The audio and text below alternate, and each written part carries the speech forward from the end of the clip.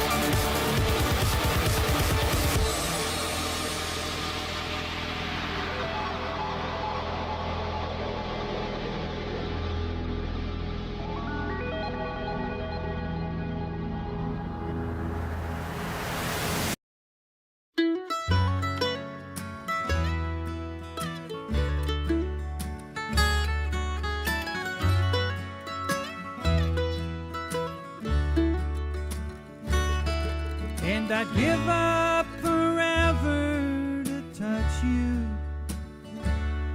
'cause I know that you feel me somehow. You're the closest to heaven that I'll ever be, and I don't want to go home right now. And all I can taste is this moment, and all I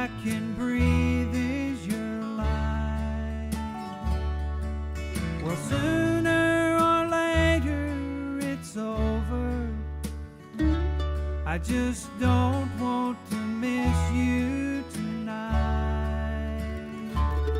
And I don't want the world to see me, 'cause I don't think that they'd understand.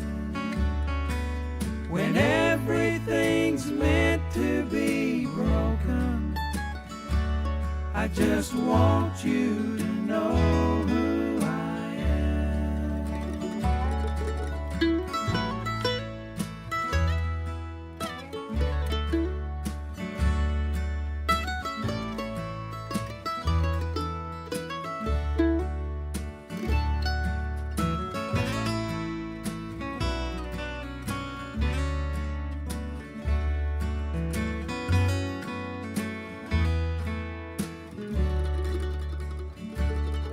And you can't fight the tears that ain't coming, all the moments of truth in your lives. When everything feels like the movies, yeah, you bleed just to know you're alive. And I don't want the world to see me, 'cause I don't think that they'd understand. When everything's meant to be broken, I just want you to know who I am. I just want you to know who I am.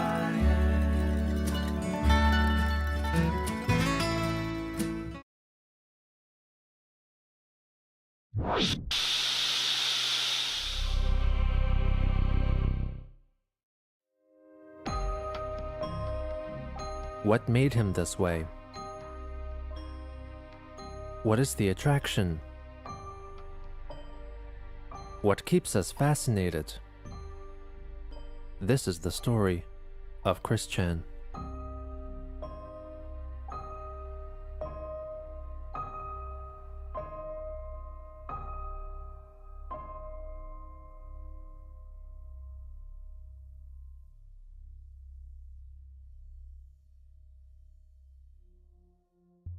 Less than a week after Christian's Encyclopedia Dramatica page was created, someone updated it by uploading an infamous internet-based photograph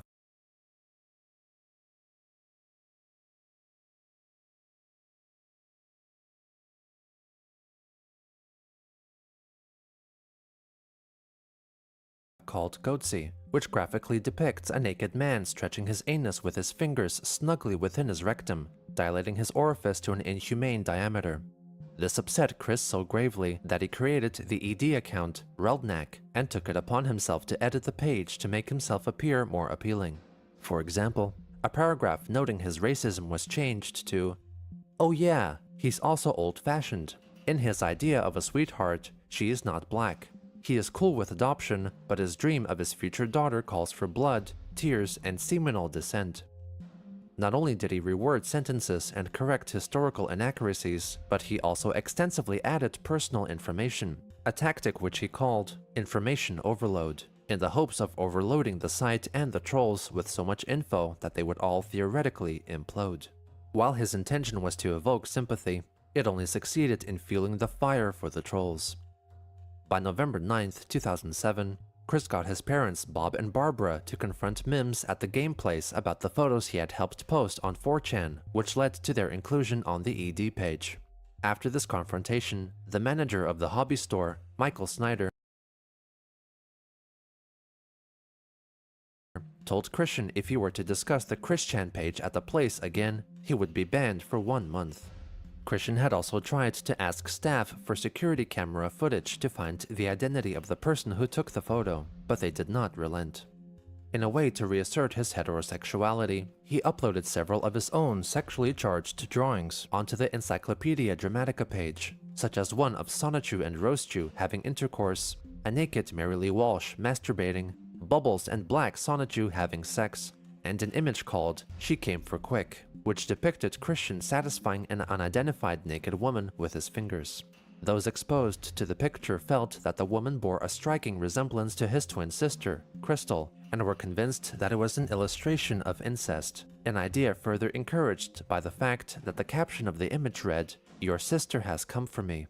The picture was actually a depiction of Christian fingering Megan Schroeder, with the caption apparently addressing Megan's brother, John, since Chris at this point believed that her brother was behind all of the trolling. Outside of his illustrations, he reflected on his obsession with Megan, admitting that he no longer pined for her, and talked about pleasuring himself using his inflatable sex doll, Officer Nasty. He restated his purpose. "I will continue to shove the true facts from my heart and soul down your throats, only until you take this whole page down for good." Christian would go on creating new accounts and further altering the page for the next few years. As the year 2007 drew to a close, he continued to email Megan, telling her that he would meet his online girlfriend, Lori Lopez, soon. On December 26th, he bought Kimmy, an inflatable sex doll with the appearance of an anime character. On New Year's Eve, he sent an email to a friend of Megan's which contained a new freestyle poem called "For My True Love, I Would," requesting that she share it with Megan. "For my true love, I treat her tenderly, sweetly, gently, like a summer breeze. I'd caress her skin gently with my strong fingers. I'd take her to eat and provide for her to my ability. I'd start small at McDonald's, then let it get better in due time. If she is willing to allow the pleasure, I'd lay her down, caress her gently, tickle her fancy, have her tickle my fancy, and give it to her with the learned, lonely experience I've endured. I love you!" would be shared daily with a French side dish. I am her soldier, to do for her as she sees fit.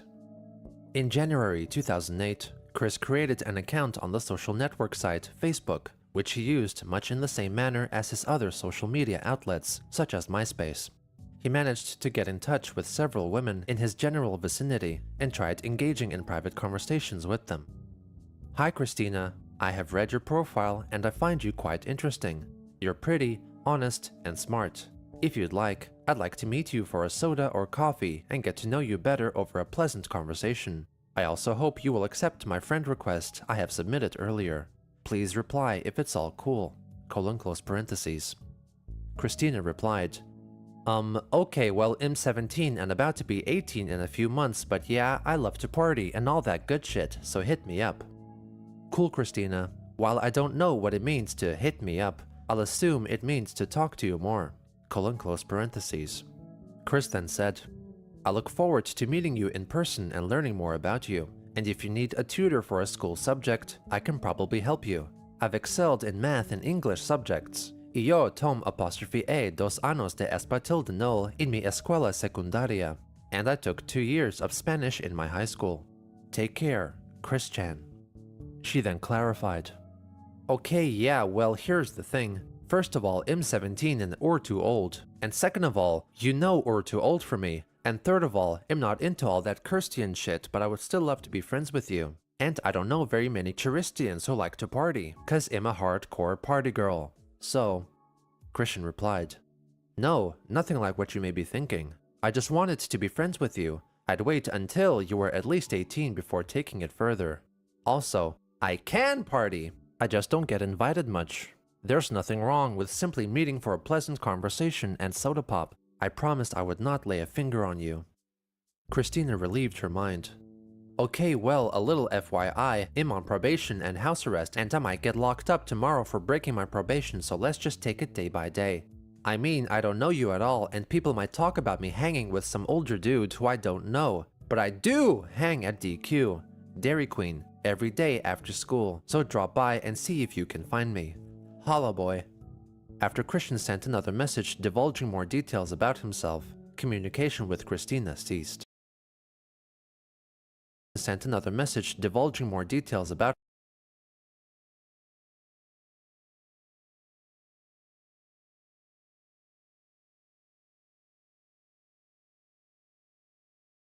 himself. Communication with Christina ceased. He also engaged in a chat with a Christy, who accepted his invitation for a chat over coffee or soda, but he ultimately declined her acceptance when she revealed that she was a single mother. He also messaged a Danielle, whose boyfriend in response threatened Chris. During this time, he attempted several times to hack his ED page by using the HTML coding language, but failed. He also frequently attended UVA's Alderman Library to wait for a boyfriend-free girl to approach him. On January 20th, Christian pleaded on Facebook for people not to believe what has been written on Encyclopedia Dramatica. There are some cyberbullies who have taken my words and feelings out of context and twisted them into meaningless mockery.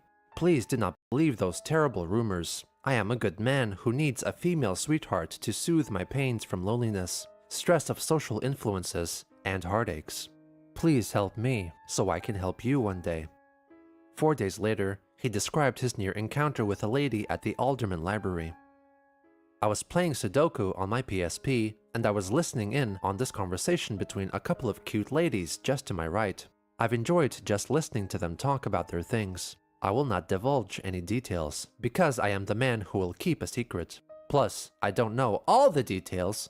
Anyway, after one of the two left, the gal that stayed sitting next to me talked on her cell in what sounded like Dutch or German. It was the perfect opening for a conversation towards making a new gal pal. I had it in my head. Pardon me, I couldn't help but overhear your chat on your phone. But was that Dutch or German you were speaking? I had the nerve set up! I was raring to say it, but when I started to say it, the tension and my shyness and my autism choked me, literally. I couldn't even open my mouth to say anything.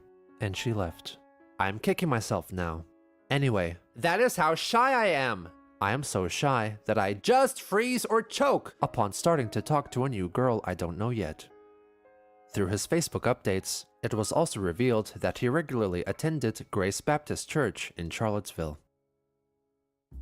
Since Chris was told by the alleged Lori Lopez that she wanted to go out with Joshua Martinez instead of Chris, on January 25th, Chris edited the ED page in order to convince the trolls to ruin Joshua's reputation instead. Look, pal, if you really want to take down someone who has a reputation, consider one Joshua Martinez. Ladies come a-runnin' from at least as far as New York City to his house in Dyke, VA. Not just any ladies, but stars like Megan Fox, Jessica Alba, Jessica Biel, Jessica Simpson, and plenty other whores. He also has been piggybacking on the stardom of Vanessa Hudgens, singing with her on her Latino albums, and starring with her in various HBO movies, and even worse, Transformers 2! He has her and some other gal named Brittany for both of his simultaneous girlfriends. Dual marriage in the works here. He's a more lucky SOB than I can ever surmount to. Ruin his reputation, Joshua Martinez. P.S. You did not hear this whole thing from me. The readers did not bide to his wishes. On January 27th, Christian emailed his friend Anna McLaren to let her know that he discovered her Tale of the Crazy Pacer blog post on the ED page, and politely asked her to remove it in order to preserve his reputation. At around February, the pastor at his church discovered his Encyclopedia Dramatica page and allegedly learned of his views regarding women through Chris's 25th birthday important message video and his Facebook posts. The pastor subsequently expelled Christian from Grace Baptist Church, though he soon found refuge in Wesley Memorial United Methodist Church, which he began regularly attending.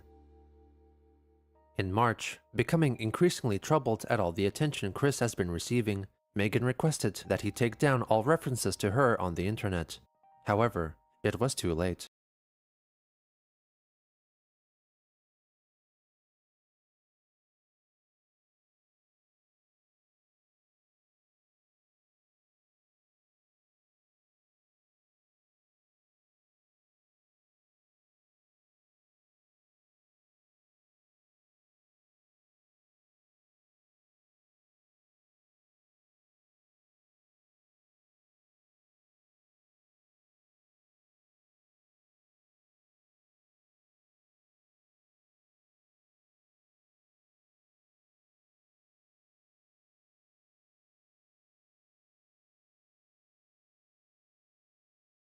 Hello?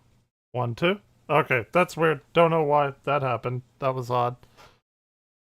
He discovered that she Anyway. came for a quick picture and recognized the woman in it to be herself, and confronted Chris. He duly Yeah. apologized. Yep. I didn't realize how much of an a-hole I could have been. I was caught up in the rage from that weekend in November when I did that. I couldn't even see straight, but I have done what I should have done long ago. Inform AOL, as well as other places on the web who can take down offensive websites and pages. I've really shot myself in the foot, and I am sorry. Not only am I mad at myself for being such a complete, enraged a-hole, but my rage against those jerks who put that page up in the first place arose with greater flame because my closest friend got hurt emotionally. That's you. I will see to that website's demise, or my name isn't Christian Weston Chandler. Megan, I'm sorry for hurting you. Megan, I'm sorry for hurting you. Megan, I'm sorry for hurting you. Megan. Thinking that repeating that phrase was enough recompense for Megan, his next email focused on his investigation on who took the picture of him at the game place, which helped to launch this entire campaign of hate against him. In response, Megan wrote about her shock concerning her depiction. I am very much scarred by that image and it will never leave me. And I can't decide what's worse, the image in general, or the fact you intentionally drew it and gave it to the webmaster for that site that you hate so much. Not only have you poured gas on the fire by doing that, adding obscenity to the already horrific site, but you have also embarrassed and humiliated me, and degraded and demeaned me whether you realize it or not. Okay, well look, I am unsure how I feel and what to do, so here's what I think. I'd like for you to just completely leave me alone for a while, until I can sort things out myself, you understand? It's not like I hate you, but I don't see you in the same light anymore. So just leave me be for a while. Let me try to recuperate with my few other friends. And maybe we can just start from scratch sometime. Maybe, I don't know. Just depends on how I feel, okay? So please let me be, and let me see how it goes, okay?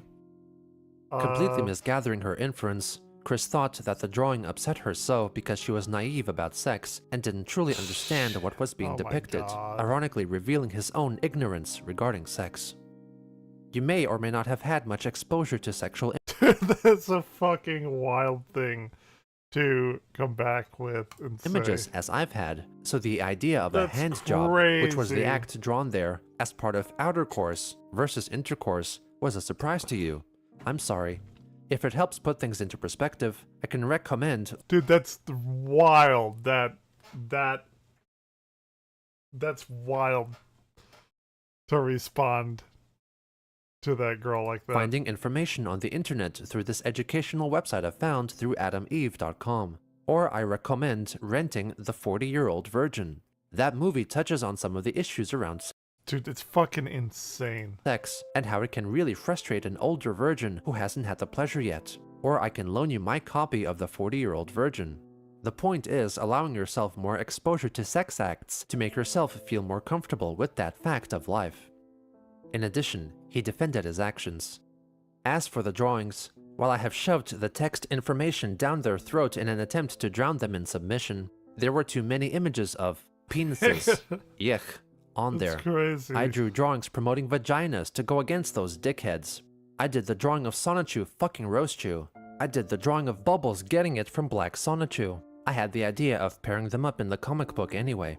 I did the drawings of Angelica and Mary Lee Walsh, that witch hag, masturbating. Dude, that's fucking insane. This is insane. And I did draw the drawing of me giving you a hand job from among my adult fantasies, with your eyes censored to conceal your identity. Step outside of my boundaries, and I did it out of anger, and I regret having done it, and I am really, really sorry. But we all do things in the heat of anger and or out of our boundaries that we end up regretting later. He proceeded to remove all references. Hold on. He didn't read it all. It says, Megan, sweetheart, I will give you as much space as you need during your time of recovery and learning how to cope with it and put it into your own perspective. But please remember, I'll always worry about you. And even though you may not feel the same about me as you did before, I still care and love you very much. Heart. Like, that's wild. Boundaries that we end up regretting later. He proceeded to remove all references to Megan from the ED page, including replacing the lewd drawing of her with a close-up of her groin. By Christian's reasoning, this succeeded in masking the true identity of the woman in question, even though everyone apart from Chris and Megan still assumed it to be his hypothetical sister. He also took this time to upload the cover of his fictitious PlayStation game, Christian Weston Chandler's Adult Chronicles. Megan understandably took issue with his latest development. Okay. So instead of removing that one completely, you just enlarged my crotch. Thanks a lot. Crazy. Why didn't you just remove it? Well, I'm sorry, but that just makes me more angry in a way. It's not that actual sex act that traumatizes me. It's the fact that you fantasize doing such things to me when you know I would never. It's like, how do I know you're not going to abduct me and such? That was a figure of speech. You know what I mean? It creeps me out you have such thoughts about me. It's like you're stalking me, so you really need to back off. P.S. I think it's rather amusing how you complain of those people defiling you. Yes, many posts are ridiculous, but you have defiled Marilee Walsh and our wonderful security officers who are simply doing their job. Then you defiled me and lied about it. You need to stop with this mindset that I feel so bad for this girl. the whole world's against you and start taking some responsibility for once. Example, it's wrong to hate those people when you broke the rule by soliciting/loitering. Hey, at least they're doing their job, and I support that. In an attempt to find a resolution to the issue, Chris sent an email to the Wikimedia Foundation, founders of Wikipedia, the online encyclopedia, and creators of the templates and technology that enabled other Wikipedia-like websites to be founded. He asked if it were possible for them to take down the page due to the culture of bullying it produced, only to be told that Encyclopedia Dramatica was not part of Wikimedia, and thus they were helpless in the matter. Chris once again emailed Megan berating ED, upset that the authors of the page assumed that the woman was his imaginary sister, who shared the name of his imaginary daughter, hence theorizing that Christian wanted to impregnate his mother, so he could successfully have intercourse with his daughter, who was also his sister. What the fuck? He also revealed that drawing that image may have in fact prevented something even more heinous. As for the drawing itself, Oh, right. I remember this part because he talked about if he didn't do the drawing, then he would have, like, possibly raped her. I've realized that it was done not only can out of remember inspired this. fantasy, angst against ED, and love for you, but also a major release for my crazy, mixed-up hormones. If I didn't have the foresight to put my pent-up frustrations and feelings in the form of something, I might have become an abusive maniac. So thank God for allowing me to release my bottled-up frustrations in a more positive, yet not so politically correct, and not physically hurting others, method. Be the release as it may, I am hurting so much more than you can be, because I have been taking the abuse from those jerks on ED. He insisted that if they ignore the webpage, the trolls would lose interest and forget about them. In the meantime, disgusted by everyone accusing him of having incestuous desires, Chris made it explicitly clear What is Image Christian Sonatu Metal Pussy Deflector?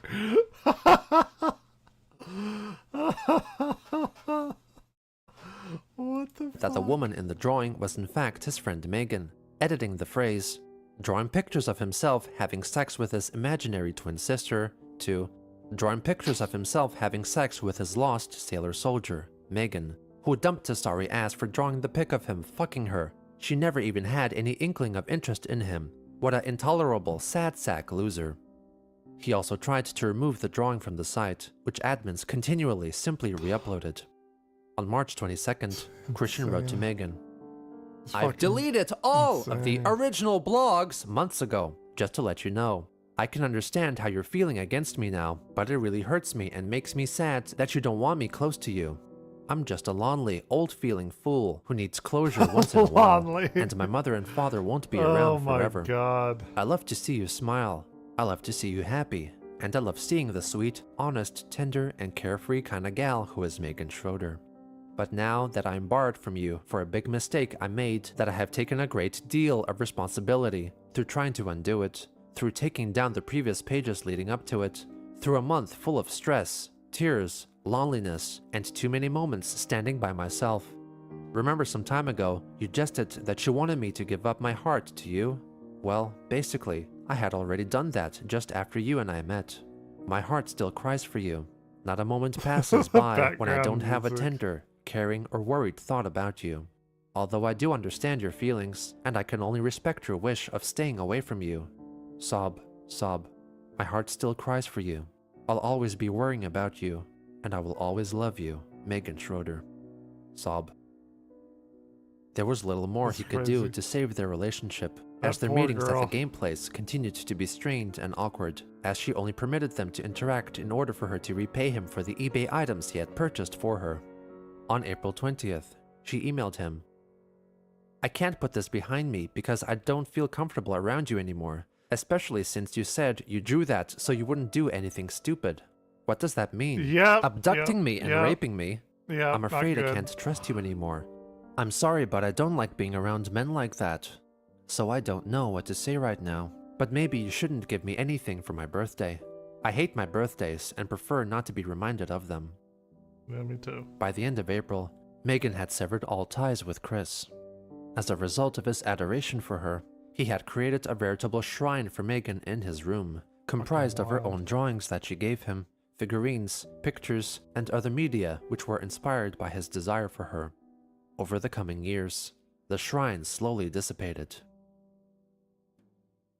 As an expression of that's humility, crazy he shit. uploaded an image gallery called, You Know What? I Hate Me Too! Onto his ED page, which comprised of a selection of images from his comics, wherein he depicted himself getting beaten up, downtrodden, and looking unflattering.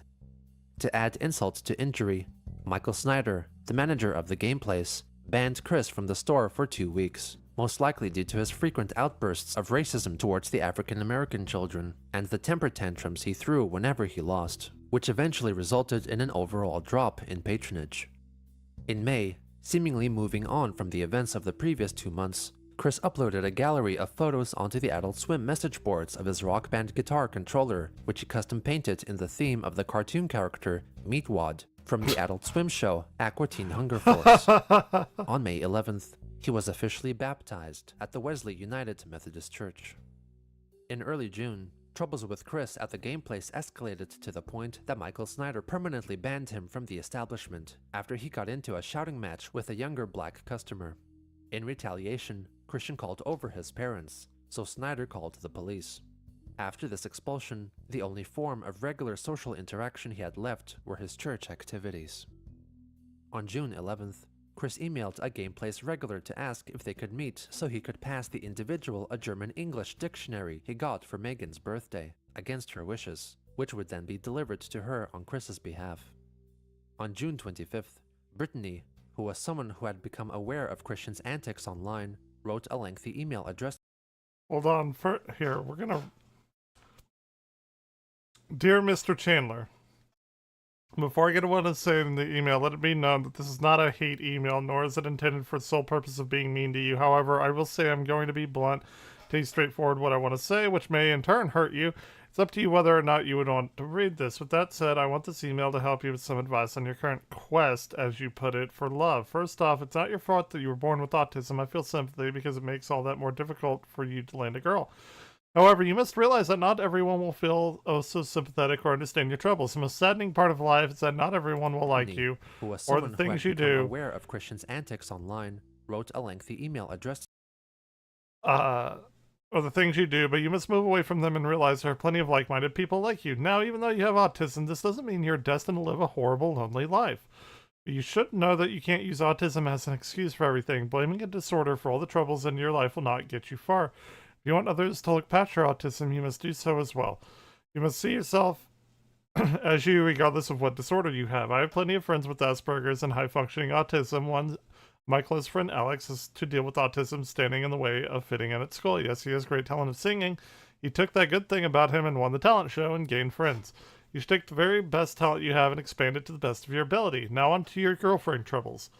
I think at this moment in your life, you shouldn't be just scoring with a chick, but making friends. If I'm correct, you have a MySpace. Try finding people in your area and sharing that share you your, I assume that means share your like for video games. Be a guy, don't ignore him.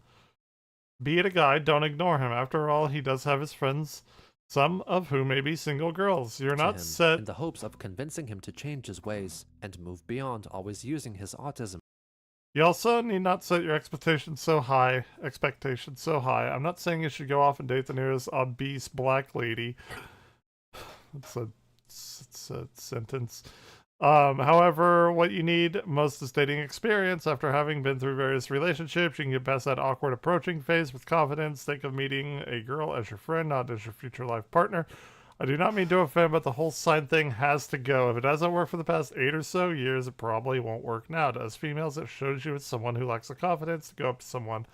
Women want someone who can have the courage to break the ice and start a conversation. Maybe if you see a nice girl with a dog at the park, start with something simple like complimenting on how cute, burly, adorable her dog is. Burly, that's an interesting.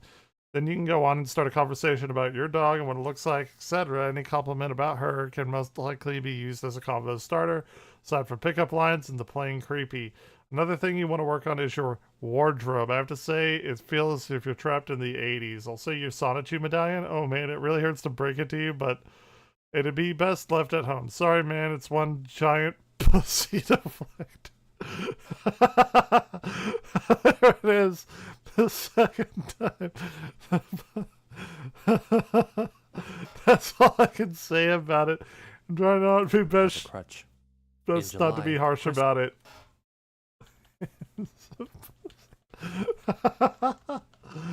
um, hold on. You may want to.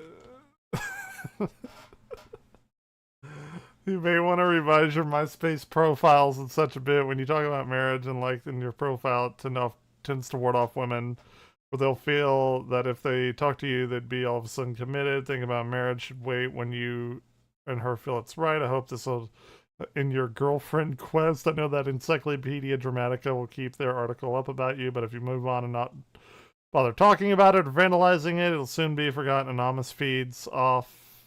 Anonymous feeds off of you being upset over the article. Once you move on and forget about it, the sooner you can live a better In life. July, Chris sent a letter of apology to Michael Snyder, which was duly ridiculed and laughed at by the staff and knowing clientele. On August 3rd, Christian uploaded a YouTube video addressing the trolls who were making fun of him and blaming AD for the end of his relationship with Megan, threatening to cease publication of the upcoming Yeah, it's them who did it, not him drawing that picture. Sonichu issue 7 until the page was taken down. Throughout the video, he uses his glasses and hands for cartoon-like theatrics to dramatically emphasize his message. Citizens of the internet, I present an open message to each and every one of you. Y'all should know me by now, but if you don't, I am Christian Weston Chandler, the original creator of Sonichu, the Electric Hedgehog Pokemon, back on March 17th, 2000. Any dates earlier are void. I have a whole bunch of people on the internet give me hate. Show me a lot of hate. And I do not appreciate it. Takes me off. Y'all think I'm just a sap, a chump, dumbass, whatever you may think. But you know what? You, every last one of you who has expressed hate against me, you're the shitheads. He once again reiterates that he is not a homosexual, nor is he a pedophile. Every one of you who thinks I'm homo and calls me that because I am not, I'm straight. I'm straight. You're the homos. Every last one of you. I am not a pedophork, you dorks! He expresses his disgust for the pornographic images others have uploaded onto the ED page, stating that he prefers vaginas, referring to them by the euphemism China. The hatred I'm getting from every last one of you who has contributed to that Encyclopedia Dramatica webpage, and every other forum, internet document, lewdly drawn pictures with dicks. I love dykes. Dykes. China. I'm straight. If I see a dick, I just look away with a moment of being freaked out. He confirms once and for all the identity of the woman pictured in She Came for Quick. And by the way, that is not Crystal, whose eyes are censored. That is Megan. That's fucking Just wild. for taking it up and twisting it around as such. if I ever do find the one that is to be my sweetheart, I will give her such care, such tenderness, such love. We get around a hanky-panky, that's fine. That's good. We get married. I will have my God-called daughter. She will be taken care of lovingly. Those of you who mock me otherwise with such frivolous, Oh my God. lucrative adultery, if I ever hear any more new stuff, it will weigh on your conscience with me tearing at your souls emotionally. I'll leave you with any other thoughts that you may have. But if you dare twist these words around, that will weigh worse on your conscience. The words that I provide from sound mind and heart, it will weigh heavily on you. It will weigh heavily on you. Yeah. 2 days later, the Chris Chan page was declared the article of the now on Encyclopedia Dramatica. The following day, Chris emailed Bill O'Reilly from Fox God. News, Dateline NBC, and NBC Nightly News about his conflict with Encyclopedia Dramatica, apparently for the second time.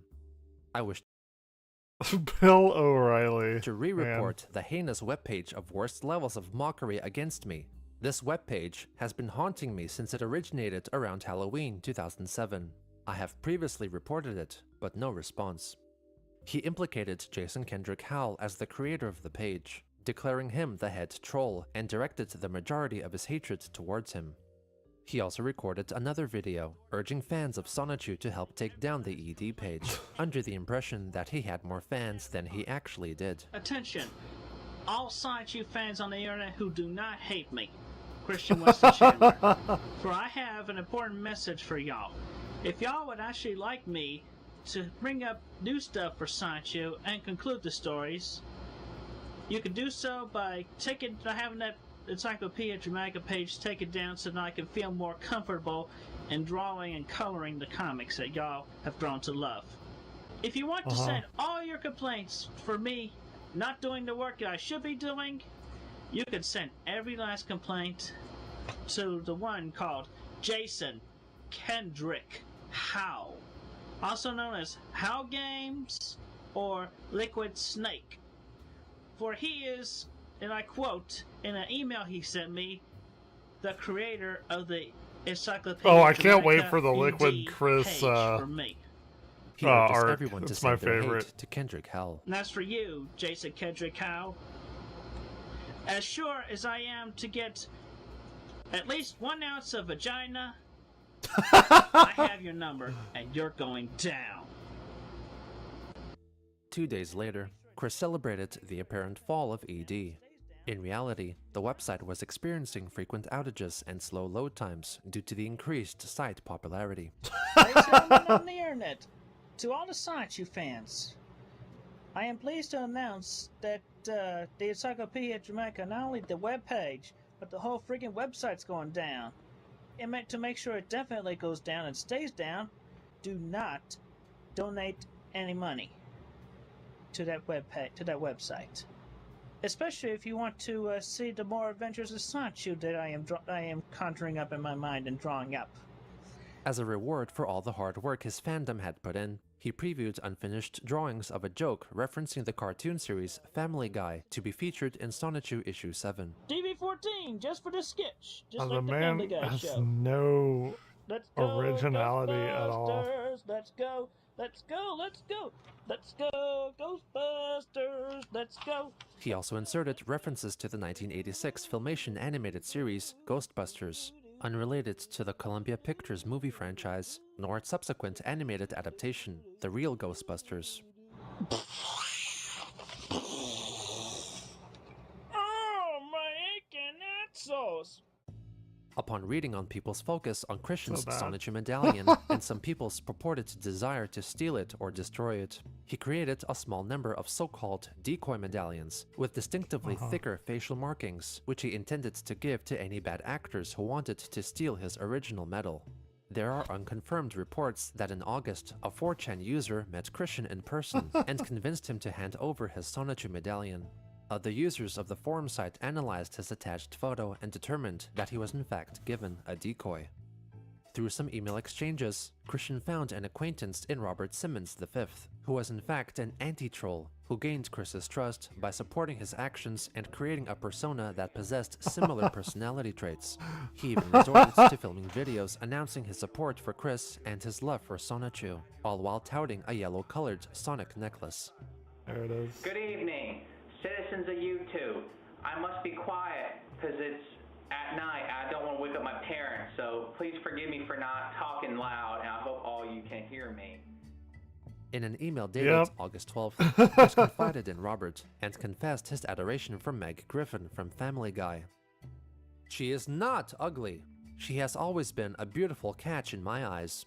I just do not understand how anyone would see Megan as ugly, and I feel it is very pitiful that Seth MacFarlane would make her the punching bag of most everyone else on the show, when clearly she does not deserve such torturous punishment. I am in the same boat as she is, if you think about it. I'm the punching bag of the jerks on ED who are getting their heinous lulz, a rehash of lol, meaning laugh out loud. But in my opinion, lulz means laughs under lacricities, which is obviously not good." He also admitted Robert into his elite list of men whom he does not hate. Also on August 12th, that's a since big. there seemed That's to be a an influx of women highly- online who showed interest in chatting with Chris, a he emailed highly his parish sought-after reverend, list to Elizabeth be on. Foss, asking if she would be willing That's to vet funny. any incoming communications so she could tell him whether the women were honest or trollsome. On August 15th, he Trollsome. recorded and uploaded another video addressed to his supposed fanbase, conceding that Encyclopedia Dramatica has not fallen. This is an official update to all the loyal Sonichu fans on the internet and everywhere else. Well, first off, while the Encyclopedia Dramatica page, the whole website, they did manage to get their ill-gotten money, but I say, screw them. In the air! So anyway, He addresses the scheme trolls had to steal his medallion. I have been hearing the rumor of the medallion stealing, as you can see. It's still on me, man. Ain't nobody gonna get it off me, cause more security measures have been taken. This one might be the real one, this one might be the false one. How are you to know? That's to your own understanding. Chris implores his fans to contact Nintendo and Sega about producing Sonichu-related Yep. merchandise. What you Definitely can gonna do happen. to see Wouldn't all it be this wild in if it fruition did? and officially approved distribution, you go to Nintendo.com. If you have an account, or if you don't have an account, you get yourself signed up for free. Talk about Sonichu. Build up more hype in their forums everywhere. Send them emails requesting that they bring them to fruition. They talk to me personally about bringing all that to fruition. Send them the emails, handwritten letters to their official building in Seattle, Washington. Let Nintendo and Sega know about the hype. Send them your personal requests. and The everywhere. hype. Tell Let to them talk know to about me. the hype of. They both, Nintendo of America and Sega of America, they know my address and my phone number. They have it in their systems. Yeah. So talk to them, have them talk to me. Bring the Sonichu idea to fruition. And there's the update for now. Thank you for listening. What is with this hat back here? His This is ambitious insane. plans activated the imagination of one JK Productions, who launched their own blog documenting the supposed development of their own Sonichu the game. Chris gave them his full support, unknowingly endorsing an elaborate ruse, with JK being a common acronym for just kidding. On August JK. 18th, Bob wrote a letter for Chris. In stark contrast to Oh, the one shit. he had written during Christian's early childhood, this was much more brief, but nevertheless still hopeful and optimistic about Chris's future. Dear Christian, at this time in life, you and Sonichu need a quest and purpose in life. Let Sonichu become a champion for autistic persons everywhere and continually defeat the perils of autism. Sonichu could become the spokesperson for autistic persons, with an ongoing fight for them in chapter Bob. after chapter, or good deeds on the He internet. doesn't even know He at this could become point. the spokesperson from now on. You and Sonichu could become famous worldwide. Oh, they have. They have. Not in that way, though.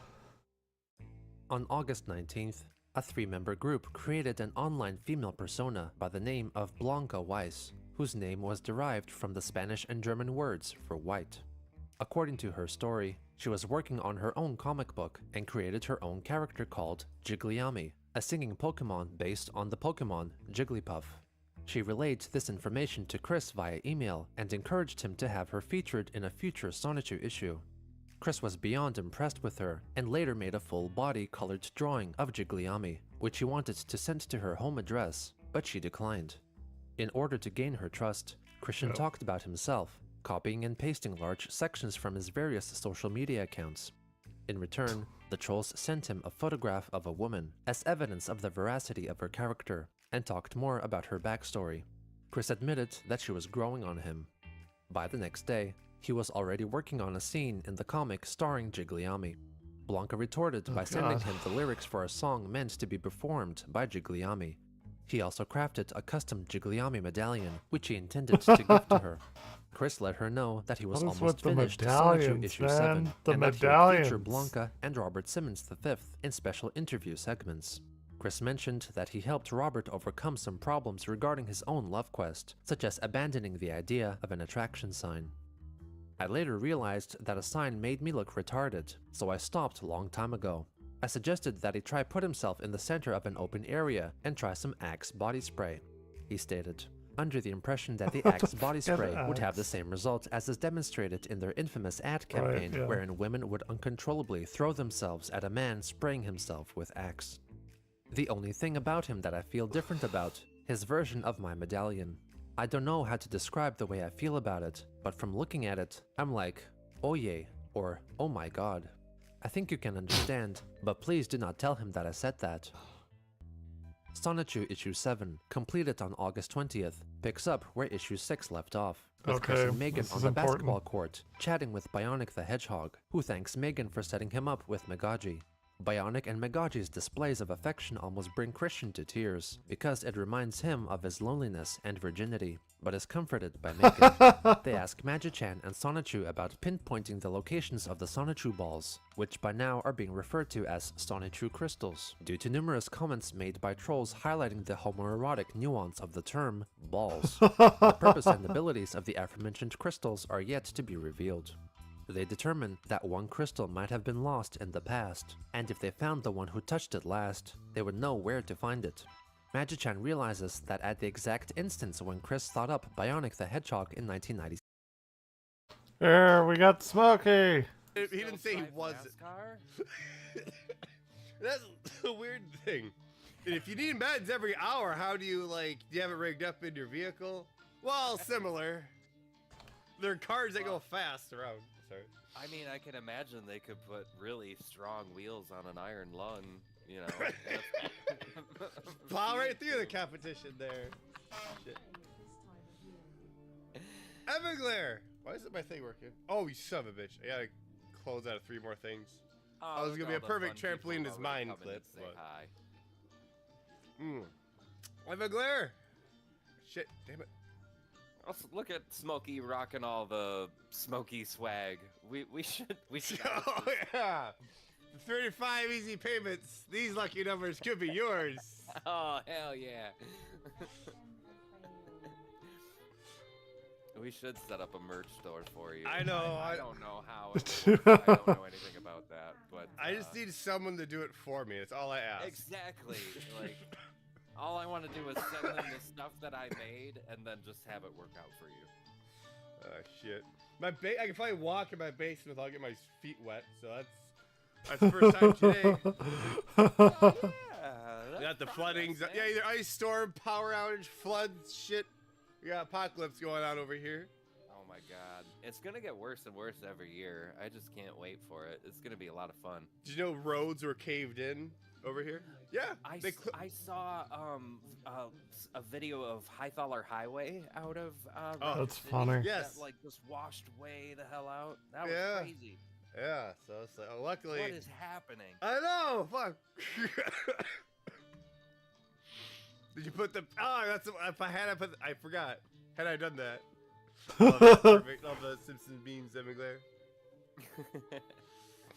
I got second. I have noticed that Evan Glare does post a lot of really great Simpsons Like, related content. Every one, Evan Glare. Like I laugh or chuckle at in some capacity, so I don't Yeah, stop. I yeah. love it seriously. Always very relevant. Your efforts don't go unnoticed. Jeez. Smokey, what are you drinking tonight? Oh, good question. We got a. Oh, I'm doing full on keto. I'll tell you all about it. No, don't worry. But I Oh, won't. so it's minced meat and rubbing alcohol or something. Ugh. No. So it's. I just gotta have nothing too honestly different than what I normally drink, but can't do carbs. But anyway, it's all. It's like I a got it. flavored water with the second cheapest vodka you can buy. It's not too strong. It's meant to be fairly diluted. I have green tea and gin. That's 2-ounce gin per 32-ounce Nalgene bottle. That's a standard one I do. That's pretty good actually. Gin and teas go together quite well. Tea. Yeah, oh, yeah. And What's your favorite gin? Do you have one, or Oh, do you just buy the cheapest? the Rite cheapest, Aid 5 o'clock. pharmacy? Okay. It's all the same to me. I couldn't tell the difference. It's negligible if I could. I must spend extra $20 for the same thing at that point. I understand. And there is a salted caramel black tea by Bigelow, great brand, great. And the Canadian Hunter whiskey actually goes quite well with the salted caramel black tea. Bigelow, and I got this again some stevia, and I even did the Torito salted caramel coffee syrup, 0 sugar in there. It's not bad either. You're So- gonna have to make a lot of these for me when I come up and visit this summer. I assume I'm going to be up there at some point. I hope in the if you summer. can. Yeah. I Yeah. was thinking about it. If you can, great. If not, I mean, again, you're the one doing all the work, driving and shit. So like, I miss being up there, so yeah, I'm hoping. oh good. I'll have the back door unlocked. Hey, we're I think I'll turn 40 this month. I'll be 40 We are all next turning month. 40 this year. Within a month. Shit. The 13th. Ooh. So Smokey, I got to do some birthday grocery shopping for you. just if you want to just do more like reception. It is 2 months, right? April. Don't go We're in crazy on April, me. so May, June. No, Well, you it's don't. No, it's weird fine. now, but like I'm probably just gonna Amazon you some bullshit or something. It's very hard to order my own stuff at work now. Oh, don't worry about it. And I appreciate you. Honestly, all this stuff's great. Like all the cool stuff I have. The only cool stuff I have came from you in some capacity, like the Morrowind thing. That I just appreciate that. So it's like, so there's that. June 24th. I think I got you down. Let me open up my. Oh shit! I was gonna. That's what I was doing. I was going to quit the stream deck. We're officially older than Homer, but I still feel like I'm Bart. Hey, a lot of us millennials are feeling like we're still in our 20s, and we have no idea what happened the last, decade and a half. I'm still doing my best to accept my age. So, sorry if you disappear every now and again. If I click around on my computer, depends which order. I can get you back. I just Oh, don't worry about it. I'm Yeah, not worried about every it. now. So once we get the train wreck rolling here, that won't be a problem. Oh, yeah. That was good. So you have a drink currently in your hand? Yes, sir. Yes. So what do you got? What's on tap for a ranch chip? I am going to go get, well, I've already had 2 of them, but I'm just going to make sure I have one on hand. It's a pineapple beer. I don't know. I picked it up, but it's 9.9%. So Sweet. I imagine I'm going to be a And, mess. Excellent. Do the Doc falling down thing. I gotta see my stuff going. It's mine. Check, please. It's just He still hasn't gotten to raspberry duff, dry duff. Tartar control stuff. Can we keep out of here? Oh, hey, Kobe Jack. All right, so Are you sure that just isn't a coyote that you I'm like s- picked up off I don't the know. It's weird. It's freeway? like a oddly feral, wild-looking. She's got to be part German Shepherd, part something, you know. Yeah, again, some or like rat DNA. She kind of has like a rat face. On. Well, we understand that the father was a dingo and the mother was a chihuahua. I was gonna like clean up a little bit, but I never got around to it. Maybe next year. Evan Glare, good job. Congrats. Oh, cool, nice. That's right. Evan Glare Sisters due pretty soon. In July. Excuse me. And what's on tap for Evan Glare tonight? Ooh, he said he's got shots of 99 something or other. Oh, I'm sorry. I'm sorry. Okay. Cool. Yeah, Evan Glare is always well stocked, prepared. Good man. I enjoy 99 apples, the green apple one, and I always like to add that to I'll buy like a little half pint or whatever, and I'll just add it to like an energy drink or something. Take the dogs for a walk, really enjoy my time. Cool. Yeah, mine stuff's fairly diluted. I am running off an edible. I made edibles for the very first time very recently. Yeah, like actual ones, like not the weird after vape bud peanut butter thing I did in Europe. You bought actual edibles? Well, I made it. The butter. Oh. Then so yeah, we're really good actually. It's I needed a lower carb option than the gummies at the store because I couldn't like do those, and it worked. Orion. Orion's still here. Pretty easy. I took a bunch of pictures and stuff. I kept forgetting to post on the Discord, so that helps balance things out. Yeah, we've got a ton of gummies here right now as well. Holy shit. At the very beginning of the year, we both tried to do like a tolerance break from both weed and alcohol. Me more specifically away from alcohol. It didn't work out. Oh no. I tried my best and ended up really getting into gummies to get through that month and a half, but I did it. Good. Oh, did catnip just come in? Yes, catnip now. Come here, cheese. Come down. Oh, hello, sir.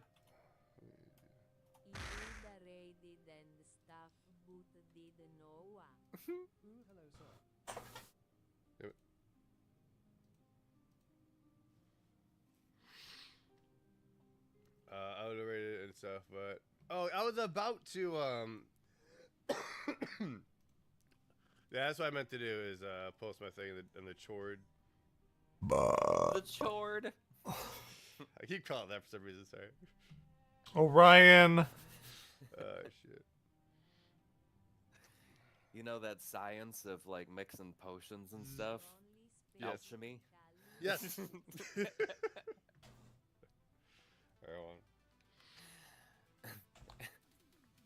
And I like to store all of my files and my paperwork in an archive.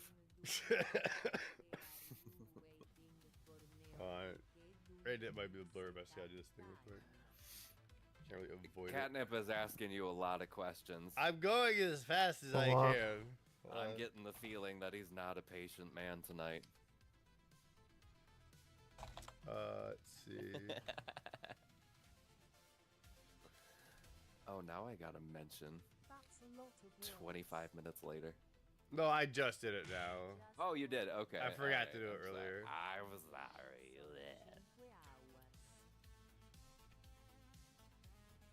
Well, you align your cameras up and go to grab sorry. my beer. Hey, Radship, go to multiplayer players only VC if you could. Everyone to their battle stations, sir. Everyone. Okay, let's finish the 1996, he was hit in the head by what he thought was a basketball, but it was actually a Sonichu crystal. Christian randomly transitions into a sketch stylized after the cartoon series Family Guy and gives Family Guy creator Seth MacFarlane full permission to implement this idea in a future episode of his show. The sketch in question is the one that was previewed in an earlier video, in which Chris, stylized as Family Guy's Peter Griffin, is incorporated into the setting of Filmation's Smoky Ghostbusters cartoon. Magichan says that he can bring Chris and Sonichu back to 1996 to retrieve Crystal. He encapsulates the three into a time sphere that brings them back to Chris's time in Manchester High School. Their arrival is witnessed by his high school friend, Kelly Andes. Current-day Chris happens upon 14-year-old Chris, who has a conversation with his friend, Joseph Herring, depicted as having an acne-ridden face, despite all Jesus known photos of Christ. him showing him clear-skinned and handsome. Chris is hit in the head by the crystal, and Sonichu discreetly catches it, avoiding any possible temporal tampering. Cartoon characters Beavis and Butthead are also briefly featured in a cameo appearance. They proceed to bring the crystal. That is actually not an awful Beavis for what it is. It's Beavis and ridiculous. Butthead are also briefly featured in a cameo appearance. They proceed to bring the crystal back to the present day, but the time sphere abruptly stops, flinging Chris out of it. Magichan comes to the conclusion that Chris is lost. Magichan recounts the events. Shenhui stopped. The crystal's power made him able to pass through my sphere. The crystals activated like rockets Alright, upon you his gotta get up. friction from You the gotta get up, stomp, bud. and he was propelled into the void you. of time. Gotta get up, There's though. nothing we can do for him right now. All we can do is wait for a time warp to pen, and if I sense his presence at that moment, there is a chance I can go in and retrieve him. The time warp may open at any random time in the future. Christian's self-imposed exclusion from the storyline was in order to satisfy the many people online telling him that the Sonichu comics primarily focused on Chris rather than the eponymous hero. Sonichu then informs Rosechu of the situation, stating that Chris will survive and will be in a sense watching over them like God. They embrace, with That's Chris wild. depicting Rosechu's panties under her skirt, in order to defy all claims that he is a homosexual. Meanwhile, in the time void, Chris possibly absorbs the two crystals into his hands, which cause his mind to flood with memories from his recent real-life past, which clash with the thoughts of the comic book Chris, drawing the episode to a close. The comic segues into a special section devoted to the goings-on of KCWC radio station, hosted by DJ Jamsta Sonichu and his girlfriend, Lalisa Rosechu. He interviews Jigliami and her cute manager, Blanca. Jigliami is portrayed with a medallion bearing her own likeness around her neck. Lalisa then conducts an in-depth interview with Robert Simmons V, who is said to resemble Chris in many ways. On the day issue 7 was released, Christian finished drawing the cover for the Spring Break Special, issue 8, which he sent to Blanca. Christ, For what this is issue, happening? he changed the name of the comic to Rosechu. Towards the end of August, Evan Christopher George uploaded a Sonichu-related creation, which he called Simonchu, which, according to his official biography, was originally a Pikachu that was raised by a swarm of Pokemon called Beedrill. Despite the drills in lieu of hands design bearing What the resemblance to that of Beedrill, the character's name, red goggles, and drills are derived from Simon, as seen in the anime series Gurren Lagann. Evan decided to email his creation to Chris in the hopes of it being included in a future issue of Sonichu. However, Chris rejected the idea, instead adapting the character into a new ground/bug-type female creation called Simonla Rosechu, mistaking Simonchu's goggles for infrared eyelids and his cape for a shell. 2 days later, Christian uploaded is a video wild. describing his role in the development of the Sonichu video game by JK Productions, still under the impression that it was a legitimate organization. Alright, well, first off, I am going to give y'all some talk as suggested by my associates who are in on the Sonichu game that's in development. I'm still thinking about the story very much. I got a big chunk of the stories in my head. It's gonna be like multiple stories, like, you know, we'll go through multiple characters, all the original Sonichu and Rosechu hedgehogs. Once we get the game project off the ground, hopefully with the assistance of Nintendo of America and Sega of America, there will definitely be the release of the official Sonichu merchandise, including officially released and distributed, manufactured medallions, for one thing. Copies of my my CWC on TV DVD that you've seen only a few bits of on the YouTube. and such, and the actors was And such. possible Sonichu action figures. He mentions that the Sonichu comic will once again be focused on Sonichu, and that Chris will eventually return only to retire as mayor of Quickville and give himself a smaller role in the story. He then continues to elaborate on the storyline of the game. And then we go on to Bubbles. Everybody love Bubbles? Bubbles is the bubbly one! Oh my god. Kill me now. Anyway, yeah. Some, should get more wet. I mean, all the hedgehogs will go through all the same levels, except variation. Bubbles will be mostly be able to swim. Somewhat underwater versions of those levels. And a Juck, she'll be flying high, casting off wing attacks against the enemies in her story. He reveals that Black Sonichu's name will change, possibly as a response to the backlash he had received due to the racial connotations of the name. Also, Yeah, for short, well, for Black Sonichu was Black Chew. I'm changing it. For his nickname, as it will be revealed in the upcoming Spring Break issue. Everybody have fun on Spring Break! He will prefer to be called Blake. Simply Blake. Yeah, so anyway, yeah, Blake's farting around with Bubbles. But Bubbles likes to try to think that she can keep it to herself, like, she has like, ooh, she turned on by the dark side of the Force. And all the nuttiness that Blake will want to bring with him. He talks about Blanca and her involvement in his personal and creative life. It's nice to know that I actually do have a good gal pal that I've made over the internet A recently. good gal pal. Inspired God character. damn She the was inspired fucking by gal me. pals. Her inspired character I've given my full approval of and introduced in the comic I just uploaded to what is now can also be considered to be Sonichu.net. Here comes the Nothing but music. net. Screw your com. I got the net. Yeah. And she herself is the original character of the new bubblegum pop star, Jiggly Yummy. Jiggly Yummy. Yeah. So, like, it's possible she and I might actually meet in the future, but I don't have any future plans as of this point, but, I think I'll feel better with my future set when I have my sweetheart. So, thank you very much, every one of you, for your patronage. And I hope you all have a pleasant day. Christian's newfound we infamy go. brought him much stress and hardship, with him hardly being able to cope with the constant barrage of trolling, getting ever more challenging to discern what was false and what was true, what was an advice and what was an insult. But he still had his principles, his dreams, and ambitions to see himself through the most trying period of his life. Uh-oh.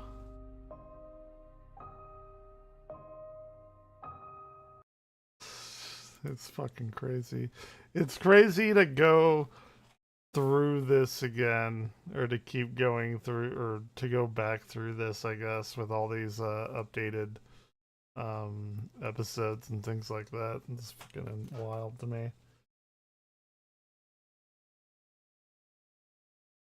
Wait, when is that? Alright, I will be right back.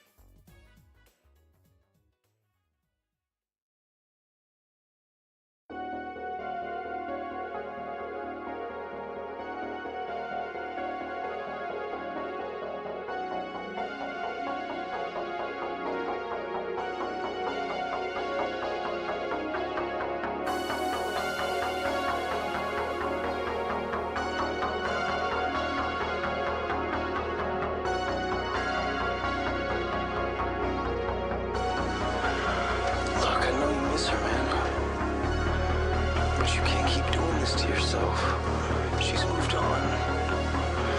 Meanwhile, you're out there just walking the streets at night, alone, in a river of darkness.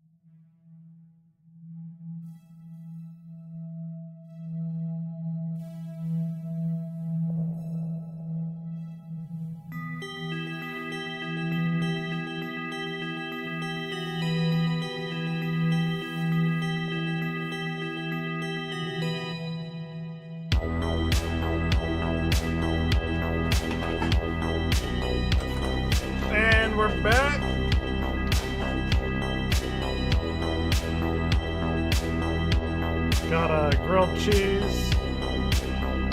Pretty fun. Is the Satanic Panic back? Welcome to the fantabulous world of Extra Tug, full of educational and children-friendly content. That's definitely what this is, so come on in. It's only $4 Extra a month. Tug It's a lot is of fun not perks. family Chris, why would friendly. you put that on the screen? You're ruining it. You're ruining it for everybody. Or Hey guys, it's Satan. I'm usually not here. I'm usually on extratug.com. Or I used to do a show on Twitch. I've just been trying to get followers in different ways, and it's been real rough, honestly. On Extra Tug, I usually make videos about how celebrities are going to hell, or I don't know, Waco, Texas, whatever I want to do. That smelly fat usually is in these videos. He lets me post there because every other platform has kind of put the kibosh on the old Satan. Mind you, he did sell his soul to go viral on TikTok in 2020. Like, he thought everyone was going to die in the pandemic, so he went hard with that. So that's actual canon lore, and you should make fun of him for it. He's a f***ing idiot. You might know me from that little book that's in every hotel dresser, the Bible. But you can't believe everything you read. Trust me, I believe Revelations, and that bit me in the ass, dirty style. I'm just doing the intro to this video today because it's about the Satanic Panic, and that's a very nostalgic time for me. That was a big moment in my little book. In the 80s, I was constantly in the headlines, and being the vain princess of darkness I am, I f***ing ate that shit up. I was everywhere. Moms and dads across this great United States of America were posting my picture like I was Madonna, and she was getting jealous because I told her she would be the most famous person on earth, and then I didn't do this. You know what I mean? This was the conservative Christians. I had nothing to do with the press. Didn't hire one PR team. It was all you guys, and I gotta thank you for that. What started as a moral panic tailor-made for sensational daytime TV talk shows went fully mainstream. Even respected news outlets were writing articles and filming segments suggesting that satanic cults were performing ritual sacrifices. And it got to a point where conservative Christians were pointing their fingers at literally hated everything, D&D a like lot. Dungeons and Dragons A lot. and daytime Yeah, cartoons there it or is. whatever the f- D&D. and they said it was all my fault. And that made me feel really, really good, because honestly, I was kind of like sleeping through the 90s. But it was a little delusional, and honestly a little insulting. Do you think I have a hand in Dungeons and Dragons? That's some dork shit. That's like saying, oh, Satan's behind Magic the Gathering. Like, come on, give me a little credit. I'm not interested in virgins. That's the other guy. But the irony of all of this is that the Christians did a better job of my job better than I ever could during this. And here's the crazy thing, like the Satanic Panic, you look back, you laugh, it's still here. The branding just changed. Instead of satanic cults abusing kids, now every Sunday you've got preachers getting red in the face about spiritual warfare. It's the same bullshit, just the fear of the unknown manifesting itself in a fight against demons. But you guys should be fighting demons. I don't want to put that. I don't want to act like that's not a big deal. You guys have been fighting demons for a while. They are. I mean, they are correct, but they're annoying about it. So I guess I'll let Tug take it from here. I'm a little busy right now. I am f***ing up Shia LaBeouf's life, and that's a full-time job. I don't want to do it, but it's in his contract. Oh, and before I go, quick PSA: if you're jerking off in your bedroom and you put your grandmother's photo on the table and you flatten it so she can't look at you, she is looking at you. She's in the room, either because I put her there or because God lets people do whatever they want, and she is watching you masturbate. So, over to Tug. Jesus Christ, it smells like sulfur in here. Oh my fucking God. Every time he comes in here, he carpet bombs the place with like this new brand of BO. I don't know why people think the devil is stylish. He's fucking disgusting. So I don't know if he mentioned this. He's classically an unreliable narrator. But today we're talking about the Satanic Panic. Hey. He probably called it something cute like Satan has a big dick or something. And to set the stage for what happened in the 80s, we need to briefly address the late 60s and 70s. And I don't know if you read a textbook in the history department, but this was a big time for change in America. Civil rights, feminism, and LGBTQ issues were becoming a bigger part of our culture conversation, and that freaked out Christian evangelicals. Their worldview is, well, first of all, They you did not guys, like that. sometimes the Christians get mad at me, but this is just historical. Like this, maybe you're not like this anymore. That's up for debate, but we're talking about it now. Their shit was set in stone, their worldview, because the Bible. And it was That's common how for it them, is. still kind of is, to get really un-Christian-like when society as a whole moves away from their values. And of course, this isn't just for the Satanic Panic. They do still be doing this shit. I'm sorry to talk shit about you guys. But 68% of evangelical Christians saying society has gone too far in accepting people with transgender identity, you know, this system repeats itself and that's just how it goes. I mean, ironically, Jesus being accepting, that's like his whole bag. So like maybe we just read the book again. Okay, but back to the 70s. Sorry, I'm trying so hard not to shit on him. In 1972, Mike Warnke wrote an autobiography called The Satan Seller. It told his story of becoming a satanic high priest who oversaw magic spells, violent rituals, kidnappings, and rapings, who, after a drug overdose, found Jesus. You can always find Jesus for some reason. It's always at the end of the story. Now that book was like catnip to concerned Christians. It sold over 30 million copies. It's like everywhere. It sounded like right? I said 31. Jesus. 3 million. And turned Warnke into a Christian celebrity. Given his experience in the occult, he was considered an authority and featured on shows like 2020 and even advised law enforcement officers investigating occult crimes. According to the Christian magazine Cornerstone, that book he wrote was like the main driver of people being terrified of the satanic shit in America. So what did Warnke do with all his notoriety? You know, Christian celebrity, probably did some pretty cool shit. Well, he parlayed it into a successful career as a Christian comedian, selling over 1 million comedy records. And if you're thinking, Tucker, that just sounds like someone who wants to be famous and wants to use everything he can to become more famous, you'd be, you know, a little correct. In 1991, Cornerstone ran an expose on Warnke, revealing wild inconsistencies in his story and eyewitness accounts that discredited his entire ministry. Unfortunately, in the nearly 20 years between him writing that book and that article coming out, he already became a cultural mainstay. So whoopsie, whatever, it's fine. But as influential as The Satan Seller was, it was another book that would truly kick off the 80s satanic panic. In 1980, Canadian psychiatrist Lawrence Mouse Passer, PI and for patient hire Michelle after Smith this. co-wrote the book Michelle Remembers, an account of the alleged abuse Smith suffered at the hands of Satanists. It includes torture, sexual assault, forced being a part of and being covered in I don't know how much of this we can say. You might have to bleep everything I just said. It's all pretty dark. The abuse culminated in an 81-day ritual called Feast of the Beast. No, that's not a side game on Guts on Nickelodeon. It's something not as fun. Smith was placed in a cage of snakes and forced to watch as babies were slaughtered, while Satan spoke in Dr. Seuss-esque rhymes. So Satan's real. We know that, so this is probably real. I know this isn't the point, but y'all just met Satan, right? He doesn't rhyme, so it just feels like there's a hole here. But there was just one problem with Michelle Remembers. These weren't Michelle Smith's actual memories. They were recovered memories that came out after she was hypnotized. Smith was hypnotized, and she started saying stuff like it was repressed memories. Not only that, but hypnosis, you know, historically leaves patients open to suggestion, which could cause all kinds of false memories. So scientifically, the book about Satan and eating babies already on shaky ground, which probably goes without saying. Making matters even sketchier, Patzer and Smith left their partners and married each other. I don't think I'm stepping out of bounds here saying this is, you know, a huge breach in ethics. But with a $10,000 donation from the Catholic Church and a press rollout that included articles in People and the National Enquirer, the book was a big old success. But unlike The Satan Seller, people didn't have to wait 20 years for this shit to be discredited because it happened almost immediately. In the fall of 1980, Canadian magazine Maclean's debunked Smith's story through interviews with her father and sister. And then everyone looked around and said, wow, we don't give a f***.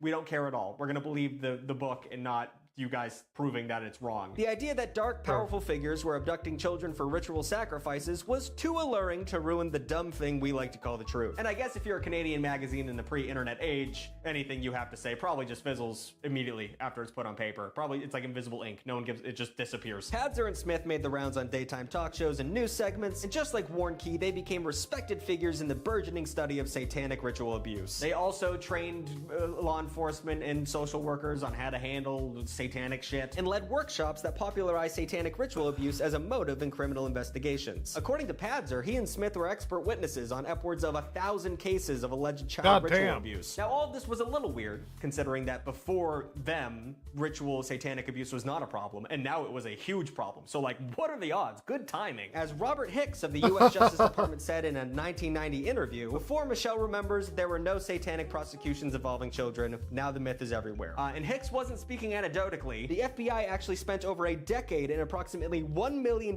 investigating satanic ritual abuse. And even though they had literally 12,000 accusations, 0 of them came up with any evidence or anything to look into. So might be a little bit of a witch hunt. No. In an official DOJ document, they recognize that satanic cults abusing children weirdly have become part of the ironic to stereotype, use that and they word. urge investigators to, quote, keep religious beliefs separate from the investigation, which seems like a no-brainer, but then, you know, in 1997, they had Cops for Christ, which was an organization, so you could see how this got a little murky. The organization specifically states on their website that all cop powers come from God. Or what is it? All police powers come from God. Pretty close. Horrifying. The 80s really started blurring the line between church and state, and of course, course, we're still seeing the effects of this to this day. When you combine Yes. religion with warn Yes, we community are. ads advising cops and satanic ritual abuse training videos making the rounds within police departments well into the 90s, it's obvious how a bias Fucking would ingrain wild. itself within the community justice system. Law enforcement wasn't discovering satanic abuse, they were looking for it. And those are two completely different things. And when they were looking for it, oh boy, was it. What is the quote? If you have a hammer, everything looks like a nail. Everywhere. Clearly, this was an example of sensitive conservative sensibilities being offended, especially when you consider that pretty much everything cool or fun was deemed satanic. It's clear that fundamentalist Christians were not going after like Even Frank Pokemon. Sinatra. I even though he remember did have that was a song, big like, thing.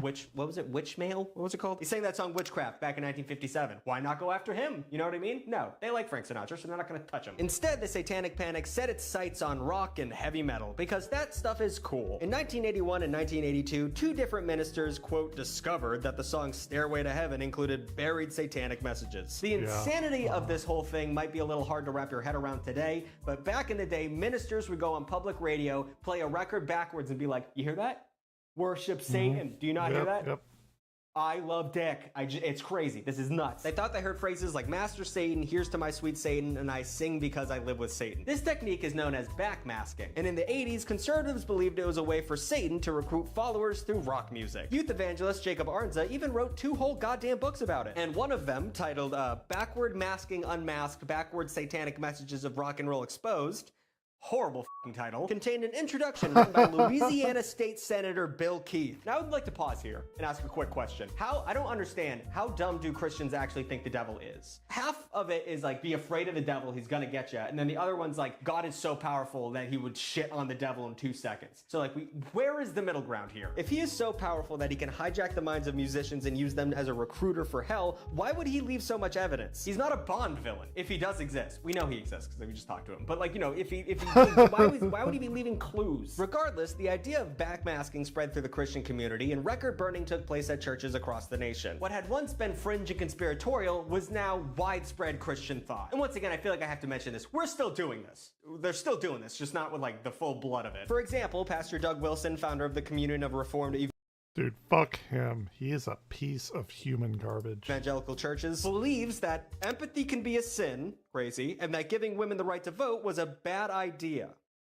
So, that used to be considered pretty fringe and extreme for Christian beliefs, and now that is pretty mainstream. And now he speaks at conservative political conferences, and Pete Hegseth is a member of his church. Maybe we should keep more tabs as a unit. But anyway, back to the 80s. In 1986, British metal band Judas Priest was sued after 2 young men shot themselves in the face after listening to their album. One of the boys survived and claimed he was mesmerized by the band to commit suicide. The trial took place in 1990, and prosecutors went even further into their satanic claims, accusing the band of hiding subliminal messages in their songs that said things like, try suicide, do it, and let's be dead. Now, some of those, I mean, none of it's real. Some of those I could, like, try suicide, okay, you can get them. Do it.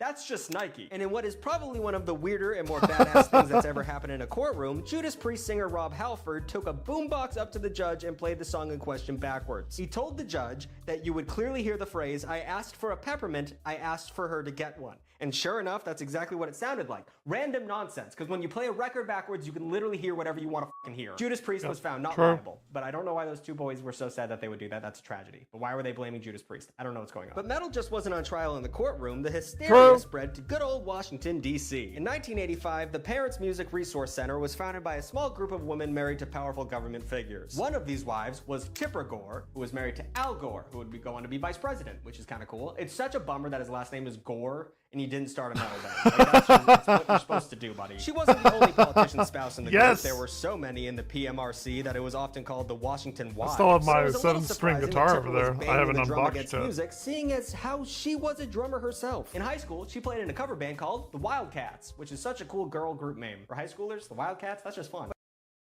That is a good name. God damn it. But in 1985, Gore and the rest of the PRMC wanted explicit music to carry a warning label, leading to Senate hearing. They even made a list of songs that they found offensive, calling it the Filthy 15, which is just so fun for moms. 9 of the 15 bands were metal, but pretty much every musician hated the idea. Even John Denver, the least metal person who has ever walked this earth, said that was a dumb f***ing idea. He even testified against it, and as a That is good. result of the hearing, the record industry would create its now iconic black and white warning label. But like everything that a conservative Christian tries to do, it backfires because Venom, the band, got a huge boost with the parental warning thing. And It's part of the artwork, I believe, was what we used to say.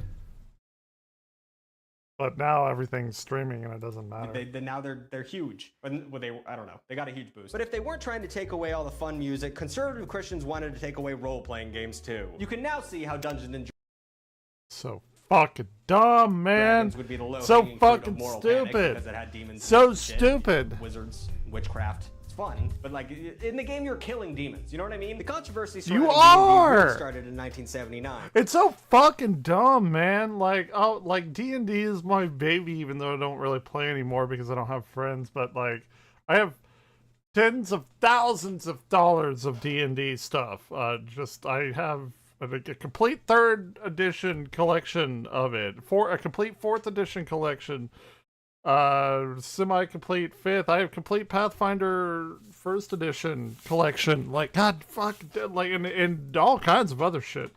Like, shit that you've never even heard of. Like, I have, like, obscure Brazilian games called, like, Eoris and shit like that. But, like, nobody's ever heard of Eoris. But it's, you make a character and you play out, you roll dice and you have powers and things like that. Like, it's so fucking stupid that Christians go after When a that shit. 16-year-old child prodigy named James Dallas Egbert disappeared from his room at Michigan State University. A private investigator hired to find the young boy blamed his disappearance on D&D, of all things. The truth was less fantastical. Egbert was battling addiction and depression and took to hiding in the tunnels under the university. Regardless, this story became extremely popular, and it even inspired a book called, what is it, Mazes and Monsters? And it was pause. They made a made-for-TV movie out of this little story starring Tom Hanks. Who thought the Hanks was going to show up? Sadly, in 1980, Egbert would take his own life. Obviously, it wasn't D&D's fault, but a lot of groups thought it was D&D's fault. Just a few years after that high-profile story, another D&D player teenager took his life. His mother, Patricia Poling, filed unsuccessful lawsuits against his school and the makers of D&D, and then started the group Bothered About Dungeons and Dragons, or BADD, bad for short. Poling believed, and this is real, a curse placed on her son's character during the game was real and was directly responsible. That is fucking insane to me. That is so For his dumb. death. Stupid. Go away, That's a stupid son! way. Well, I guess she's grieving. You'll do anything when you're grieving. I'll take that back. But still, I hope she could walk out of that later on down the line and be like, I was being a little crazy. Actually, I just want to read her description of D&D real quick because it's insane. She called it a fantasy role-playing game which uses demonology, witchcraft, voodoo, murder, blasphemy, No. suicide, assassination, insanity, sex perversion, homosexuality, prostitution, satanic-type rituals, gambling, barbarianism, cannibalism, sadism, desecration, demon summoning, necromantics, divination, and all other Divination, necromancy, summoning. I mean, you can summon all kinds of shit, not just demons. teachings. And she's not wrong. I mean, that sounds rad as though. But I mean, like, you just said every spooky thing on Earth.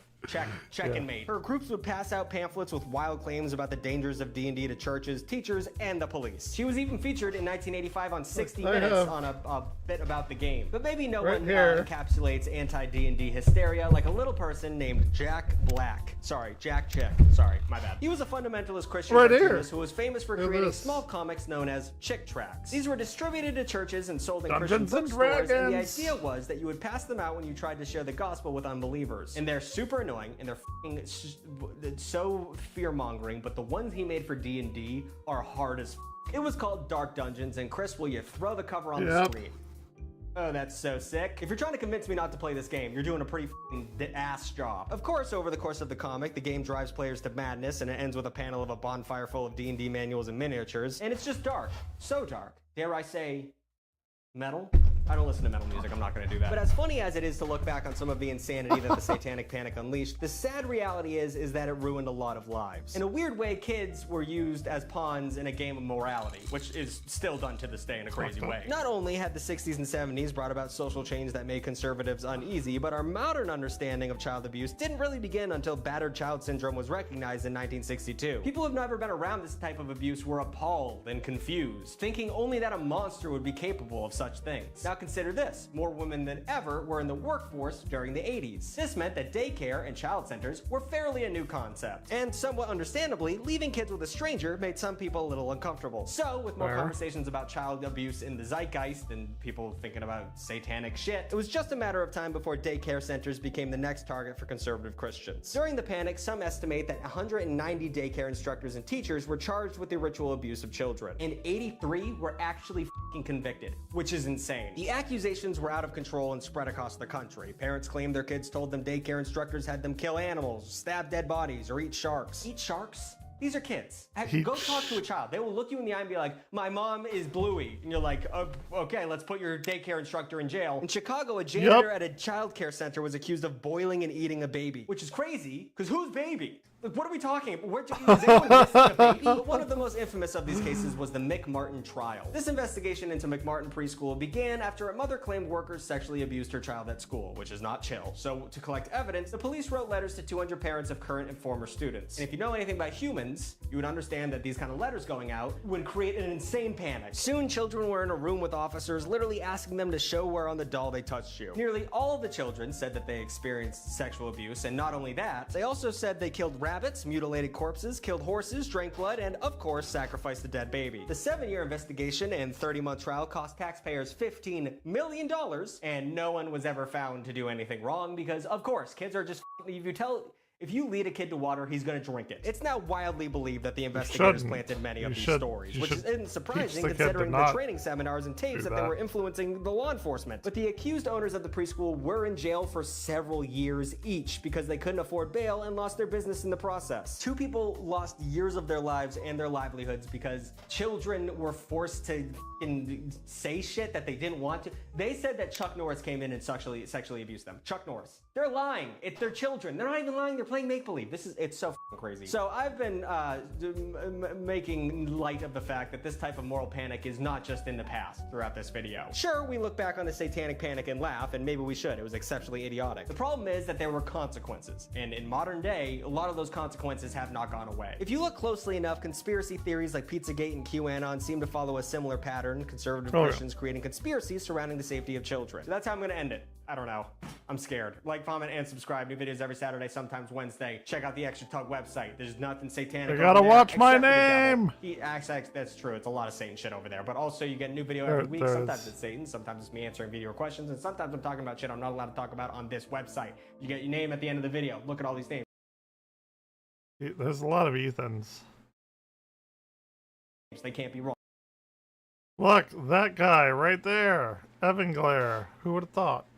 Who would have thought? On me. Okay, let's play some Mouse PI. I think that's what we are going to do. We like Mouse PI, LM, Mega Man, Messin, Mouse PI. There it is. I don't know why it keeps popping up on that screen. On my right hand screen. Please don't do that.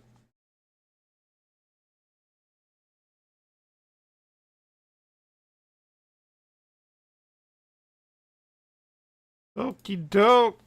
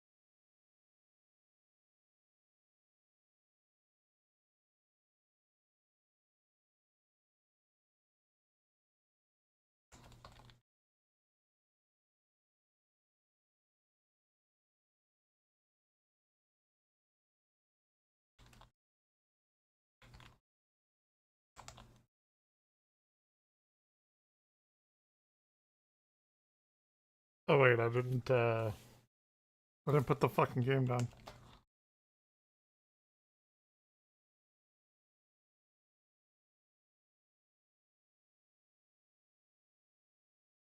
The music is so good. This game is like so fucking dope.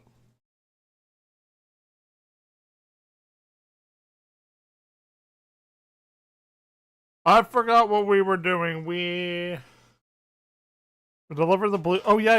Right. Okay. I need to put the game audio on. Go mouse here.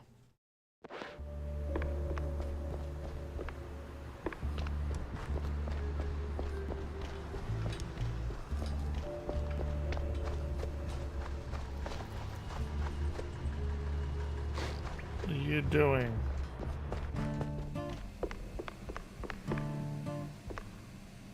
Tammy? I got your fancy plans, Tammy. Plans? Oh, you mean the blueprints? Back on the snout for that. Mwah! Was it a hard grab? Not really. Those Hey. cheese leggers are squishy like an overripe brie. Kiss from Tammy. Yes, well, anyway. Thanks, Jack. Now I can get to work. You're gonna be surprised, dazed, and amazed. And it's gonna come in handy for you, too. That's all right, kiddo. That smile's all the reward I need. We got 4. Let's see. Can we? Yeah, we can upgrade. What do these cost? I think these are 5 apiece. Okay, yeah. So,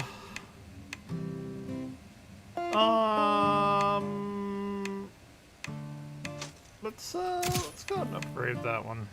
Let's do that. Okay. Ooh, fancy.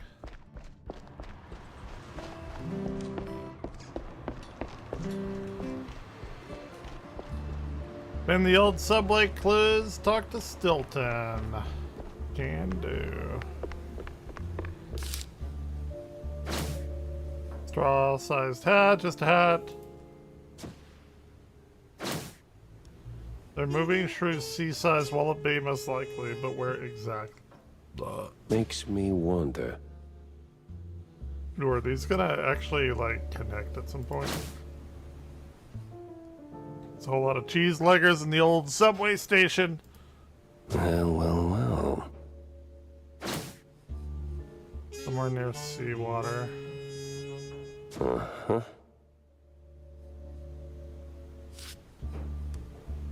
Talk to... Ooh, who is this? What is this here now? It was a day like any other. Until her. Yeah. The woman. That woman. Classic. She waltzed into my office like she owned the place. Didn't have to say a word. I saw her voice the moment she walked through the door. Wrapped in makeup and a cloud of perfume reserved for the sleaziest Tinsel Brothers party. No, that voice. Not a contralto. The contralto. Thick. Rough. Like Gorgonzola picante slapped on a mozzarella platter. Monsieur Jacques?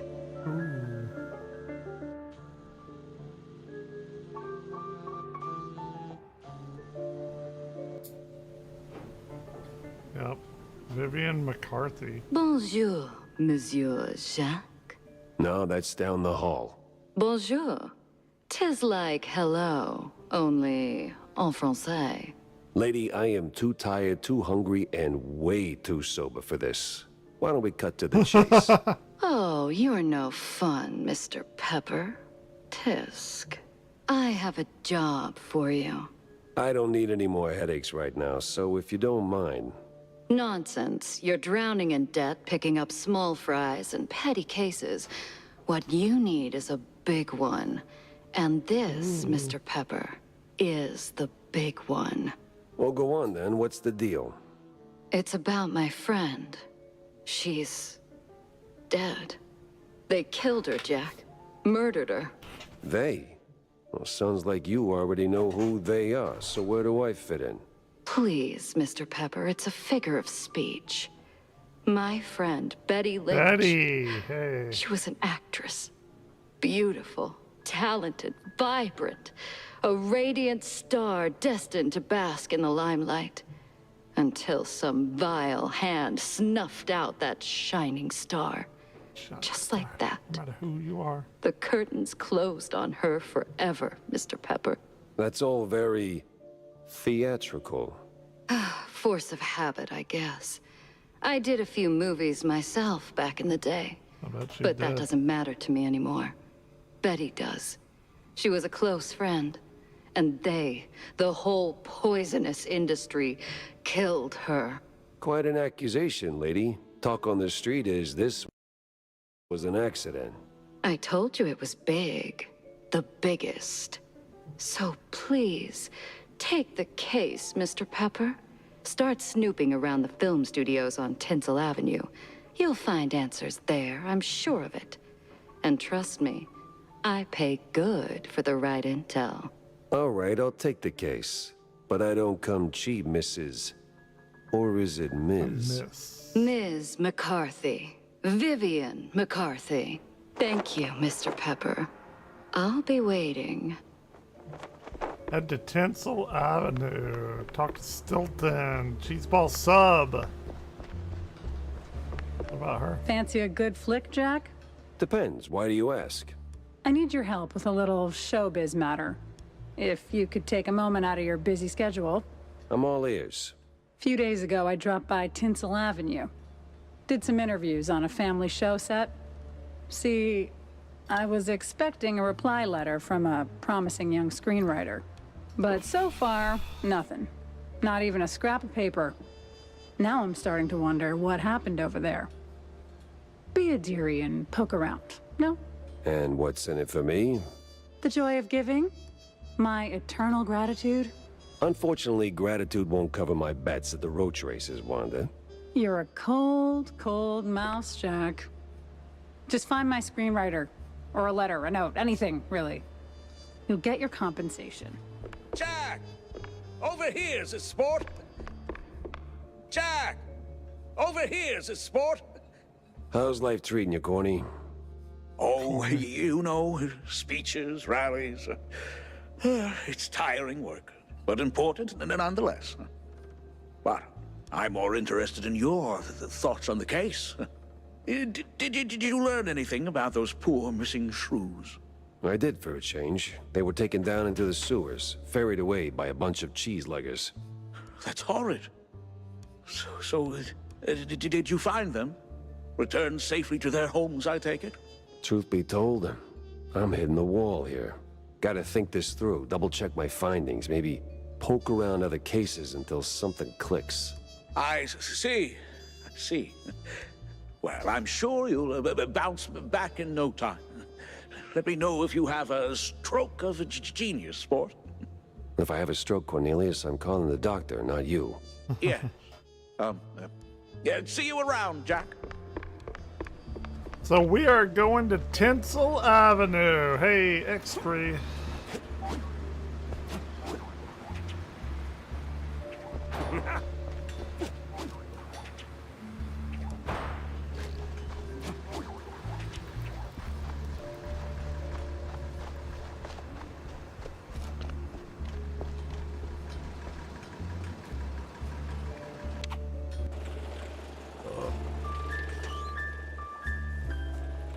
Okay, I guess that's where we're going.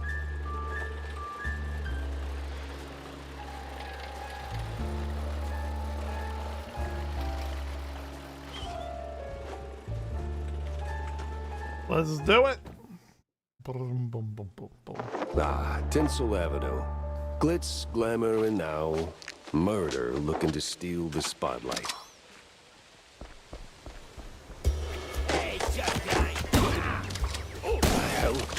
You're supposed to shoot movies, not visitors.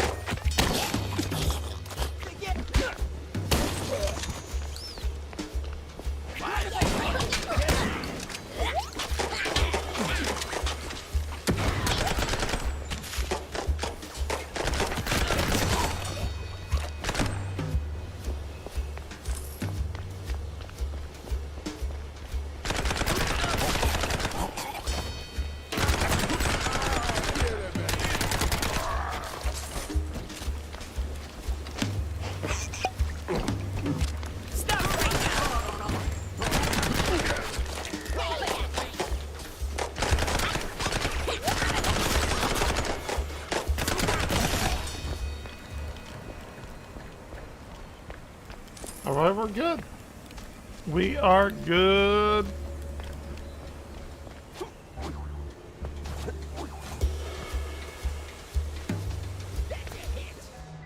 Oh, wait.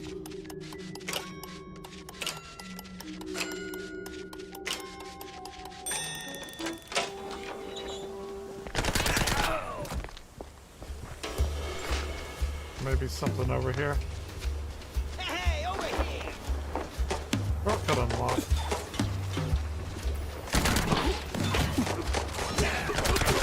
Mobsters, of course. Well, gotta launder money somewhere.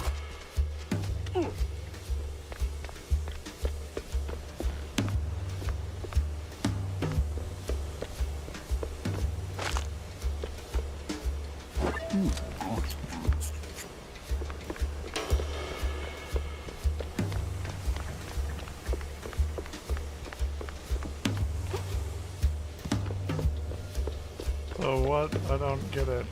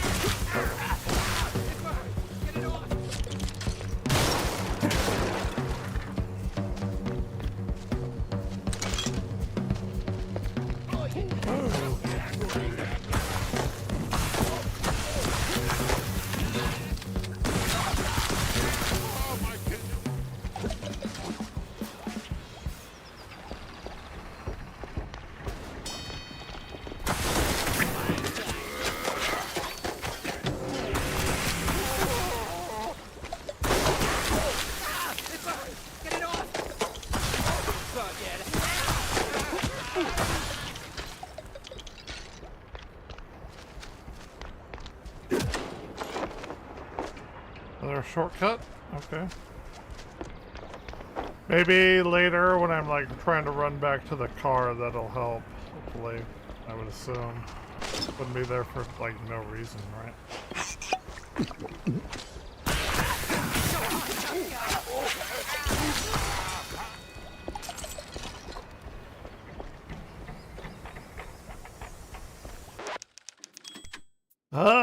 There's usually a fight coming up.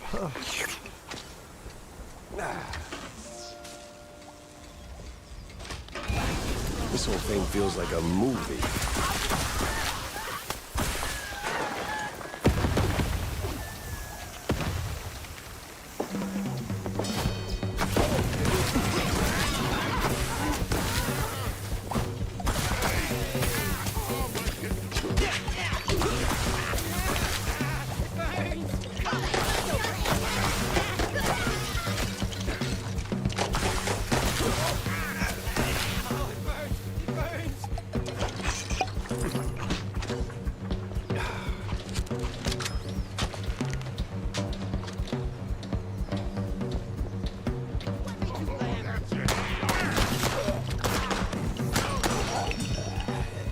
Guns are definitely more powerful now that I've upgraded them, which one would hope or expect. Action! With grisly disgust and a case on his mind, RPR steps into the darkest alleys of the city. But what awaits him in the shadows? Dumb wise guys and fake cheese wheels.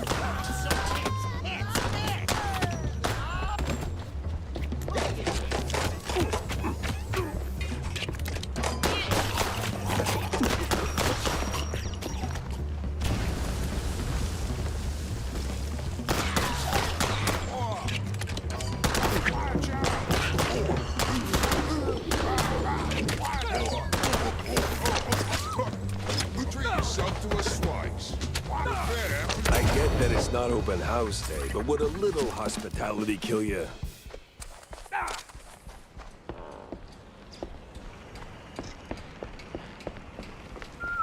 Okay, Did cool. that hurt? Had to hurt. But our hero's still on his feet. No second take needed. I've had breakfast that did more damage. Ooh.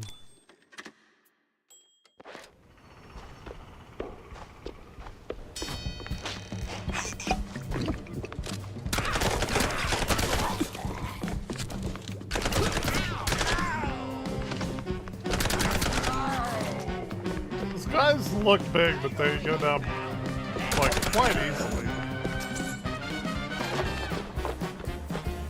Shortcut. So many shortcuts.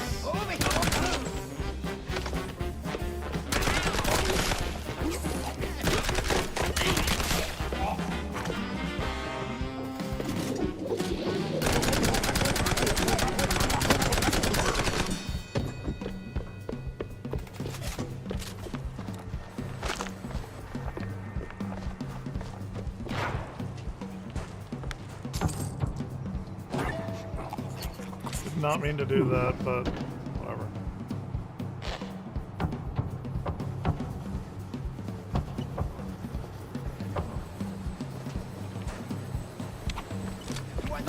Yes, artists. Turning caffeine and panic attacks into someone else's success.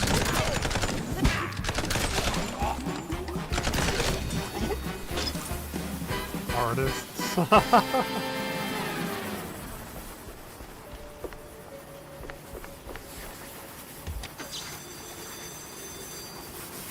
Be free, little birds. Just don't come back.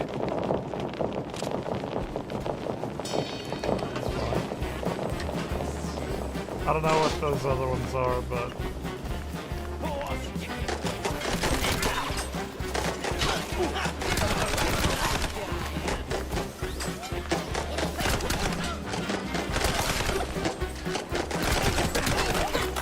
Oh, I need to update my games played this year.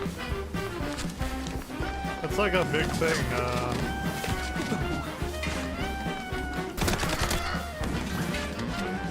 This is your jam.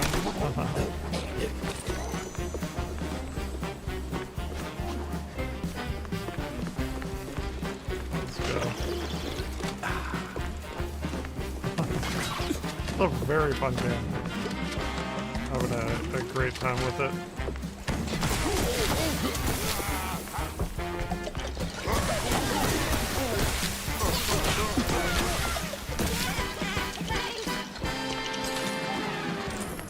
Oh, the stance, the Oh, grip. hey. You ought to swing by Well. sometime. Maybe I will. Oh, damn. You up for casting too?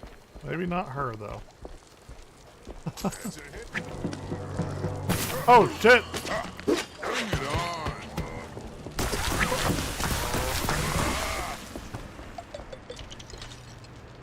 Okay. I did not see him there. The hell? Why is my screen all weird? Who's this fella? Gabe Clarkle? Hey, you there. The name Betty Lynch ring any bells? Yeah, of course, but was that gunfire just now? Like right outside? Relax. They're just shooting a crime picture. Now about Betty. Where do I start looking? Oh, I'm not sure. Gabe Clarkle. After, Love it. you know, they cleared out her trailer and moved her stuff, she kind of disappeared. But I know a gal who knew Betty, you know, a pyrotechnist back from the Seekers of the Holy Brie. She's on set today, so maybe it's worth a shot. A shot I don't have to dodge for a change. I used to know a girl in college named Bree, and her parents named her after the Lord of the Rings town.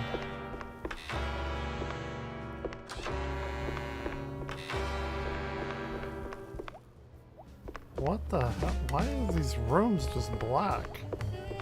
Normally you can't open the door. Like, that's very odd. Okay. Alright, another fight coming up.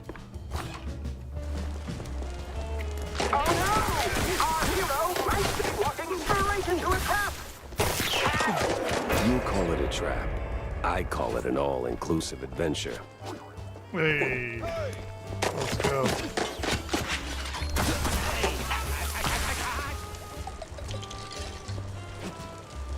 We need hell.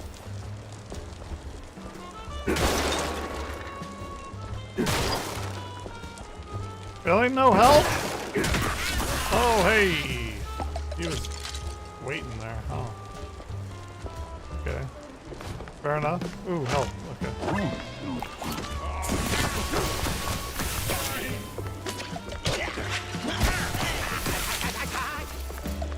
Yeah, that's what we need.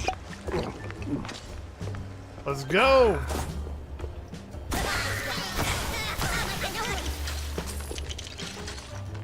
They always come in threes, I've noticed. Threes or fives. No trace of Wanda's friend, but people always leave something. Fingerprints, keepsakes, regrets.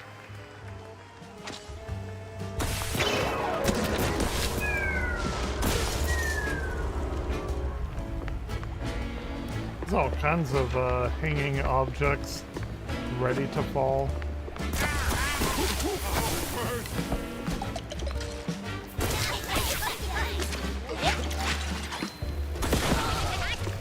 Whoa. I don't know how they exploded, but...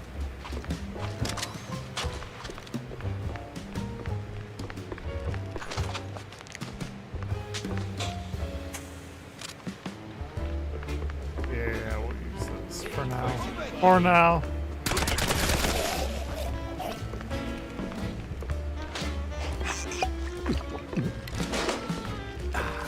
They're giving me a lot of help this mission.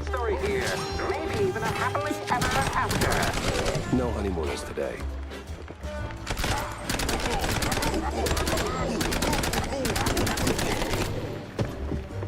Those big guys are tough.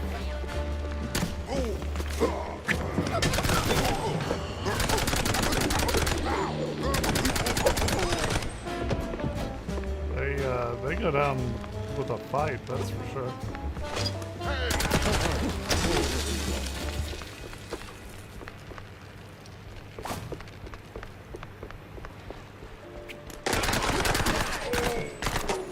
I feel like I'm playing Overwatch on Hollywood. This is exactly what it reminds me of right now. Wait, what? We're actually paying him? All right, everyone. 5-minute break. Rocky's stuck. Again. God damn it, Rocky. I don't know who Rocky is. Ooh, speak with the trapped stuntman. Frickin' topsy-turvy spinning world. It burns. Is that the pyrotechnist?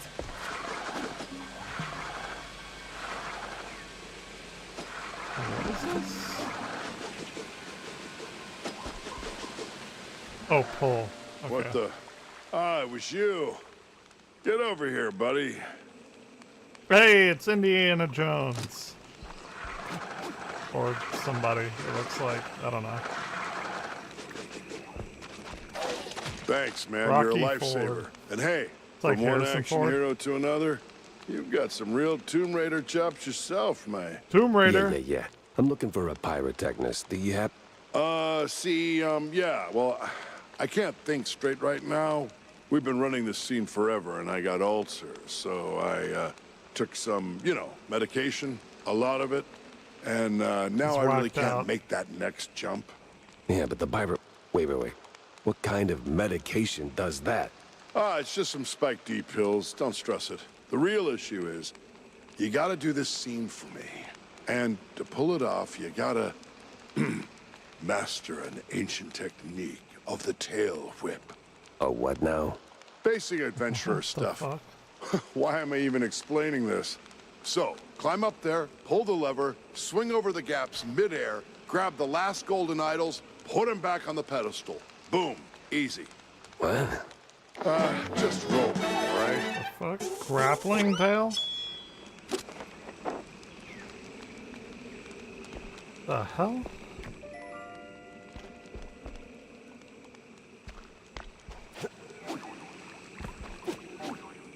I think when I looked at the controls, that was Q. Kind of spoiled its Spoiled myself on that, but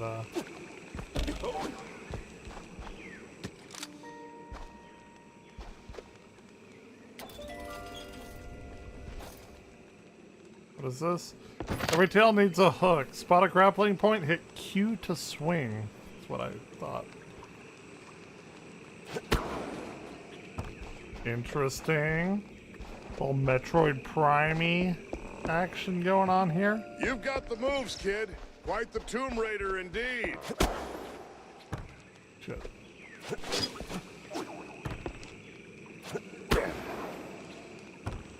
Okay. I did it. Ah, crap.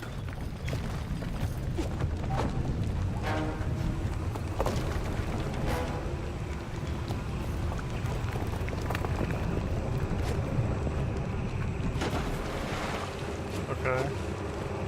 I don't get it. Ooh, hey.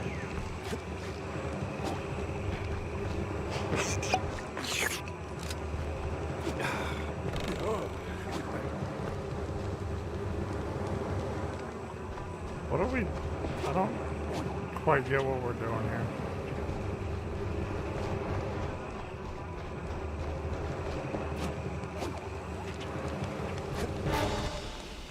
Okay, sure, why not? Oh, I have to... I see.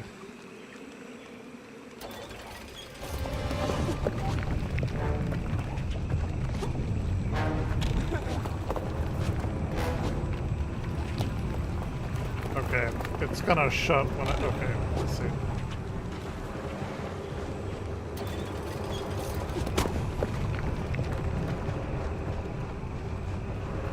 Gotcha. Well, that got me somewhere.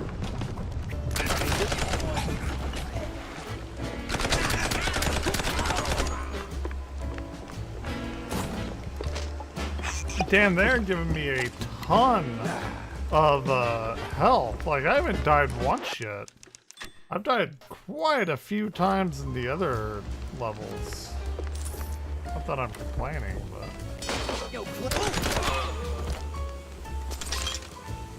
The sewer level was particularly brutal.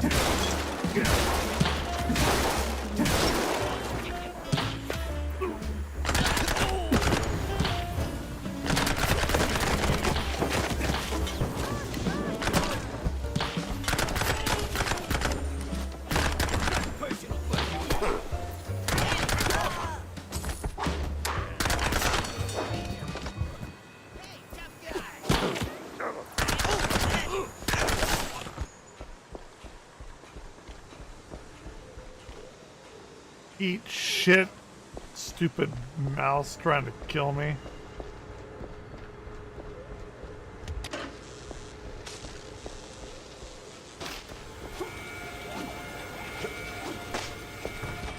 That's just a pyrotechnist.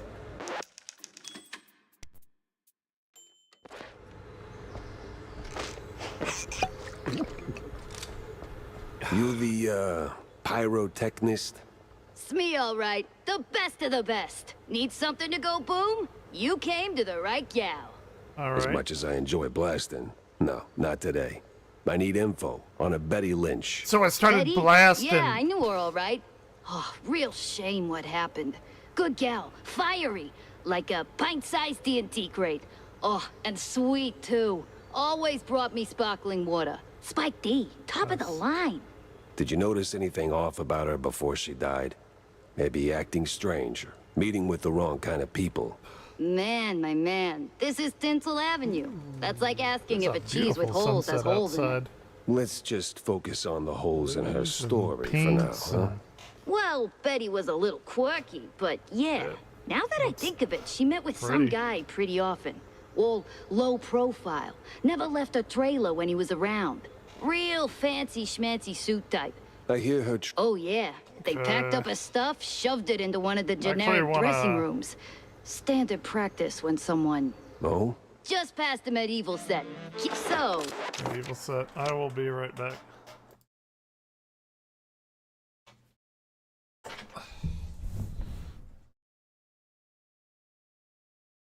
Why won't that play? What the fuck?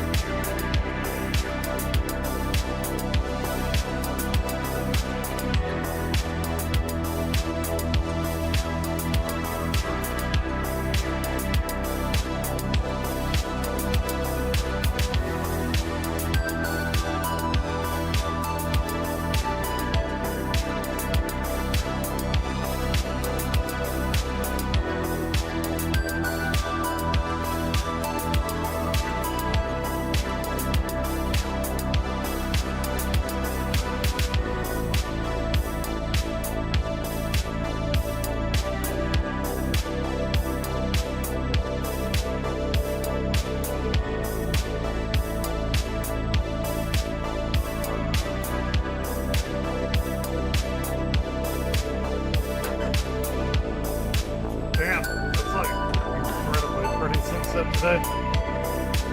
Okay.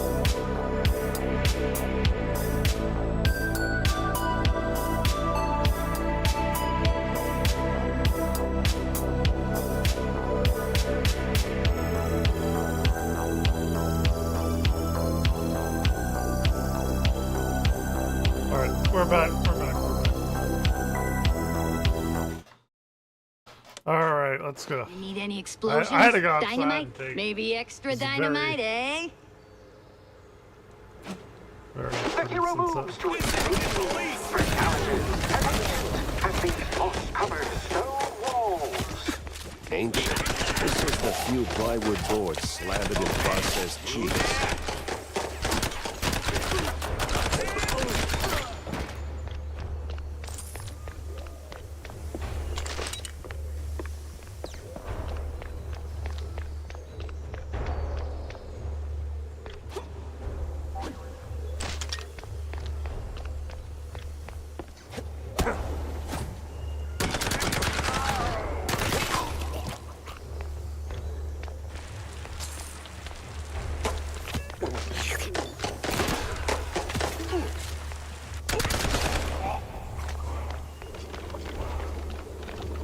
This is so cool, like...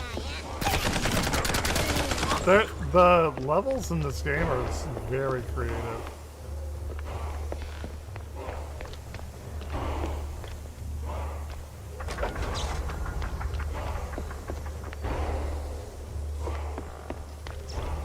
Your line's up next. So tell us, hero, what is best in life? To grate some parm, watch the cheese melt, and hear the joyful squeaks of my dinner guests.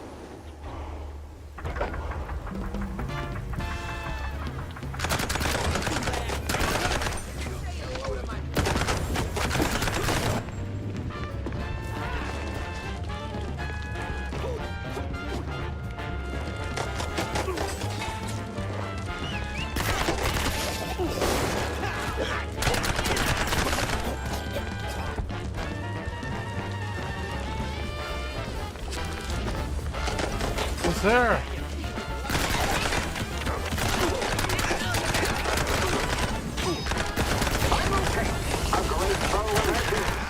What do we say now, hero?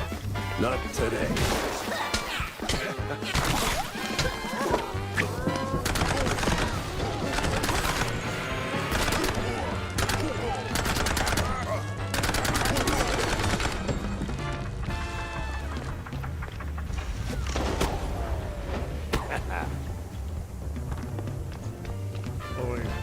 is where I came from.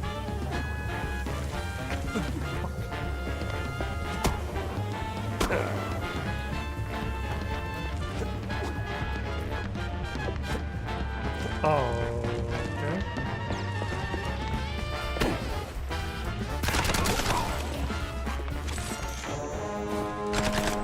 You ever think about a career change? You wear that piece like it's made for you. Who is this fellow? Robin Hood? Wait, where am I going?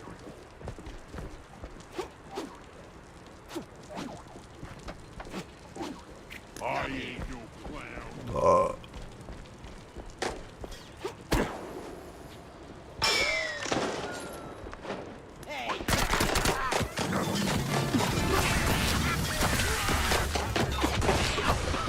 it burns! It burns!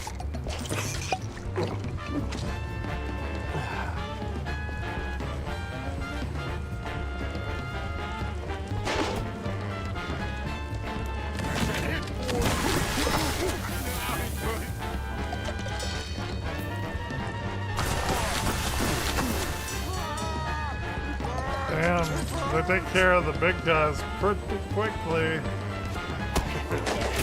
This one's for you!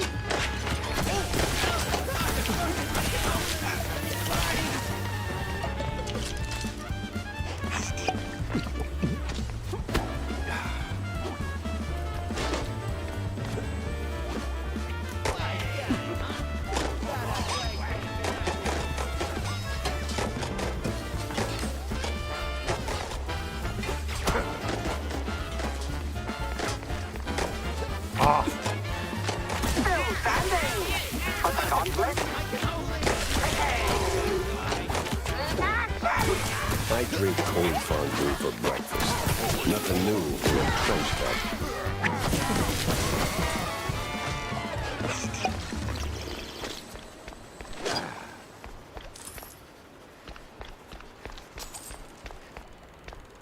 Well, this must be the place. Okay. Actress dressing room. Good for clues. Ooh, what is this? A photo of Betty Lynch with one Milford Sawyer, one of the mayoral candidates. A stifling cologne note is clipped to it. Now that's a clue. A big mouse party meeting, and standing right next to Betty, the mayoral candidate, Milford, what's his name? High stakes games, high rolling friends. But the higher you climb, the harder you fall. True. Another shortcut. We got all kinds of shortcuts going on here. I don't think I need to go back though.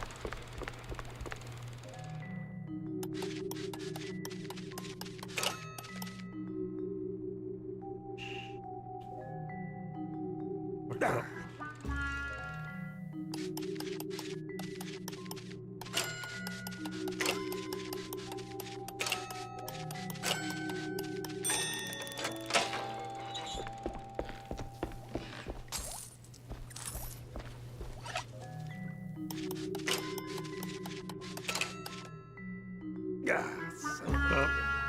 Oh, it's jammed. No, it's the first one I missed.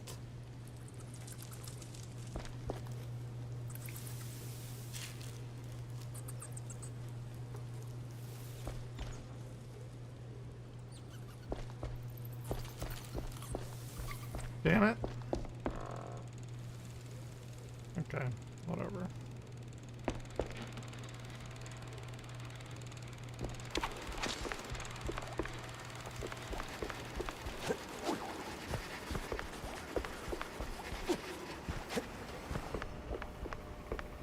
No.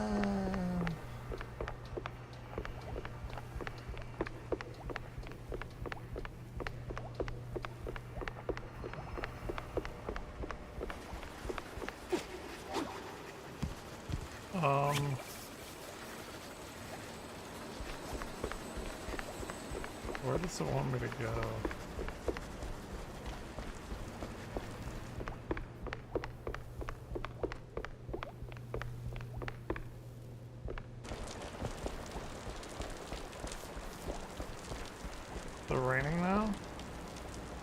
something else.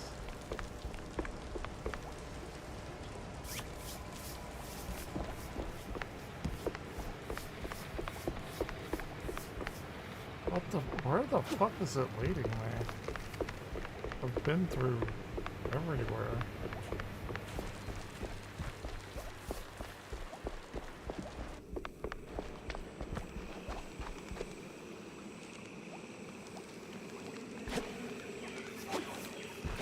What the hell? This thing is broken.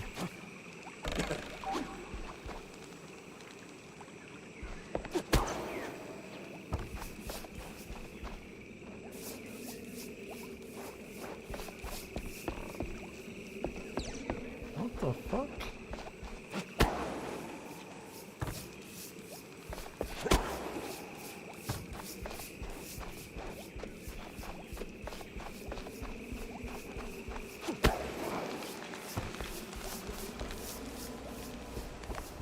We've already done all of this. Don't know where the fuck it's leading me.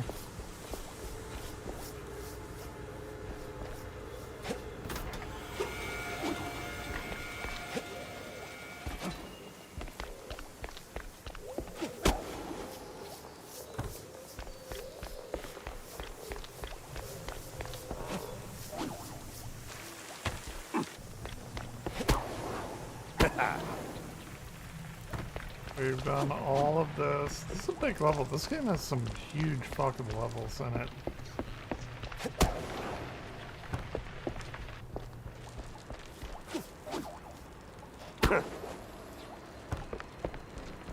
We're going in circles now. I was literally just here.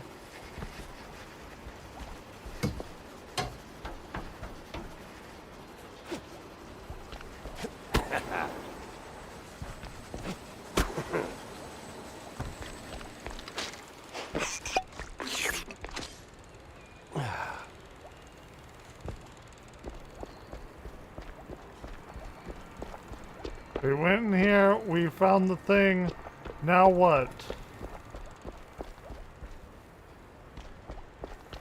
Here? Oh my god. it took me back through the whole fucking level.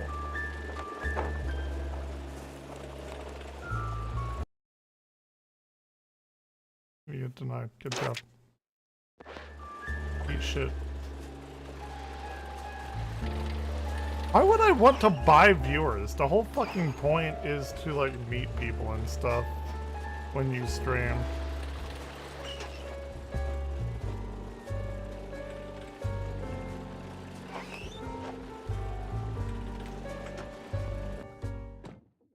Oh, finally ditched that tinsel it is stench. Now it's time for a quick word with Vivian.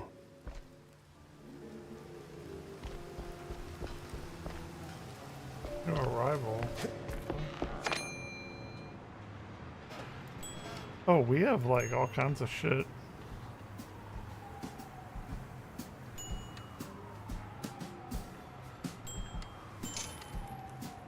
Okay, it recounts the infamous puddle scandal where the mayor's promise to fix leaky sewers in Mouseburg turned out to be a plan to simply cover them with rugs.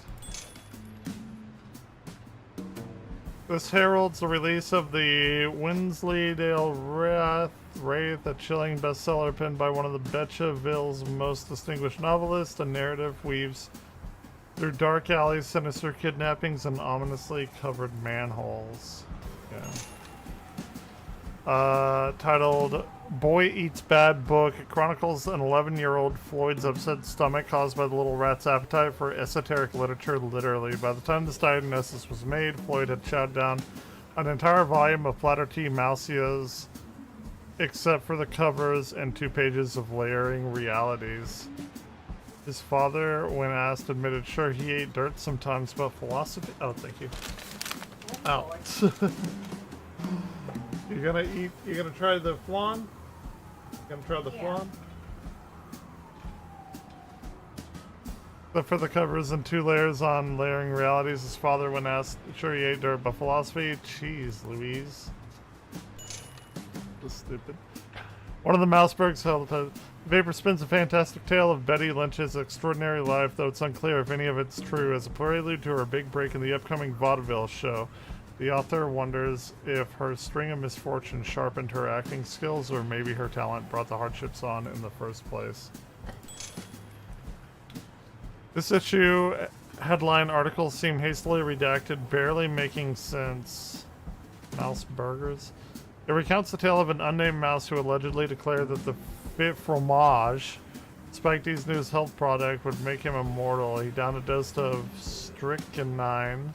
To test the story, word has it that the coroner's facepalm can still be heard echoing through the alleys of Mouseburg to this day. That's funny. I enjoyed that. One of the older Mouseburg Herald issues, this one covers the troubling wave of workers' strikes spreading across the country. Some blame it on grueling conditions in the munitions factory, along with the effects of the quite big affair as a whole. Others suspect it as a ploy concocted by certain nefarious parties. Mouseburg is not free from bad ink, as the editor concludes in the punchline. I got, same as always, it came down to my investigation skills. I tend to dual wield them from time to time. Wasn't all for naught. Those grunts worked for a local launderer, an accomplice of my victim. The guy got suspicious when the stiff started making more smackaroos than he should have. There's a place where the dead still talk. The morgue. Okay, hold on. I'll be right back. Enjoy the music.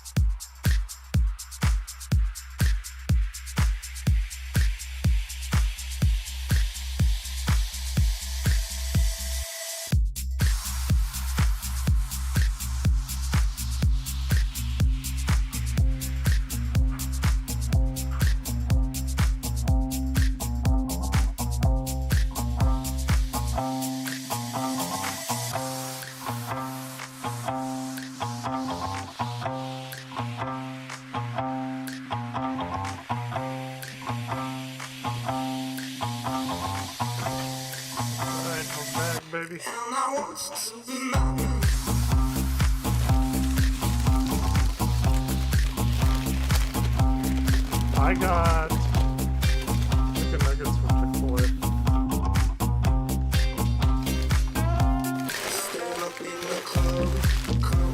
I'm eating right now. Watch something while stuff my stupid fucking face.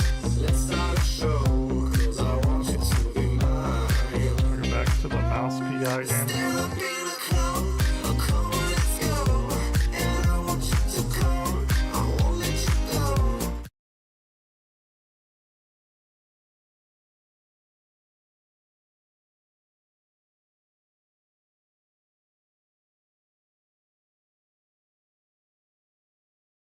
Anything good, I wonder?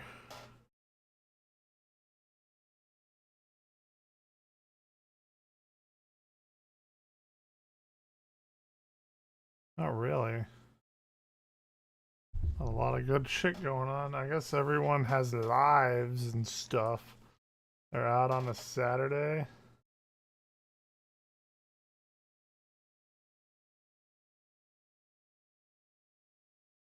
Top 10 times South Park offended the most people. Let's go. Dude, I'm sorry, I didn't mean it. Go away. Welcome to Watch Mojo. And today, we're looking at South Park episodes that managed to offend the most people. Scientology is just a big fat global scam. Number 10, The Birds and the Bees. Given the ages of the central characters, South Park doesn't have that many graphic scenes with adult content. This season 5 episode is an exception, opening with Cartman milking a dog. Oh no, what now? No, you guys, this is really cool. Come on. A scene involving Garrison and a condom was edited and censored. The most gratuitous scene is saved for the climax when Miss chokes on Dick and Mr. Mackey unleash their pent-up sexual tension. Oh, is this wrong? I don't know. It doesn't feel wrong. While not outright banned in the UK, the episode was apparently too hot for Sky One, getting pulled. No pun intended. The episode also drew criticism from the Parents Television Council founder L. Brent Bozell III, who claimed the alleged satire is buried under rank exploitation of sexual topics. As offended as some were over its sexual nature, the episode's violence was an afterthought, which is ironic. Take your diseases and go away forever. Ha! They're your diseases. Yeah, you get out of town. Number 9, ginger bashing. No group of people is off limits to South Park. Some targets are obvious, although it wasn't until this episode that many of us realized there's a serious phobia against people with red hair and freckles. We've all seen them on the playground, at the store, walking on the streets. They creep us out and make us feel sick to our stomachs. I'm talking, of course, about ginger kids. While the episode makes it apparent that Cartman is the ignorant one, various viewers seem to misinterpret the message. A few years after airing, the episode was allegedly linked to the Facebook group Kick a Ginger Day, which had effects beyond the internet. If you think that the ginger problem is not a serious one, think again. It wouldn't be the last time that Kick a Ginger Day made the rounds online, leading to further harassment of red-haired individuals. Whether or not South Park was at the root of this controversy, the episode probably didn't make it easier to be a ginger. I'm glad we've gotten all that out of the way, and now we can just go on with our lives as normal. Number 8, the story of Joseph Smith. Mormonism is far from the first or last religion that South Park would make fun of. Joseph Smith was called a prophet. Dum dum dum dum dum. The creators took an unconventional approach in this case, however. Much of the episode is simply a retelling of how Joseph Smith founded the religion. It's fairly accurate to what the Church of Jesus Christ of Latter-day Saints believes. The thing is, Matt Stone and Trey Parker clearly don't share those beliefs. And that's how the Book of Mormon was written. Dum dum dum dum dum. Dum dum dum dum dum dum dum dum dum dum dum dum. Dum dum dum dum dum dum dum dum dum dum dum dum. Yet they do see the value of Mormonism, which is reflected in the episode. While some took it in good humor, others didn't appreciate being called dumb. The LDS Church reportedly found it to be a gross portrayal of church history that made individual members uncomfortable. That's correct. They didn't feel it caused any lasting damage to a church, however. All I ever did was try to be your friend, Stan. But you're so high and mighty you couldn't look past my religion and just be my friend back. You got a lot of growing up to do, buddy. Number 7, banned in Pretty China. good. It's the episode that got South Park banned in one of the world's largest countries. Howdy. I'm a small business owner from the United States. You guys know any money people here? Can I give you guys my card? I'm just starting to grow my business here in China. Aside from feeding the notion that Chinese Communist Party General Xi Jinping resembles Winnie the Pooh, the episode criticized Which it's censorship fucking in China, hilarious. which in He turn does, too. has impacted content in America. The Chinese government didn't exactly prove the creators wrong. The fact that the government virtually erased South Park across Chinese airwaves and the internet only seemed to enforce the episode's message. The Chinese don't want you, then I don't either. While the episode undoubtedly pressed buttons, the question is how many? The entire nation of China? Just the Chinese government? Or did it all simply boil down to Xi himself? In any case, some viewers might have been even more offended by what Randy did to Pooh. It was gross. What delicious honey. I would like to share, Piglet. Perhaps I will share. In just a few more slurps. Number 6, Steve Irwin. Too soon, man. Even the dearly departed celebrities aren't safe from South Park. A month after beloved TV personality and animal expert Steve Irwin tragically died, South Park went there. I don't have any Somebody more. showed up in a crocodile hunter costume. It's really that's offending pretty- some of the other guests. Oh, jeez. Not only did they portray Irwin with a stingray through the hearts, but it's also suggested that he's in hell. Those familiar with the show's lore know that pretty much everyone other than the Mormons goes to hell. There was actually a Christmas episode that depicted Princess Diana and multiple Kennedys enjoying eternal damnation. For just one day, all is well, it's Christmas time in hell. Still, even Satan himself thought it was too soon to make light of Irwin. So did numerous viewers, including Irwin's family. How did Parker and Stone respond to these complaints? They doubled down, taking more shots at Irwin's death a few weeks later. Just be aware of this, Coach. If you lose the big game, that little boy is gonna die faster than Steve Irwin in a tank full of stingrays. Number 5. You can't say that on television. With some episodes, the creators are caught off guard by what people find offensive. Other episodes, Oh, like this with episode's apologies to hilarious. Jesse Jackson, are designed to ruffle feathers. It's one of the best episodes ever. People who annoy you. The audience is immediately put in an uncomfortable state when Randy guesses the wrong This is one of the word on best Wheel of South Fortune. Park episodes the episode is ever praised created. for its exploration of how this word is used in modern society and its effects on people. I can't believe you said the N-word on national television. What? Well, what was I supposed to do, Sharon? I thought I was gonna make $30,000. With such a hateful word at the episode's core, it's impossible to watch without being at least a little offended, even with the knowledge that this is satire. That said, if the episode weren't offensive, then it would be doing its job. The True. only way to confront the ugly nature of this word True. is to tackle it head on. I get it now. I don't get it. I've been trying to say that I understand how you feel, but I'll never understand. I'll never really get how it feels for a black person to have somebody use the N-word. I don't get it. Now you get it, Stan. Number 4, The Charlie Kirk Show. Season 27 proved to be one of the most provocative ever, opening with President Trump in a relationship with Satan. Don't want to right now. What? Hey, relax. Come on, Satan. I've been working hard all day. The following episode arguably caused even more commotion with the continued mockery of the Trump administration and especially its send-up of Charlie Still Kirk. funny. Channeled through Cartman, Kirk's portrayal Still didn't spark fucking outrage hilarious. upon release. I'm getting really good at this. I have my arguments down rock solid. These young college girls are totally unprepared, so I can just destroy them and also edit out all the ones that actually argue back well.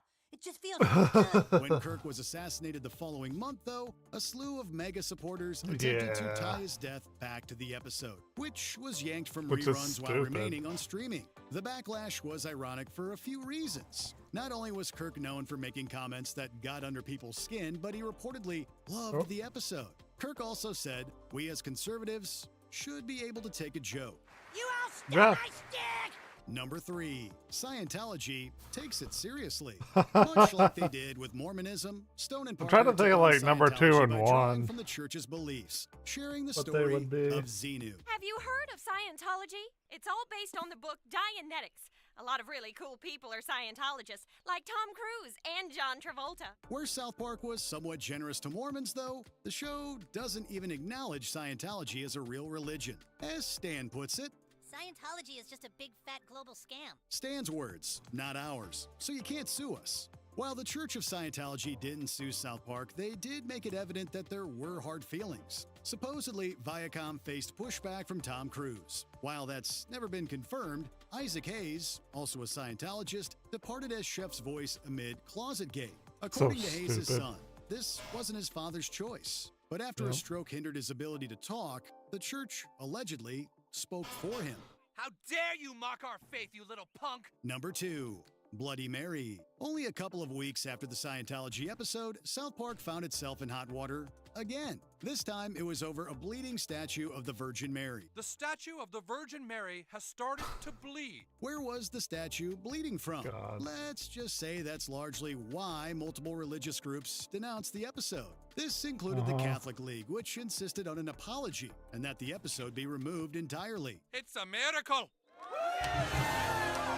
Obviously, Matt and Trey didn't apologize. The episode wasn't outright banned either, although it was withdrawn from reruns for a brief period along with Trapped in the Closet. Stone and Parker believe that when it comes to comedy, you can do whatever you want with Jesus. His mom might be another story, but they did it anyway. The Pope then cleaned himself off and then declared that the bleeding Virgin Mary statue is not a miracle. Before we continue, be sure to What's subscribe to number our one? channel and What's ring number the bell one to gonna be be? notified about our latest videos. You have the option to be notified for occasional videos or all of them. If you're on your phone, make sure you go into your settings and switch on notifications. Number 1. Muhammad MIA. so fucking Matt Stone stupid. once said that it's open season on Jesus, allowing South Park to repeatedly parody him. Hi, Jesus. It's me, Stan Marsh. Of course I know you, my child. Come in. The same can't be said about Muhammad, who's only made one So on-screen dumb. appearance in Season 5's Super Best Friends. Super The Best episode Friends, would be yeah, pulled it's a good amid one. rising tensions about depicting Muhammad in media. South Park revisited the discourse in the Cartoon Wars duology, as well as the 200th episode. We can get anybody for you. Muhammad, the prophet of the Muslim faith. Ooh, that's tricky. The latter ignited a concerning response from Revolution Muslim, leading to the 201st episode undergoing censorship without the creator's consent. To watch any of these 5 episodes, you'll have to go through some hoops. Yet it's when South Park is at its most offensive that fans must stand up for it, erasing the line that censors try to draw. Throughout this whole ordeal, we've all wanted to show things that we weren't allowed to show. But it wasn't because of some magic goo. It was because of the magical power of threatening people with violence. That's obviously the only true power. Have you ever taken offense to South Park? Or is it Nope. all in good fun? Let us know in the If you take offense to South Park, you're lost. You're done. You need to reevaluate yourself. Okay, let's continue, shall we?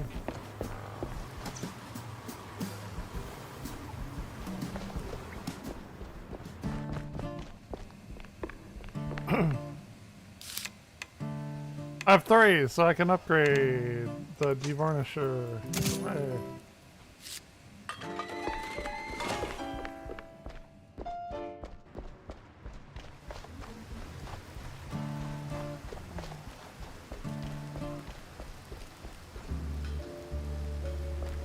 Reach the main studios building? So, Monsieur Pepe, have you found out anything about my poor late friend? You already got plenty of charm. Why bury it under that, accent? Oh, damn, I forgot. All right, Mr. Pepper, tell me, did you find anything at Tinsel's? Do you know who killed Betty? Not yet, but it seems she was quite the socialite. She was getting rather close with that, what's-his-face? You know, the one running for mayor. Oh, Sawyer? Milford Sawyer? Bingo. She most likely got to Sawyer through that dandy spokesman for their party. Name's Curd, I believe. Oh, Miles Curd. Yes, of course. Oh, the parties we threw. Ooh, such I used to go to parties. lavish affairs. So, Mr. Pepper, how do you plan to get close to Sawyer? He's probably less approachable by men, shall we say? Particularly men in trench coats who ask a lot of questions. That may be. I need to think this through. Well, if I may, if Sawyer's unreachable, why not Miles Curd? He's a beast of a different sort altogether. Not really, he's a mouse too. But I get your point. Good. Mr. Pepper, I believe your best bet is to go and catch Miles. From what I gather, he's either throwing another party or cleaning up the mess at the Opera House. What's left of it anyway. Caused that. Oh, someone made a mess at the opera. That's, truly barbarous. Well, I'll be on my way. Now that I think about it, Sawyer's note to Betty was real specific. Stupidly specific. Time to run it up the flagpole and see who salutes. Makes me wonder. Sawyer, Betty Lynch, yeah. Pencil.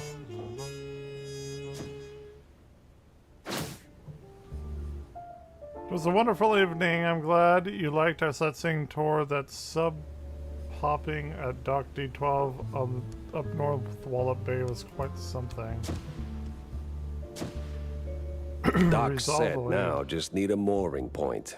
I hate to ask, but Tam knows these waters better than I do.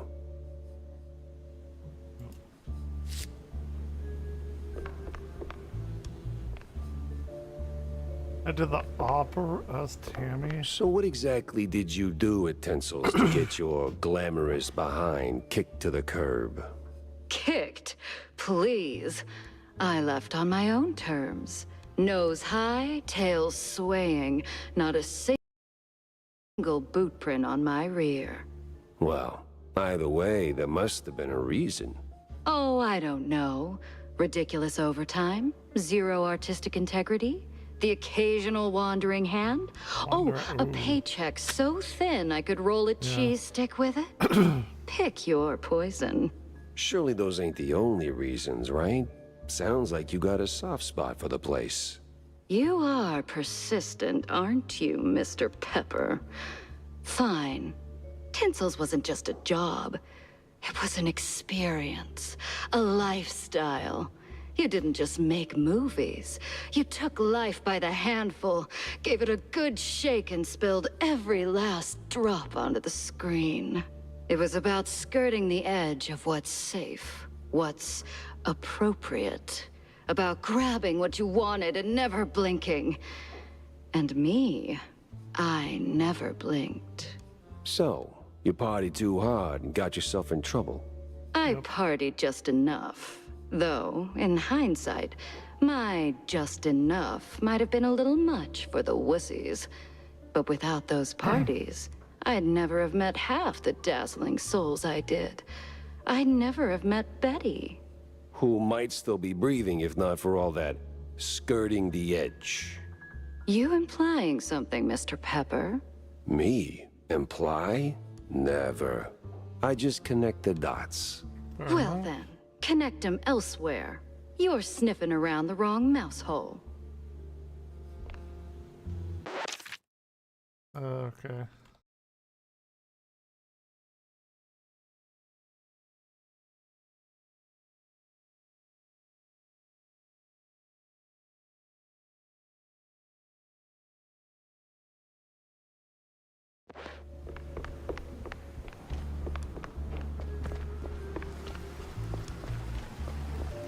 Out of the opera runs, asked Tammy about liaisons. Well, you were right, Wanda. I found something at the studio after all. That is very interesting, Jack. More interesting than a truck full of Spike D fondue? Or a truckload of bug-ridden cheese? Feels like we're just scratching the surface. Mixing show business with politics? Hardly a recipe for a long life. Got a moment, Jack? For you, always. Well, almost. Good. Oh, good. I've got a little job for you then. I want to update our menu. And a real standout dish. Introducing the Azure Burger. Or, as top burger makers would say, the Azzurro Burgero. What the hell are you talking about? Look, They're standard grilling procedures, huh? Yeah. You fry a burger patty for 5, 6, or 7 minutes, right? So you get, and I'm gonna simplify this for you, Jack, rare, medium, or nearly done. And then there's the well done, which usually ends up as carbonized waste in the bin out back. But, and this is key, there's this special technique from the old world, likely, passed down by the street boys here, to make a burger so well done that it is truly beyond description. Pure insanity for the taste buds. Less a dish and more a culinary revolution, Jack. Gonna draw huge crowds to the little and big. But there's a catch. You need some serious heat and a ton of ash. So, if you can find the right hotspot, I'll give you a patty, and we'll see if this actually works. Sure, I'll give it a shot. Nothing says smart plan like running around with a slab of raw meat. Yeah, much obliged, Jack.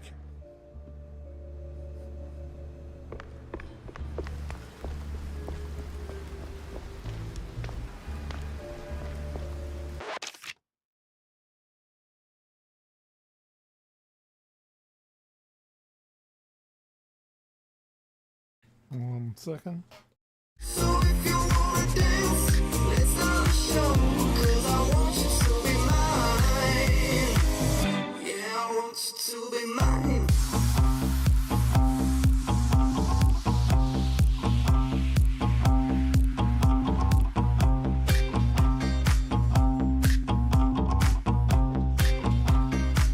Yeah, I want you to be mine.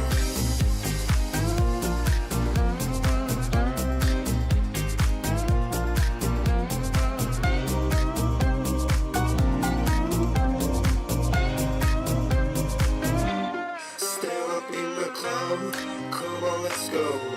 You want me to come, you want me to go. And if you wanna fight, let's start a show. 'Cause I want you to be mine. Stand up in the club, come on, let's go. And I want you to come, I want you. Head to the opera rooms, ask Tammy about liaisons, find a sufficiently hot and ashy spot. Interesting. Let's see what Tammy's got going on. Hey, Jack. How's the case shaping up? You know, the shrews and all that. Hey, kiddo, I'm heading down to Wallet Bay to find out. The Bay, huh? What's dragging you down this salty armpit now? Well, I just follow the crumbs, you know? They're pointing me straight to the water. Supposedly that's where the shrews are being moved. I just have to pin down the exact spot. Well, hey, I might be able to help you out with that. Figured you might. So, who's my guy?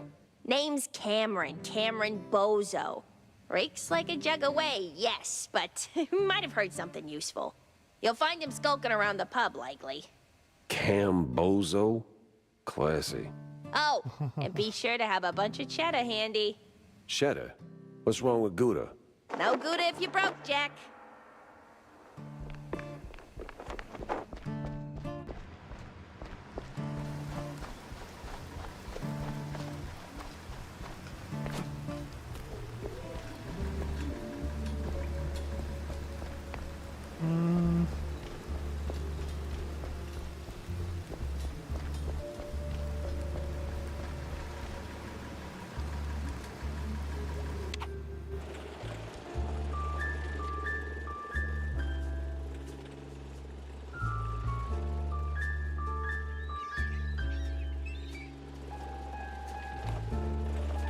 Where do we want to go?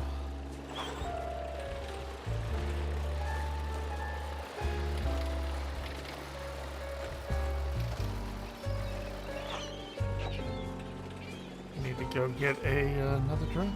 I will be right back.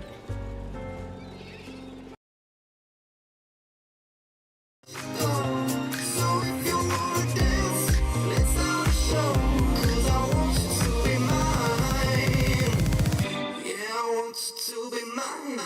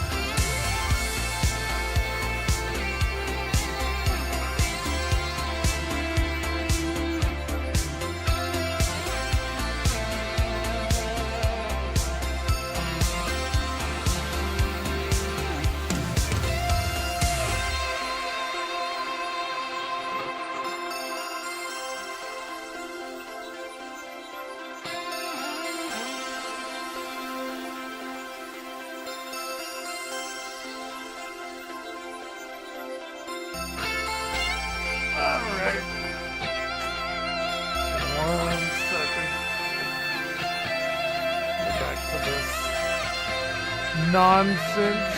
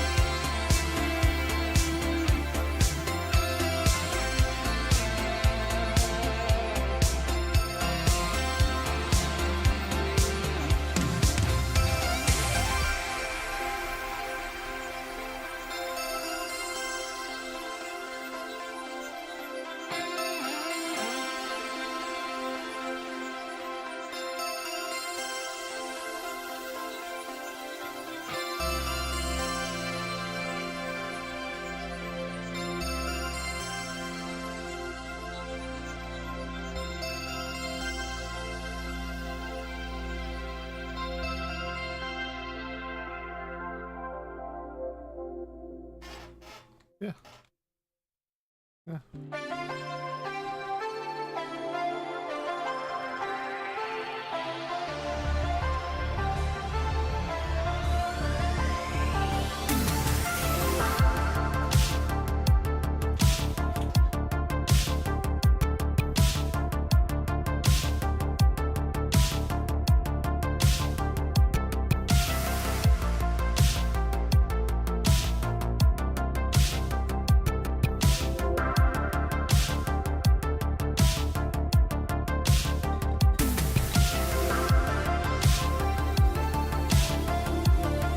All right, let's go, baby. Nothing like a breeze and rotting fish, oil rigs, and stale Gouda. Corny would be begging for a gas mask.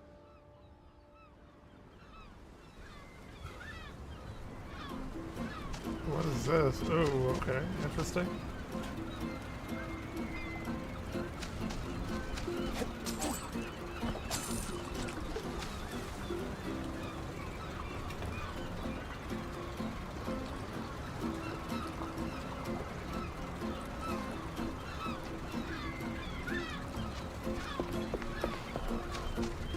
A fisherman's pub this empty at noon. Smells fishy. Feels crooked, too.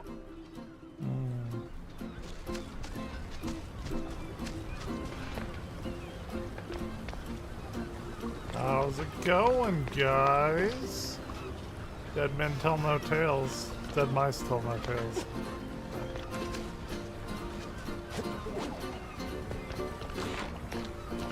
It's Pepper! Get him, boys!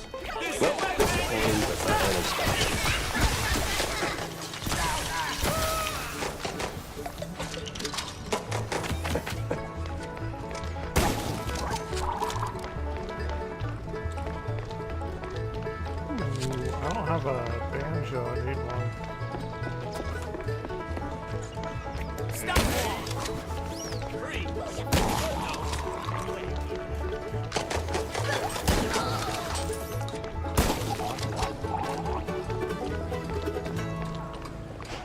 Where's Bozo? What did you do to him?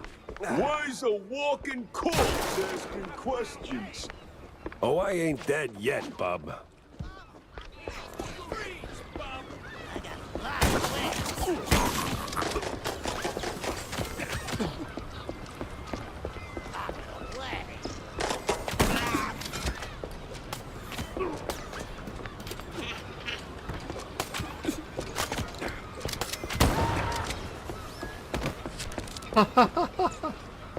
Is wonky? How's it wonky? This game is awesome.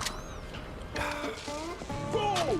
Everyone! And I need everyone! What the fuck?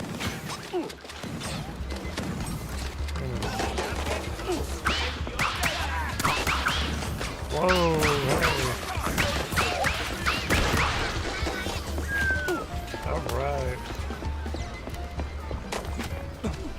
Oh, you just like silly? Yeah.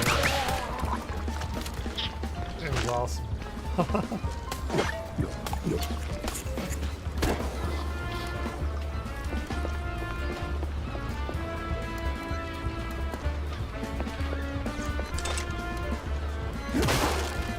It is, it encapsulates exactly what it needs to.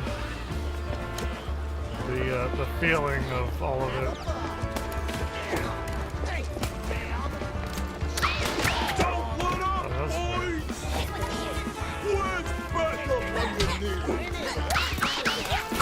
I don't know what this is new, this hand gun thing.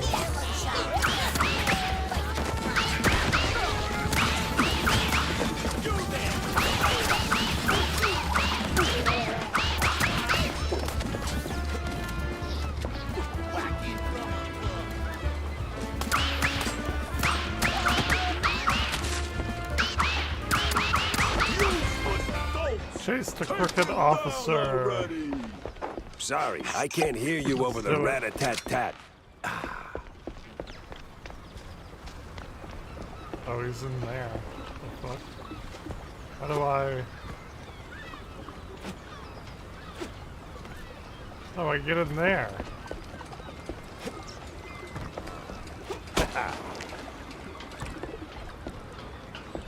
Oh, like this. Clearly. Okay, fair enough. Now you better drop this silliness and Oh, tell we me... didn't have a boss last level. Are you deaf? You drop when I say drop. Yeah, to hell with you, Pepper. I ain't telling you nothing. The fuck? Finest quality canned spinach. In the name of the law, time to break stuff. A rocket launcher? Or something? Don't let it quit your Oh, okay.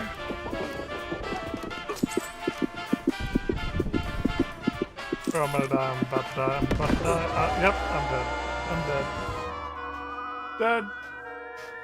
I didn't die last level. That means this level is gonna be a bitch. Bitch and a half. In the name of the law, time to break stuff.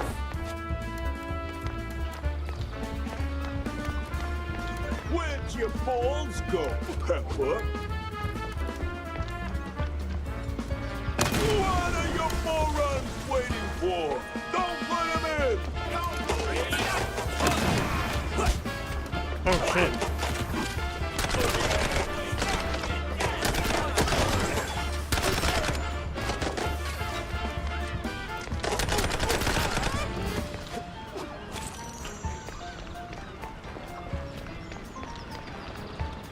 Need to get a new mouse and keyboard. My mouse, the wheel doesn't click anymore. I'll probably order one tonight. It'll be here tomorrow. I don't know what I want to get though. Where'd your balls go, Pepper? In here? Where'd your balls go, Pepper? What is he talking about, my balls?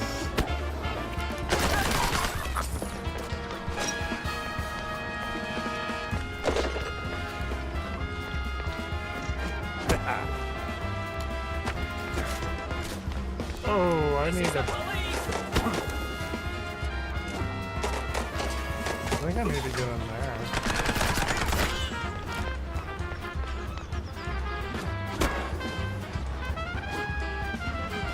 Or not. Where'd your balls go, Pepper? Stop saying that!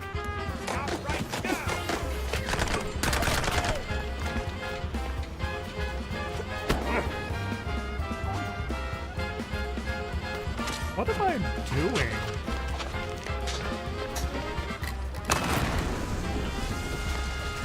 I'm just shooting the house? Where'd your balls? This place won't hold forever!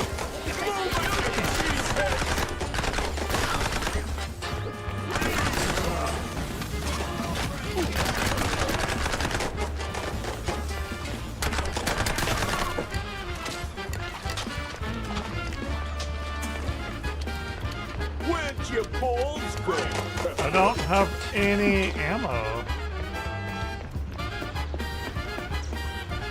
I don't understand.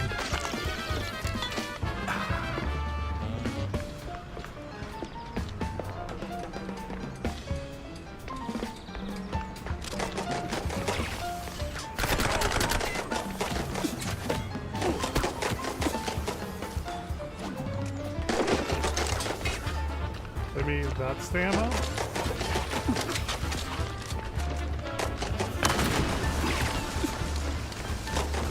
Where'd your balls Yeah, go, I think so as well. Where'd your balls go, Pepper? I need the ammo though.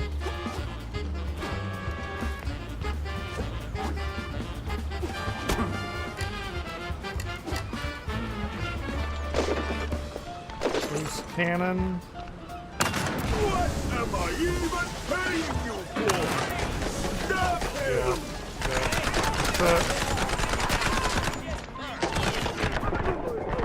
Wanna die? Fuck! God damn it!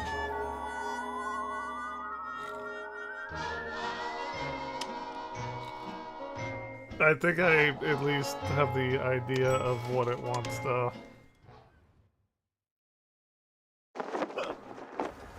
In the name of the law, time to break stuff. What are you morons waiting for? Don't quit your balls go, Pepper!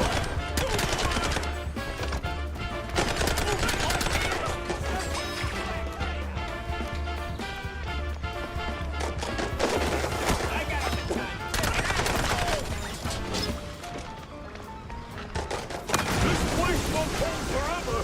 Move it, you cheesehead!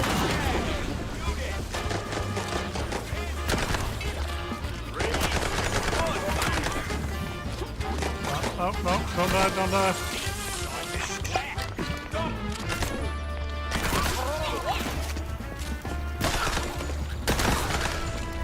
Where'd your balls Fucking go? suicide mines are annoying.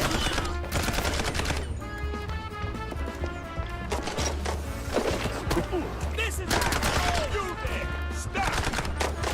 Stop right there! What am I even paying? Where'd your balls go, Pepper? No, I'm gonna die, I'm gonna die, I'm gonna die, I'm gonna die! Okay, I'm not gonna die.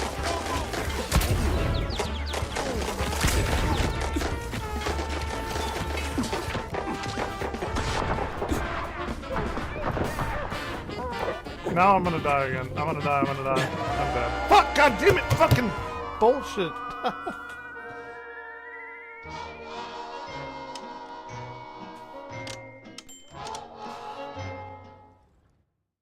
They don't give me any armor or anything. I did In the name of the great law, last level. time to break stuff. What are you morons waiting for? Don't quit your balls go, Pepper!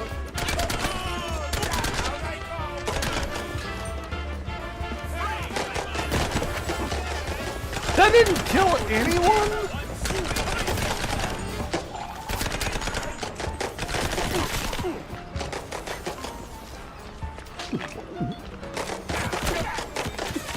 So that gives me 40 health, I think.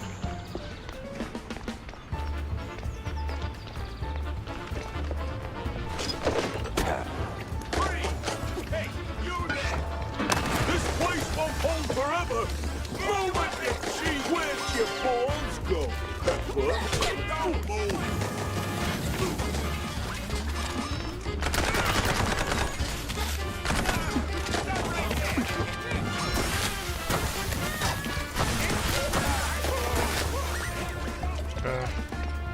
Where'd your balls go, Pepper? Wasn't there cheddar somewhere? I thought there was. Maybe it's not.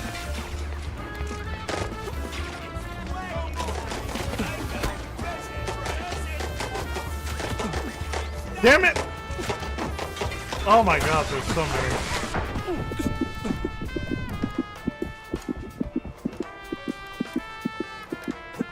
Where'd your balls go, Pepper? Yeah.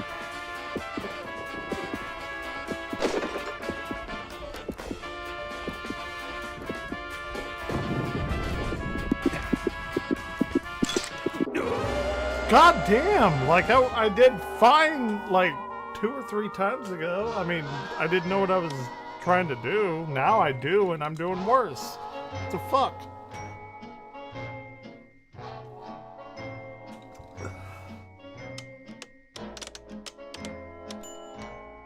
It's ridiculous.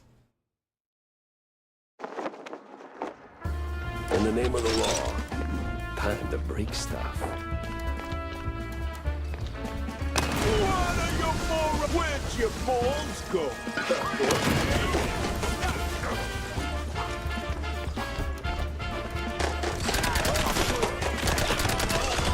I just kind of want him to funnel in through here.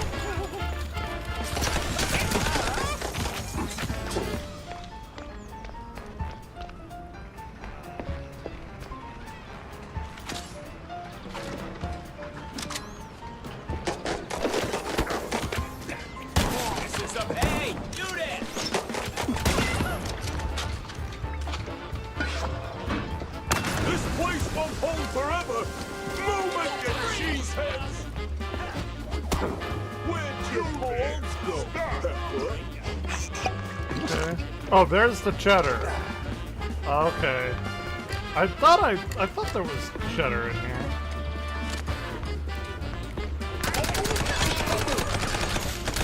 Where'd your balls go, Pepper?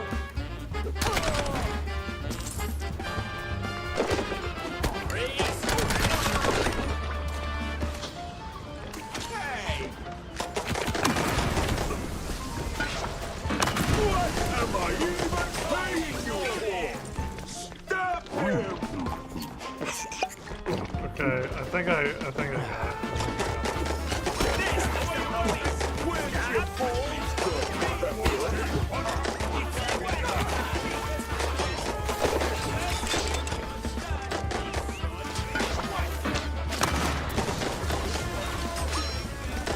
Oh, fuck me.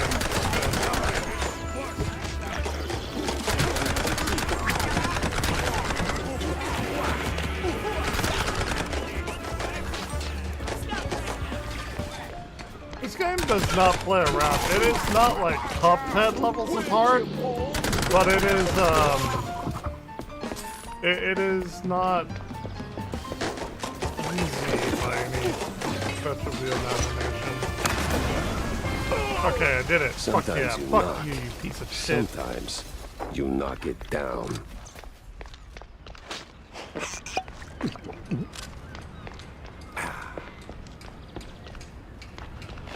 No! All right, come on. Stop! Have mercy! I'll talk! Moisey. Then talk. Where's Bozo? He's still in one piece. He's alive, all right. We just roughed him up a little. I got him locked up near the shipyard gate up north. Now, for the love of... let me go! You're spared. And, bleeding profusely. Yeah, you storms piece are of shit. coming, and Get I'm betting wrecked. Bozo's got the weather report. Now, which way to the shipyard?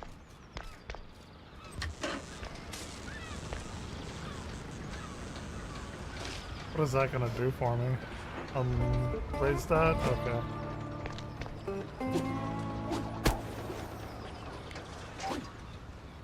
Totally normal wall.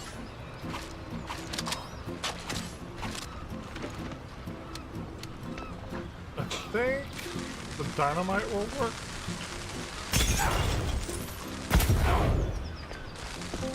Oh wait, why? The animation like glitched out or something. Never happened before. Alright. Damn, the last time we saved was Tinsel? Oh shit. Okay.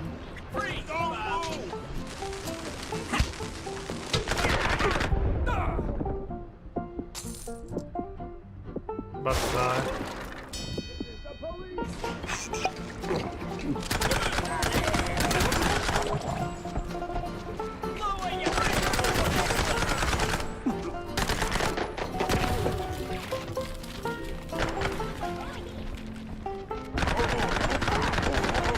Oh, I need that. I need that. Oh god. Okay.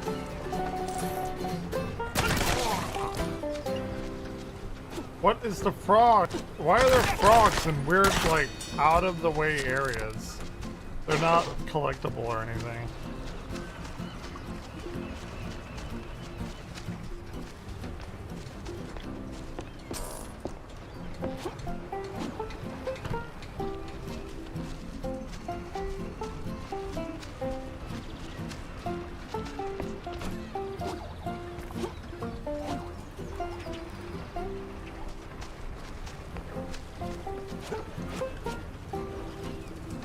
Oh, hey, look.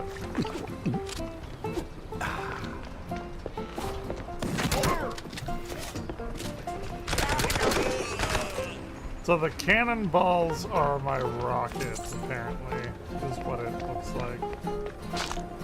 We got the cheddar, cheese, or it's probably not cheddar. It's just cheese.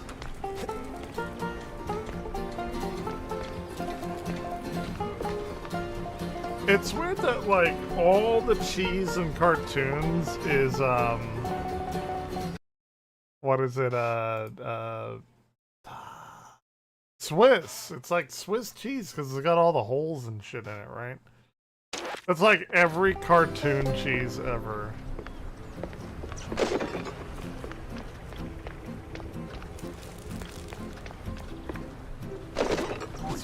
Swiss cheese is fine, but I enjoy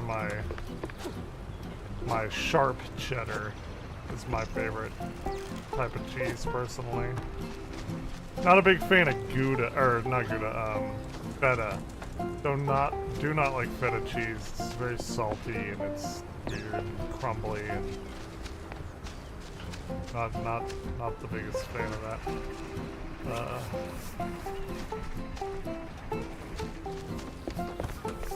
don't know where we're going.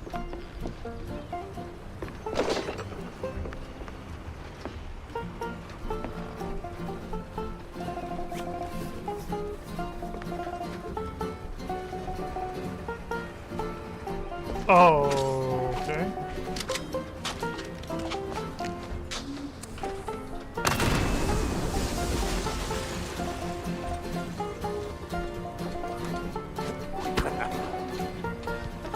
Interesting.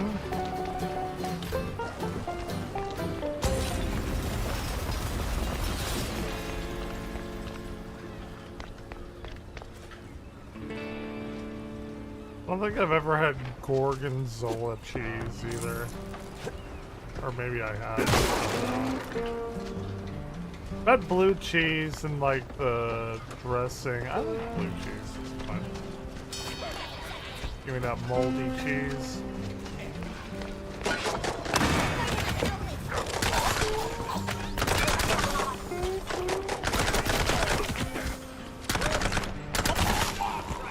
You're like, oh, it's mold on cheese. It's like, you realize how cheese is made.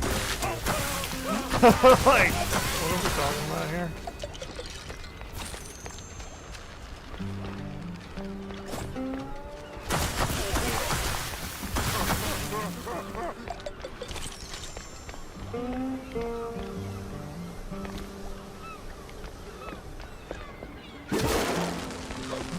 Shit, I did not mean to do that.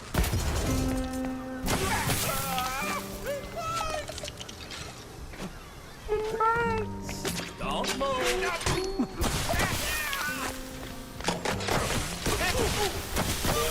I didn't do it last night, but maybe tonight we'll listen to like the top 40 and see what all the kids, the cool kids are listening to these days and see if there's any like decently okay pop tracks. I generally try to keep in my mind to stay up with like current culture because I don't want to fall into the Grandpa Simpsons I used to be with it that whole deal. But now it is weird and scary to me.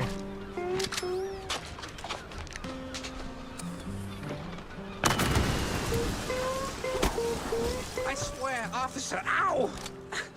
I've been law-abiding since breakfast. Stop right now! My hero. This Bozo? Oh, my precious Cameron? savior. More noble than a whole truckload of blood of... Tammy's the one you should be thanking. Just tell me what I need to know. Yeah, of course, boss. Tammy's awesome. But, what exactly do you want to know? Everything. Well, see, I was born right here in Mouseburg, almost 30 years ago. Mama worked the docks, Papa... Everything about the missing shrews. Oh, right. Yeah. So, there's a meeting going down. See? They're resealing the livestock deal or whatever. Wallop Bay's just a pit stop. Who's they? Cops. The crooked ones.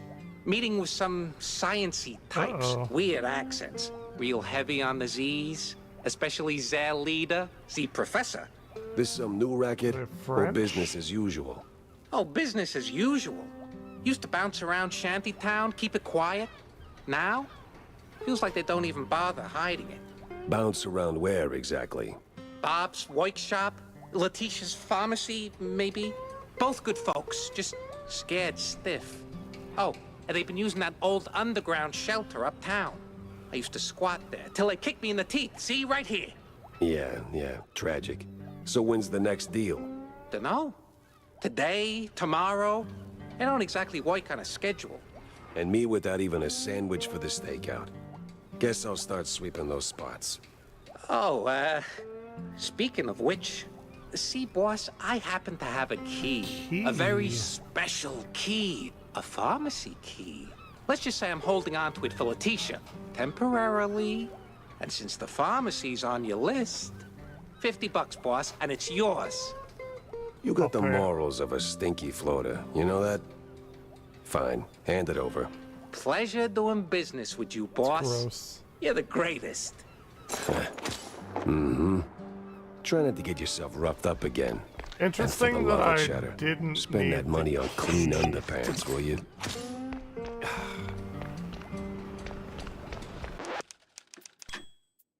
Like I didn't have to. Oops, did not mean to do that. That was my bad. Push you on a little bit.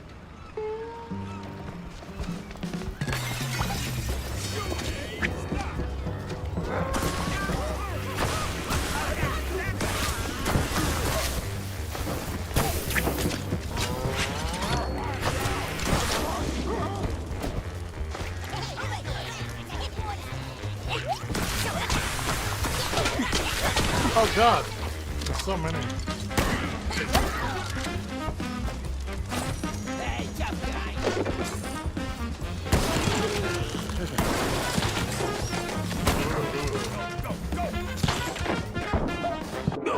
Oh fuck, okay. Shit. I did not know I was that close to death.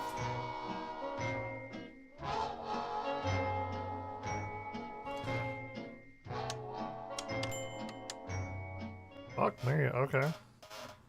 Interesting.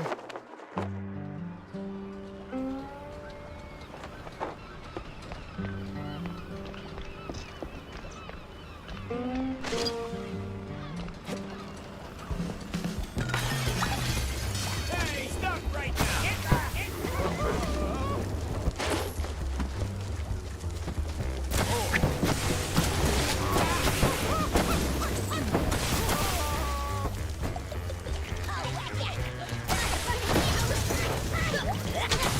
Oh, is that?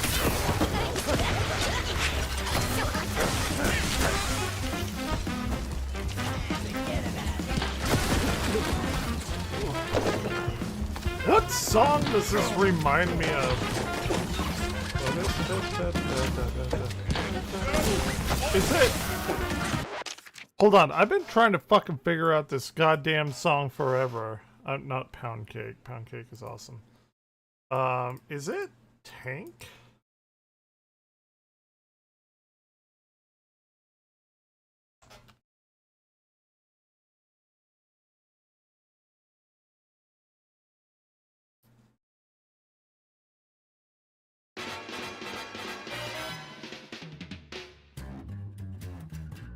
It is! Okay. It's time to blow this scene. Get everybody in the It's Tank.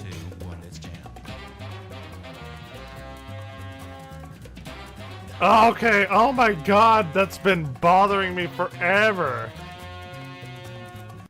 It's the best opening song of any show ever, by the way. That's what this fucking song is.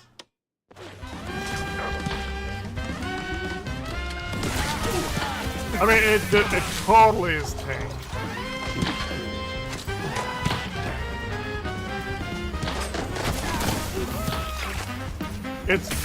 That's that. I mean, it's Tank. Is it not? Like, tell me it's not.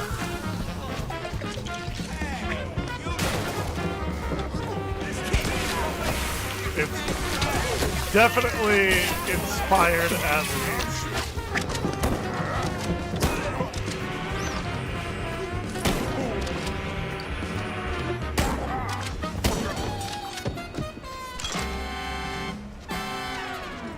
Oh my god, I'm so glad I fucking figured that out.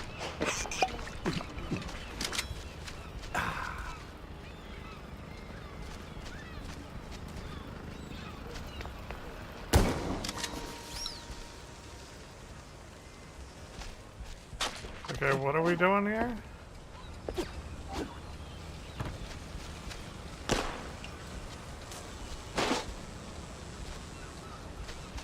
Oh my god, like, that was some crazy shit.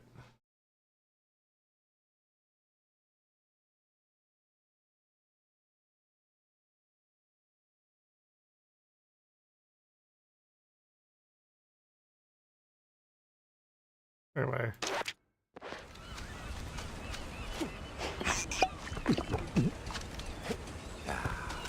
Oh, do we have to, like, bomb these or something?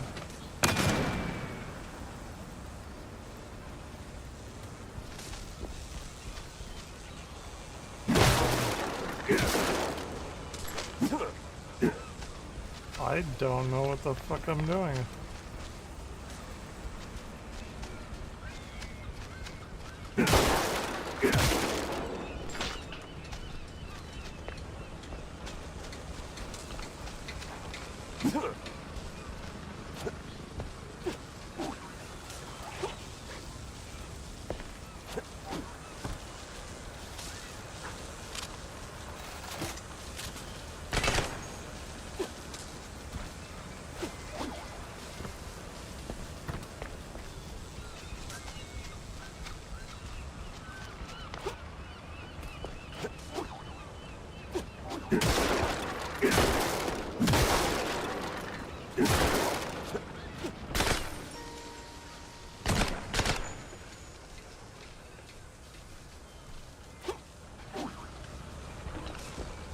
The fuck? Okay, that says totally not a wall. Or totally normal wall.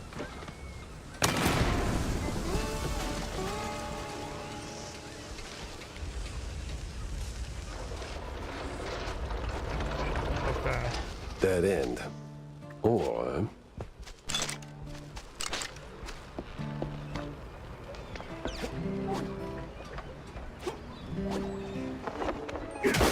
Secret area, bitch!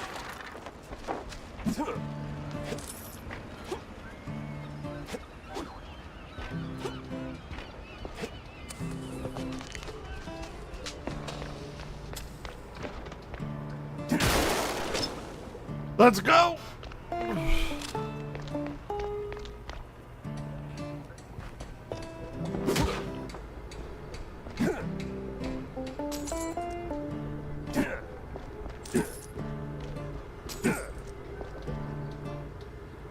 Okay, what is this? Trade renewal agreement. Suppliers agreed to deliver livestock to lawful recipients weekly for another 14 days by moonlight at the usual spot. Fondue free this time. The Captain. Short-term games, long-term rot. That's the game. The Captain and his fondue-loving pal XX are playing. That's the game. That's the game that they're playing. Short-term games, long-term rot. Makes a man wonder what they see in the mirror. Supplies XX. And the lawful recipients are the renewing the delivery agreement for an additional 14 days. Signed, the Cap'n. An XX scribble was cited in something that reeks of illegal fondue.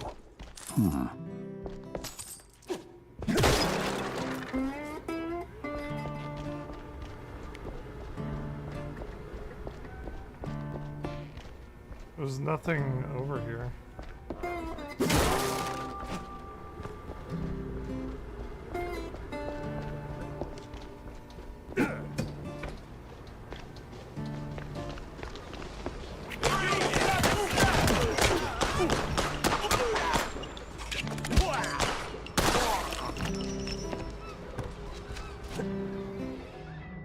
Ooh.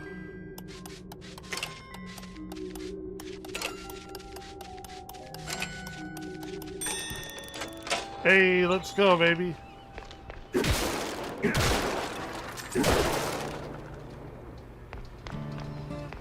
That really wasn't helpful.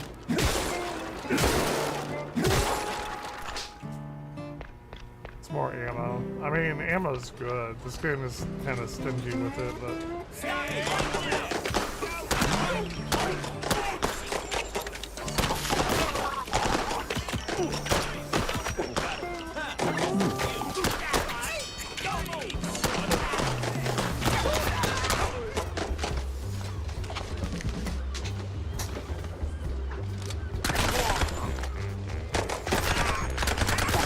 I mean, it's tank, right? Like, this is tank. Like, I'm not fucking crazy. It's like knockoff version of tank. That did it.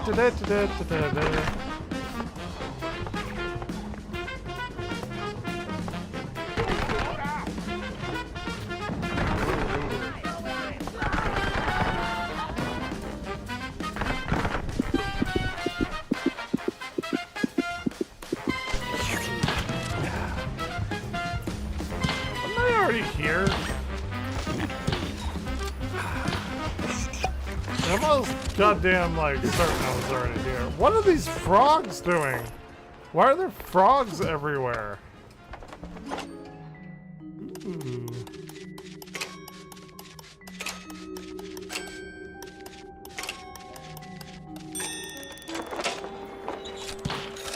Money and I think it's the first schematic I've found in a long while.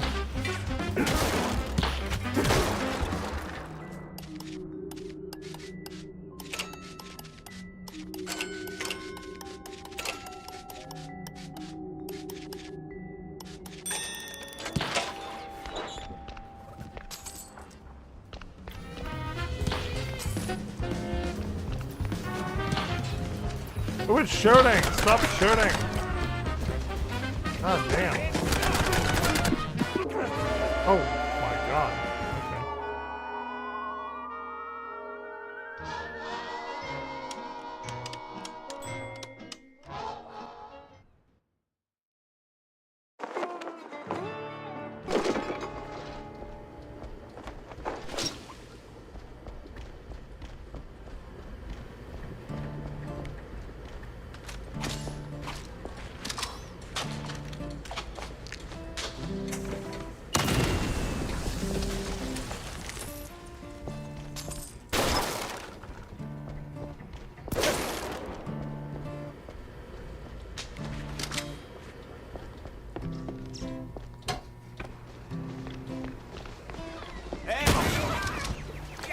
This is the police!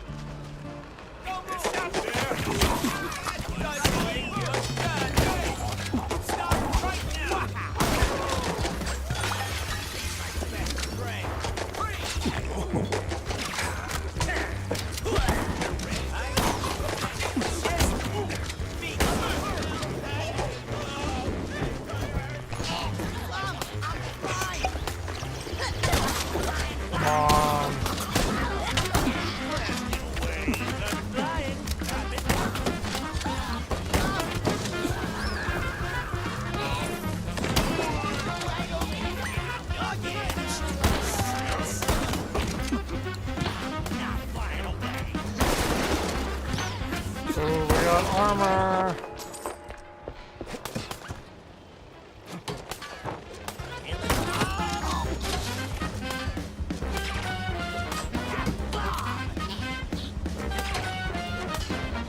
Get up!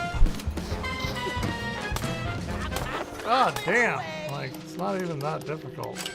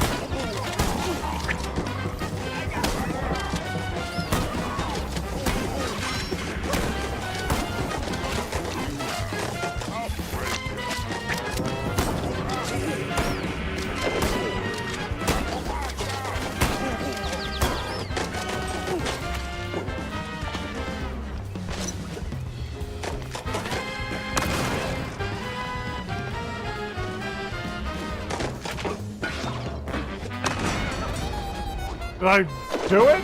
Holy shit, that was tough. I don't lie, that one was a little tough.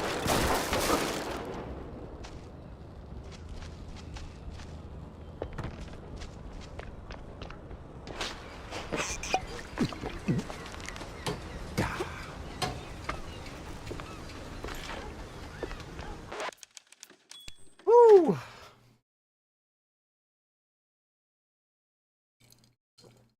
That one, a little tough. Alright. We got health. We got a key, a workshop key. Bunch of prescriptions. They hand off seasickness meds to some old world types like it's no Some big old deal. world names. And a whole sack of prescriptions for seasickness meds. But why? Sure.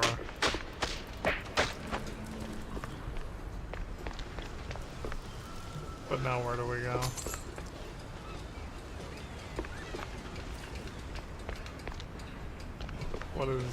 Why is that there? The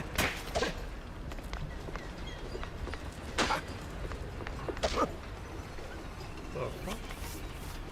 Where am I going?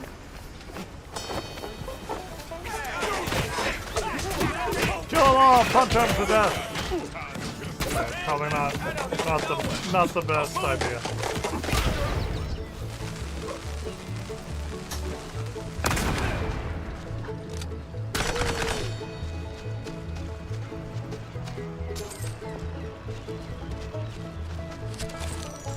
Okay.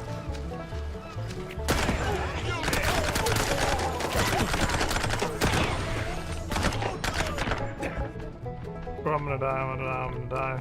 Hey, give me food, something.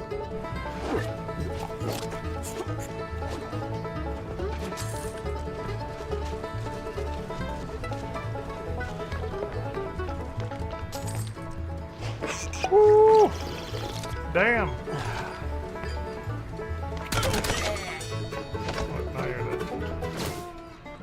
What is this? 64, 35, 79, 67, 103.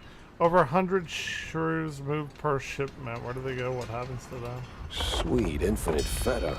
100 shrews per shipment. That makes... I don't even want to do the math. What's that noise? It's coming from a pier.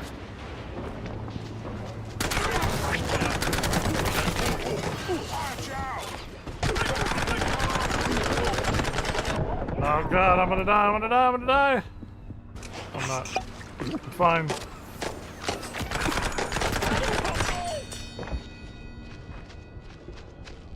It must be that secret meeting.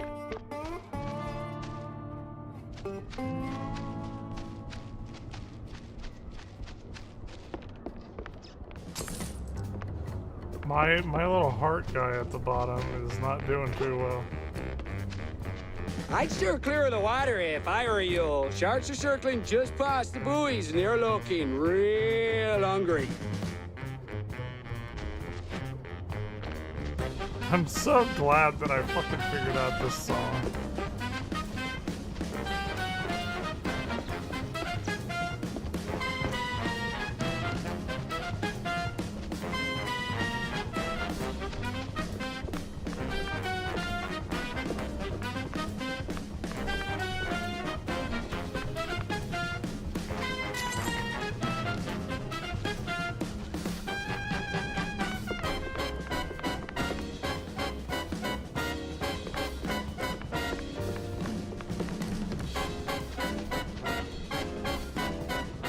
I don't know.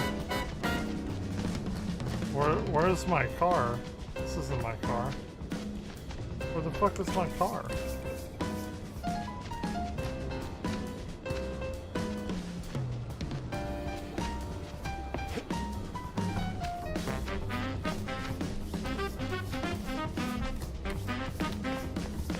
Oh, I need to go in here.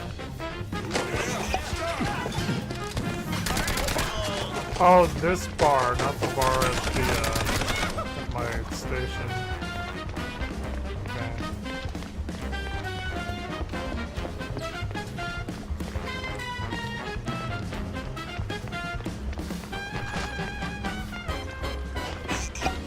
Come on. No. Okay. No fondue way. Captain is Captain Goddamn Sims. Do we know the who cop that is? of the year in so much for that. But the other guy must be the professor. The He's professor. got that particular brand of a quite big affair egghead I'd rather forget. And here come their lackeys, walking in on me like, oh hell.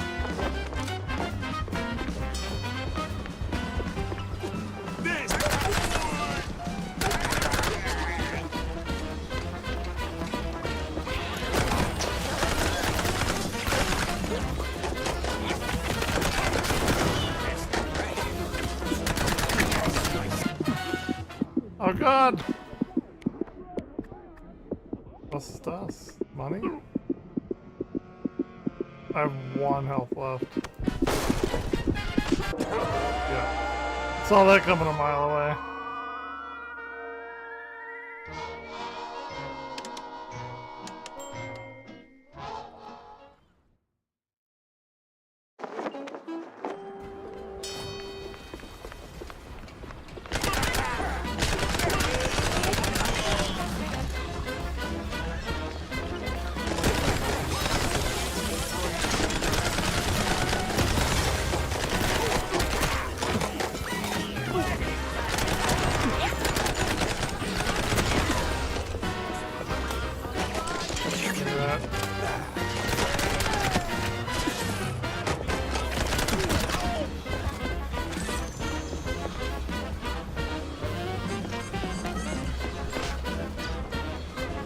Okay, I can't use the switch yet.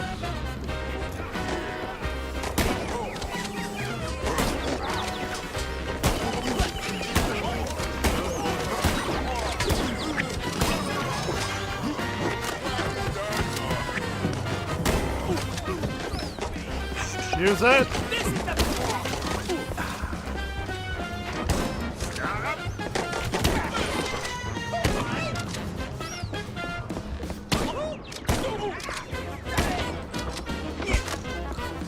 His face was like a bad haircut. Messy, uneven, and way over my head. I had to go back, think it through. Maybe even across.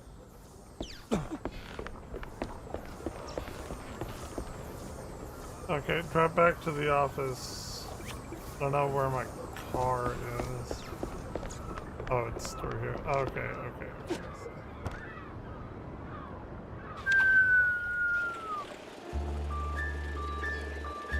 Damn.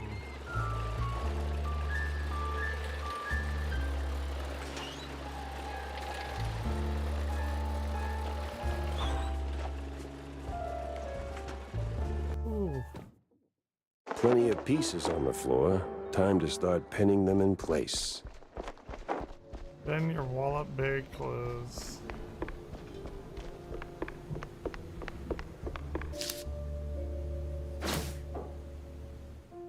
The quick cops and these crazy squints from Old World are in it together, the one they call the Professor. Shakes hands with none other than the shining star of the forest, Captain Sims. I better bring Corny up to speed before. Maybe if you post it more, I won't ban you immediately. I wade into the muck. So we do have stuff starting to coalesce together. They hand off seasick meds. Yeah, we can sell that one. Trade renewal agreement. Manifest.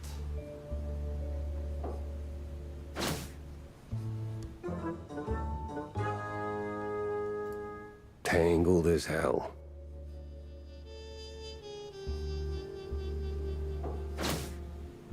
Secret lab, right.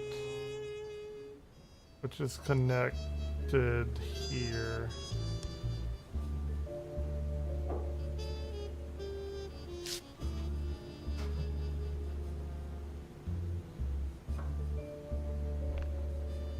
Off you go, then. This case won't crack itself.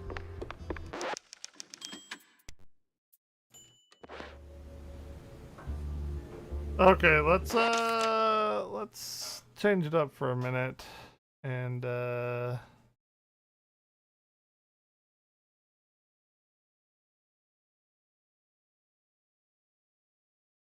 Don't go to see.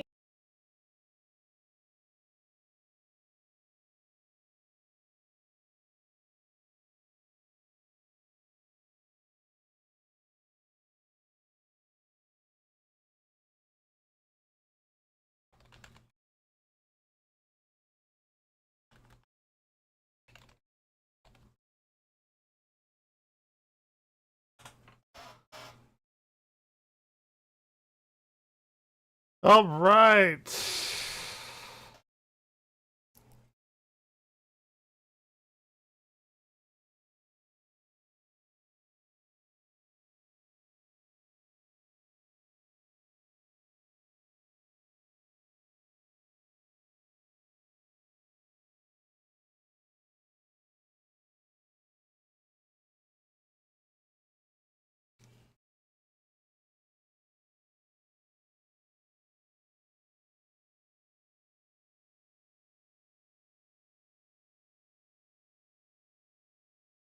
Let's see.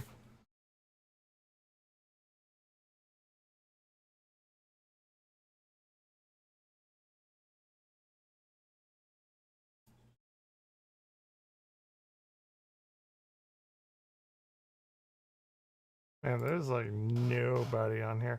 Yeah, everybody's doing stuff or something. What does YouTube have for me tonight? Wait, what is this? Hold on. Making fun of an IGN review is like breathing.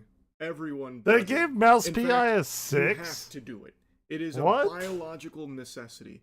And for good reason. IGN reviews will often just find a way to strike the very core of the That's human crazy. soul and force you to foam at the mouth because of how dumb the review is. And it's not intentional rage bait. If it was, it'd be It's actually far less insane offensive. if they gave it a It's 6. accidental rage bait from reviewers that you have to question what the fuck they're on to reach the conclusions they do on certain things. And it's a topic that's been explored a million times for a million different movies, games, TV shows, what have you. And they get clowned on till the cows That's come home. I know I've shot crazy. Hold spitballs on. at them a ton. Mouse PI for hire is amusing enough FPS if you just want some blast some cartoon mice and not think too hard, but its haphazard marriage of noir storytelling and a boomer shooter action are at odds in uncomfortable ways that we can both aspect. That is a fucking wild take. I've been having a goddamn blast with the game. A 6 is crazy. But I cannot resist the I'd urge give it at to least a do 9. it again because this review for Mouse PI for Hire. And it's not the score that's so irksome. The IGN grading scale is so fucking cattywampus it defies conventional wisdom. I'd give it a good like 9. Itself. So It's not been even a the great score that's bothersome. experience. It's the reasons that the reviewer gives for why it's a 6. It's so outrageous it feels almost satirical, except it's done earnestly. It's genuinely fascinating. Like, fascinating in the same sense that if I went to the aquarium and a manatee shit into the glass as I was watching it, I'd be like, ooh, curious. What? You know, one of those things. It's like, why? Like, how did we even get to this point? So, if you subscribe to the gaming channel, Moist Critical Gaming, you've probably already seen that I'm playing the shit out of Mouse PI for Hire. I really like it. I think it's a great game. I'm really enjoying it. Also, you should definitely go subscribe to the gaming channel. I play like a million fucking games a month. But Mouse PI for Hire is a standout so far this year for me. And when I watched the IGN review, I was blown away. So I want to show you some snippets here. What bothers me, however, is how overly referential so much of it is. The world is full of mice, so everything is about cheese. Everything. A bad guy, he's a cheese-legger. These cheese-leggers in on the shrew racket. Run into a lady mouse with a sultry voice, it'll be described as Gorgonzola picante slapped on a mozzarella platter. Everything is a reference to the fact that everyone is a mouse and mice like cheese, and when it's not, instead it'll be a reference to an old cartoon, or the fact that this is a video game. When you jump, just act like you didn't. The voice actors, led by Troy Baker, do an admirable job with what they have, but nothing in Mouseburg is allowed to just be. It has to be a mouse reference, or a literally cheesy one-liner. Cheddar, what's wrong with Gouda? No Gouda if you broke, Jack. Or a reference to something. So basically, he doesn't like That's that the they whole mention thing. cheese a lot. He doesn't like that it's constantly referencing the fact that they're mice, or that it's a video That's game, the whole or other thing. cartoons, thinks it's too referential, which I actually think is a valid complaint. He doesn't like the writing. You can boil it down to the writing wasn't tickling him. It didn't make him giggle, and he started to roll his eyes at how many times they mention cheese. I actually think that's totally fine. The writing isn't going to hit for everybody. There's nothing wrong with that. But as the review goes on, the complaint becomes more, it wasn't noir the way I wanted it to be. It wasn't serious enough. And then starts picking out logical inconsistencies with this world. And that's where things get real fucking goofy. Like, that's turbo wacko sauce right there. This game is a love letter to the old rubber hose cartoons and noir. It is not meant to be like a serious fucking pipe-smoking noir experience that's gonna have you sitting there thinking in your chair like this hard-boiled detective, real big thinker piece or anything like that the reviewer seems to want it to be. And that's like the main gripe. He starts pointing out these logical inconsistencies in the world. He does mention the cheese a lot, which I think is weird because I think it's a fine complaint to say, like, I started to get annoyed with all this cheese stuff. But it makes sense in the world because these are fucking mice. So of course cheese is going to be a big part of like that society. It's like the old cartoons mice like cheese thing. Like it just is that. I don't in the world they have built. I should have probably guessed the former when one of the first things I saw was a steamboat named Willie, but at least that and the reference-heavy power-ups are cute. Constant callbacks to classic films or other video games? Not so much. And it doesn't end there. A boss fight in the sewers? It's a literal alligator, because of course it is. If you're looking for the cheese-legging foreman, Jack will quip that he doesn't look like much of a boss. More like a mini-boss. And then laugh at his own joke. Just listen to the way he talks about it. He fucking hated this. I think he wanted to go lower than a 6, but then felt like the response would be too ferocious if he... Dude, that's crazy. It seems like he actually loathed it, just by the way he's talking about it. I don't even understand the complaint about the alligator boss fight. Did he have the same complaint for Resident Evil 2 when you fought a sewer gator there? It actually feels like it's doing the IGN meme of too much water, if you remember that one. This one was too much water. Cheese. Even here, though, I have issues. Weapons can feel weak, especially the shotgun. It's got the audio kick of a pop gun, and there's a strange... weapons can feel weak, and he's blowing off the heads, one-shotting every mouse. Strange disconnect to seeing something that sounds like a kid's toy blow off some poor mouse's head as you paint the white of the world with black ichor that spews from his neck. I honestly have no idea what this complaint means. I don't either. I don't either. Going on to compliment the gameplay. It's a boomer shooter. It's a very competent one at that. It's a fun one, which he was also mentioning, but then said like he also has complaints here, and then notes the shotgun sounding like a kid's toy, and then blowing off bad guys' heads in the game. It's a cartoon, man. What? Like, it sounds like a cartoon shotgun from fucking some kind of WB cartoon back in the day. Like, what do you like? What is it supposed to sound like? And why does that matter? Like, I truly don't think that was worth mentioning. I really think he was fishing for anything else to critique, so that way it seemed like there were more complaints he had outside of just not liking that it was silly noir instead of serious noir. Enemies mostly come out of doors marked with a skull that you can't enter, robbing these areas of anything remotely resembling a sense of place. Levels also really like to pull the "we're gonna lock you in a room and throw baddies at you until they're dead or you are" shtick. A little too much for my taste. None of this is game-breaking. The combat is fundamentally good enough to carry you to the end of the roughly 12-hour Mouse campaign, game is too much it feels like being at a show that's never quite bad enough to leave. Here's another complaint that I think is truly pulled out of his ass just for the sake of trying to find anything else to be negative about to justify Mouse game. What do you mean that there were too many rooms of just killing enemies to progress? It's a boomer shooter. You know it's a boomer shooter. You have even made a mention of that. That is the core gameplay loop of a boomer shooter. You go into a corridor and you fucking blast ass until there's no one left. And it's like Doom. Forward. Did he have the same complaint for Doom? Let's go! Doom! Yeah, all of the Dooms. We just went through the whole, like, new Doom trilogy.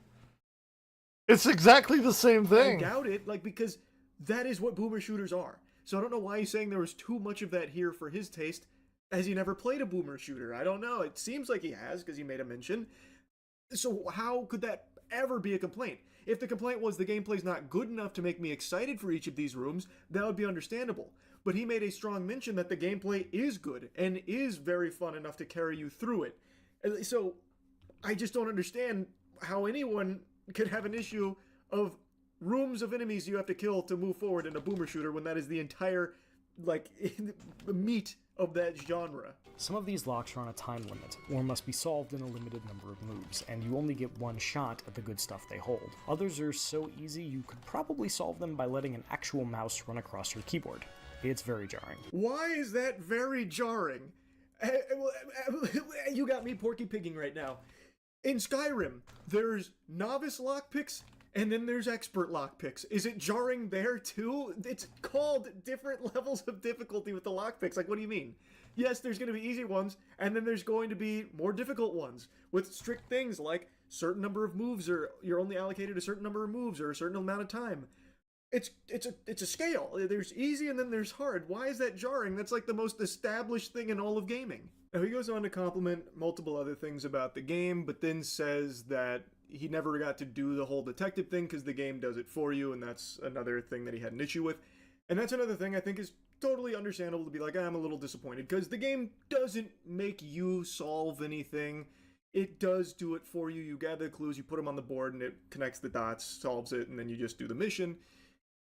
But I think that's totally fine. The game is a boomer shooter. It is not really a detective game. It is a noir aesthetic, a love letter to noir. Yeah. It's not putting you as like a detective needing to do like an LA Noire style investigation to figure things out. It is a boomer shooter at its core, so it doesn't bother me, but I think maybe he's not alone. Maybe some other people also wanted to have more like detective elements to it, so that's okay to be a little let down there. I think that's somewhat reasonable. I don't think that's a huge, weird complaint to have there.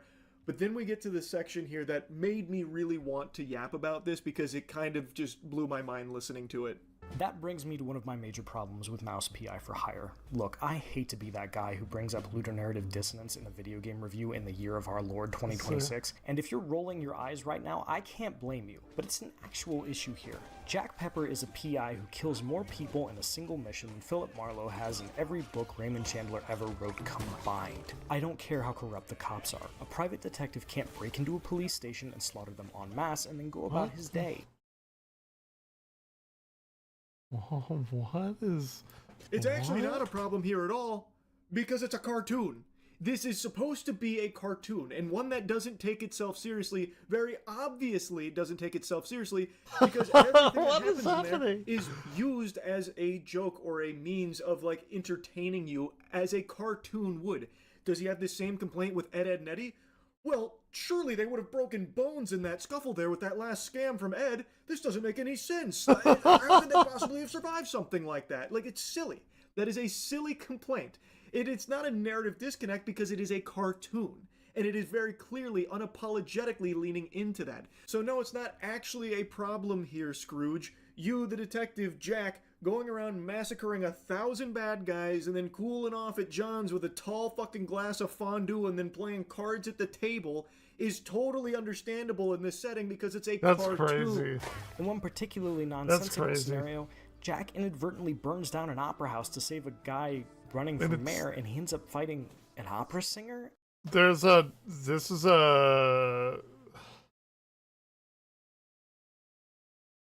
about a 1930s-esque cartoon. What is happening? He hates it. Hold on. I will be right back. I will be right back.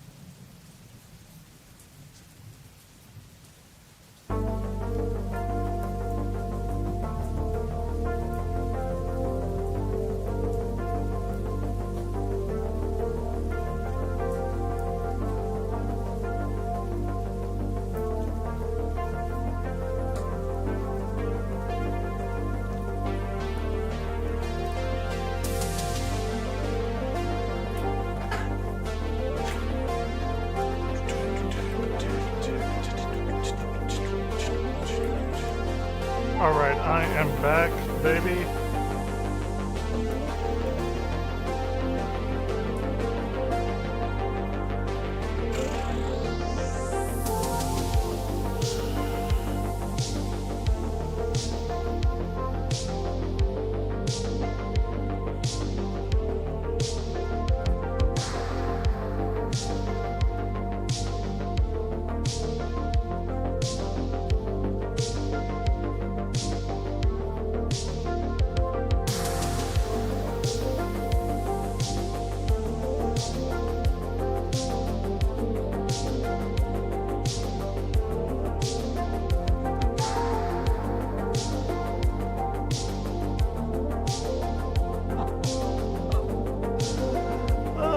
God, that's so stupid. Okay, alright, we're back. We're watching a complaint about this.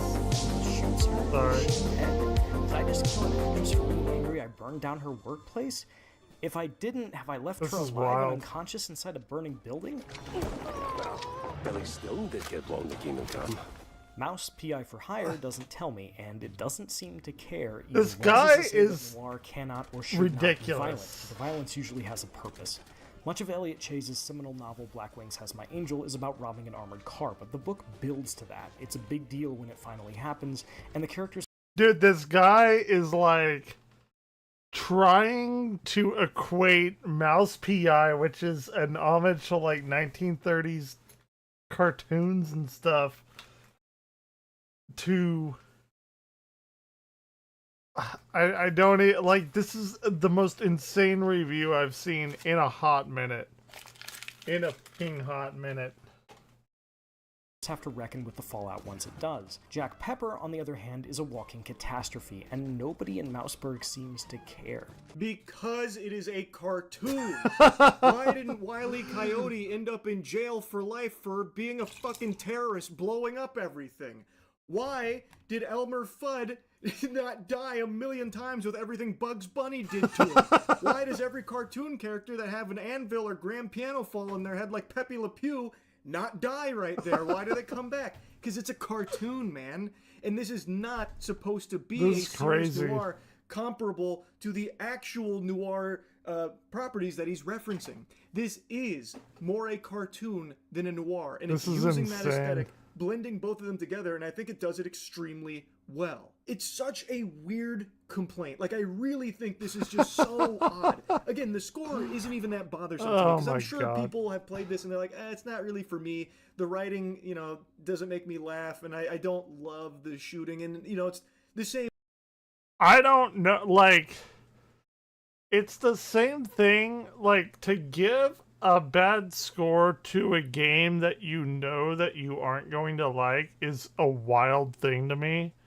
Because it's like me not liking, let's see what, okay, here we go. It's me, I don't like seafood. Unless it's like fried fish to hell, like fish fillet, that's kind of like my level of seafood kind of shit. Like, that's it. Don't like crab, don't really like lobster, don't... give me freaking fried ass fish, that's fine, I guess, with a shitload of tartar sauce. But it's like me going into Joe's Crab Shack, or some sort of like seafood restaurant. It's like a great restaurant, and I give it a shitty score. I mean, like, I was like, oh my god, that was awful. I fucking hate fish. And all they served me was fish. Or, like, seafood. Let's say seafood. It's crazy, because, like, this game is amazing for what it's trying to be. And you're like, oh, it's a 6, because I'm fucking stupid and don't like these games, and I guess they probably made this guy review it or something. Enemies are repeated tons of times. It's not like there's a ton of enemy variety, and it doesn't really challenge you to be switching weapons constantly like other boomer shooters, so, you know, maybe I'd give it a 6. I could understand that, and I'm sure there are people that have that take. That's not the issue. The reason why this review is getting dunked on by a lot of people, and now I'm yapping about it so much, is because the reason that he's giving for it being a 6 is solely because it seems he just really wanted to be a serious noir, and the fact that it's silly and plays by cartoon rules instead of noir rules bothered him so much that it knocks it all the way to a 6, despite everything else being good, like all of the actual gameplay, which he makes a mention of. It's just odd. It's so weird. It's a great fucking game. It's like, I honestly expected, like, I really don't like give rating, like, numerical ratings to video games especially, or like to artistic things, because I think it's asinine. I think it's fucking stupid to give an objective rating to a subjective content. I think that's the dumbest shit ever. But if we're going to do that, I was expecting to go in to give the game, like, I was expecting a fun game to give it like maybe a 7. You know, I was like, okay, it's whatever. No, it's like a fucking 9 in my book. Was not expecting this level of quality of the game. Like, I literally have it open right now. I was just playing it. I finished the level. I kind of wanted to do a little palate cleanser, watch some YouTube, then we'll go back into some game, maybe this, maybe something else. But, like, this is wild. He largely gets to go about his business and is portrayed as a down-on-his-luck everyman PI, like the characters who inspired him, when he is, at best, a mass murderer. Does that make for a more fun video game? Maybe. But it's bad noir and a worse detective tale. There's no maybe there. It That's weird, man. This does weird make for a better shit. game when the game is supposed to be entirely revolving around boomer shooter action. That is the main meat here. And no, it doesn't make it a bad detective game, because very few people are going to be looking at it through this lens of ruined my immersion in the mouse world here, because Jack killed so many bad guys and he didn't go to jail, and no one even really seemed to care about all the bad guys that were dying.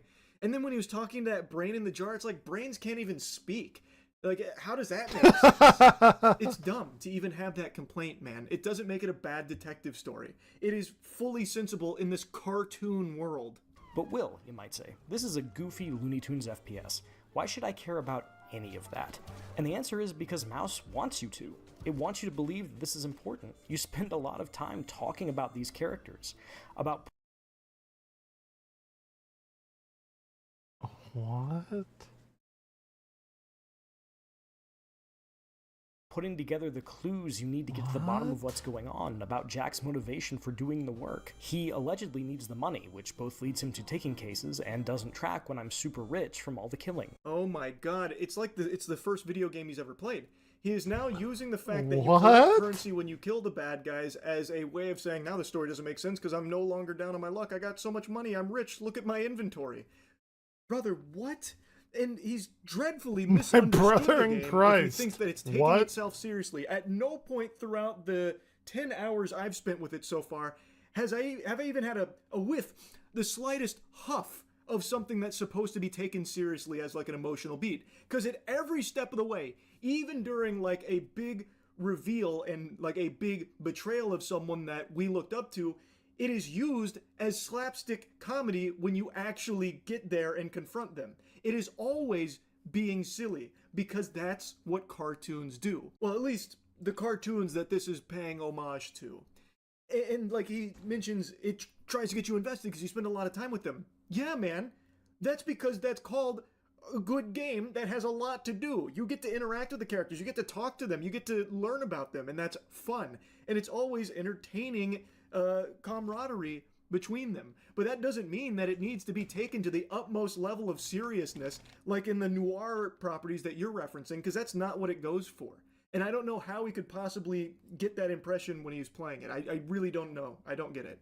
Mouse PI for Hire nails the aesthetics of both the 1930s cartoons and the detective stories that inspired it. That's also an amusing boomer shooter that largely feels good as you're playing it. But its haphazard marriage of noir storytelling tropes and shooter gameplay are often at odds with each other in uncomfortable ways that weaken both aspects, and the writing is so busy making references to other things that it's actually painful to sit through at times. This FPS is solid enough if you just want to blast some cartoon mice and not think about it too hard, but once you do, all you'll see are the seams where disparate ideas have been fused together, and no trench coat can hide the stink of that moldy cheese. The only stink here is this review. It is so silly. Again, the score is not the problem. I'm sure there's plenty of people that played this and find it to be like a 6, because maybe they got tired of fighting the same enemies a lot, or like I said, maybe the writing just didn't hit for them either. And his complaint of like, too much cheese, not enough substance, I didn't like the writing, I wasn't laughing, I think is fine. But that's like the only actual complaint here. The rest I just think is baloney. Too many rooms where you have to kill all the enemies to progress. It's a fucking boomer shooter. How could that possibly be a complaint? You could just say like you don't like boomer shooters then in that case, but that's not even the impression I got from his review. It seems like he likes boomer shooters. So how would you ever have this complaint in that case?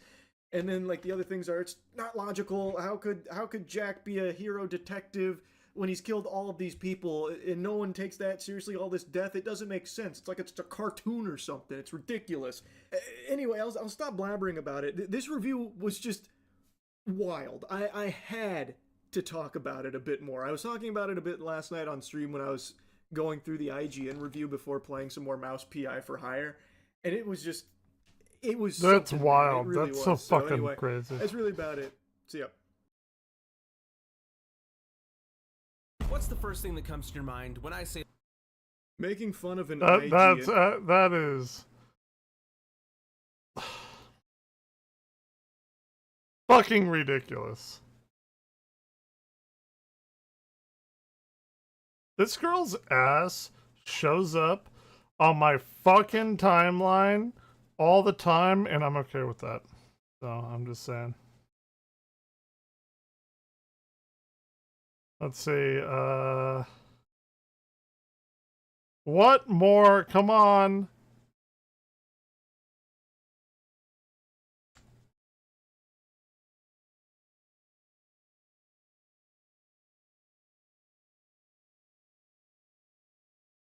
What more do we have?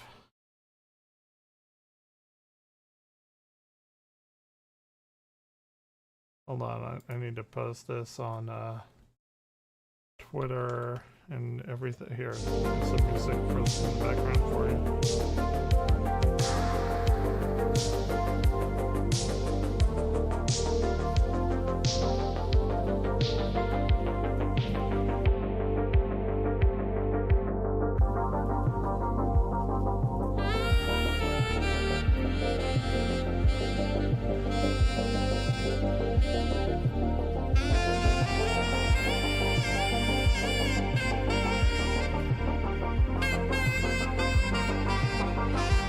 I wonder if I can play my...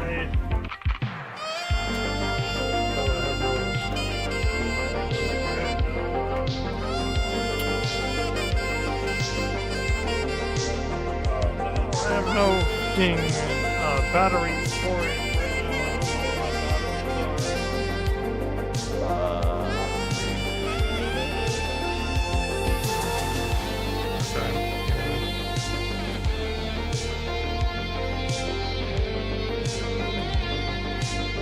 I don't like that I don't know where my fucking batteries are.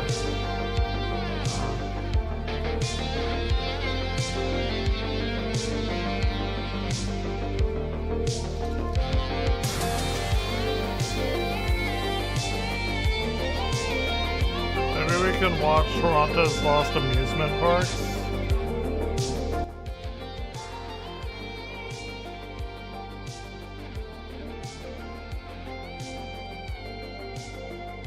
Tornadoes set up. Ooh, Texas. Are we getting some tornadoes in the Texan region?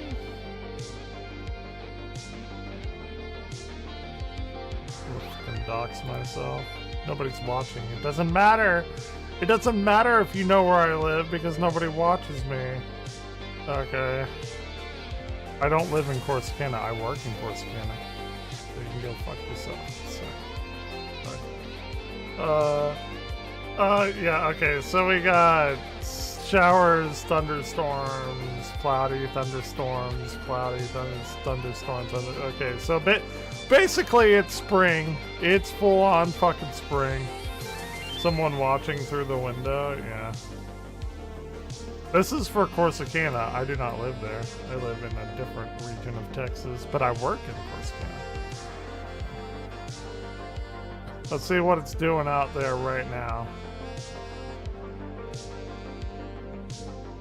So everything's like south of us. Oh, Nacogdoches getting hit. My old stomping grounds. Is it where my sister lives in Ennis? See this? Here, I'll show you a little thing. This little lake right here, I used to go walking around all the time. That's how I used to keep super fit and super hot and healthy and everything. No longer. I don't live with my sister anymore. I might move to Ennis though. And then actually what happened? Okay, so we used to walk down this street and say we'd go to the Lake Clark. Okay, there's a super secret thing that we used to do here. So this little roundabout thing here, we'd walk down here, and I don't know how the fuck we found this, or I assume I was drunk one night and just went off the beaten road. So what we did was we went and there's grass here, and we went over here. And right here.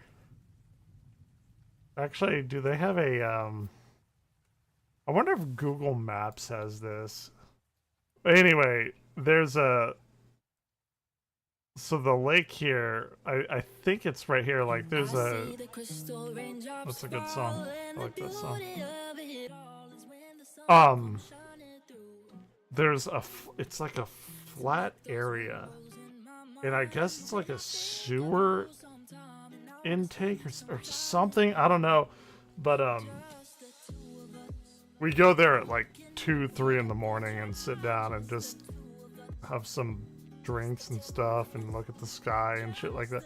Like it's totally out of the way. We call it our secret spot that I just showed 2 people. I guess it's still secret because none of y'all are in here. But yeah, so the storms are to the south of me. Cool. That's fun. That's fun times. What are you doing, Player Slayer? What's going on?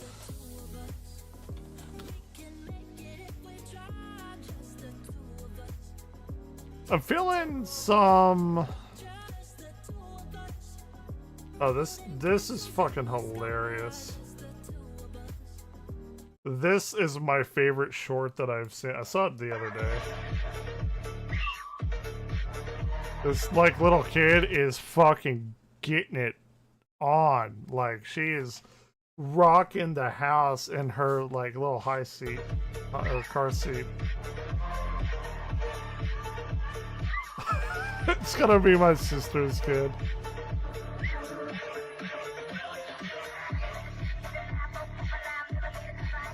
To watch, look, this little boy is like, what the fuck is going on? What family was I born into?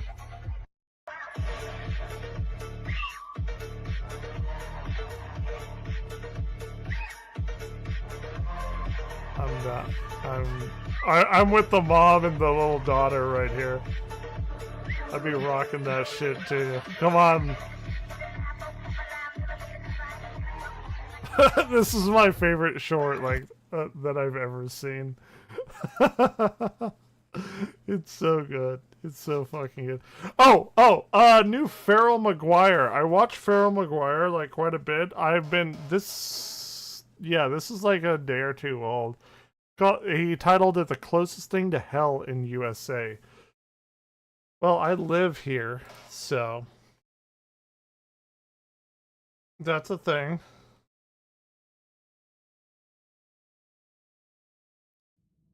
Let's watch it. Why not? About a decade before the Civil War started, a different transformation was occurring in the social fabric of America, one pertaining to the world. No generative AI used. Before the 1850s, individuals who were considered to be mentally unfit to participate in mainstream society were often left destitute on the absolute fringes of it. They routinely lived out their lives in jails, poorhouses, and other such institutions that weren't designed with the idea of care or any sort of rehabilitation. This was a problem that Dorothea Dix fought hard to change. Dix had spent some of her younger years as a teacher, but after inheriting a fortune from a wealthy grandparent, she instead shifted her life's focus towards humanitarian. What's going on here on this eyeball right here? This looks like something generative AI would do, but I trust him in saying that there's no generative AI. So what's going on with this fucking eyeball right here? She'd take a trip to the UK, where she would make a circle of friends who were all advocating for something called lunacy reform, a movement intended to better the care of the mentally ill, which would eventually result in publicly run institutions that were solely dedicated to caring for people who were described back in those days as lunatics. Dorothea would bring this idea back to the USA. Her efforts would result in a new kind of public institution called insane asylums. These weren't places for patients to receive structured treatment. They were instead designed to provide something called moral therapy. The idea was that a calm environment surrounded by nature, fresh air, and sunlight may be enough to quiet the mind of a disturbed individual.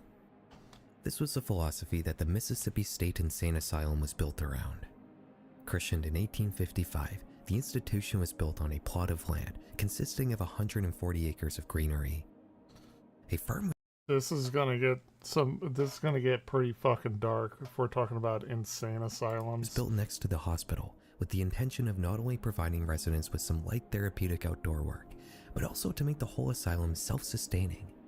By the time Dorothea Dix had passed away in 1887, the Mississippi State Insane Asylum was housing around 500 patients. By all accounts, her vision had panned out.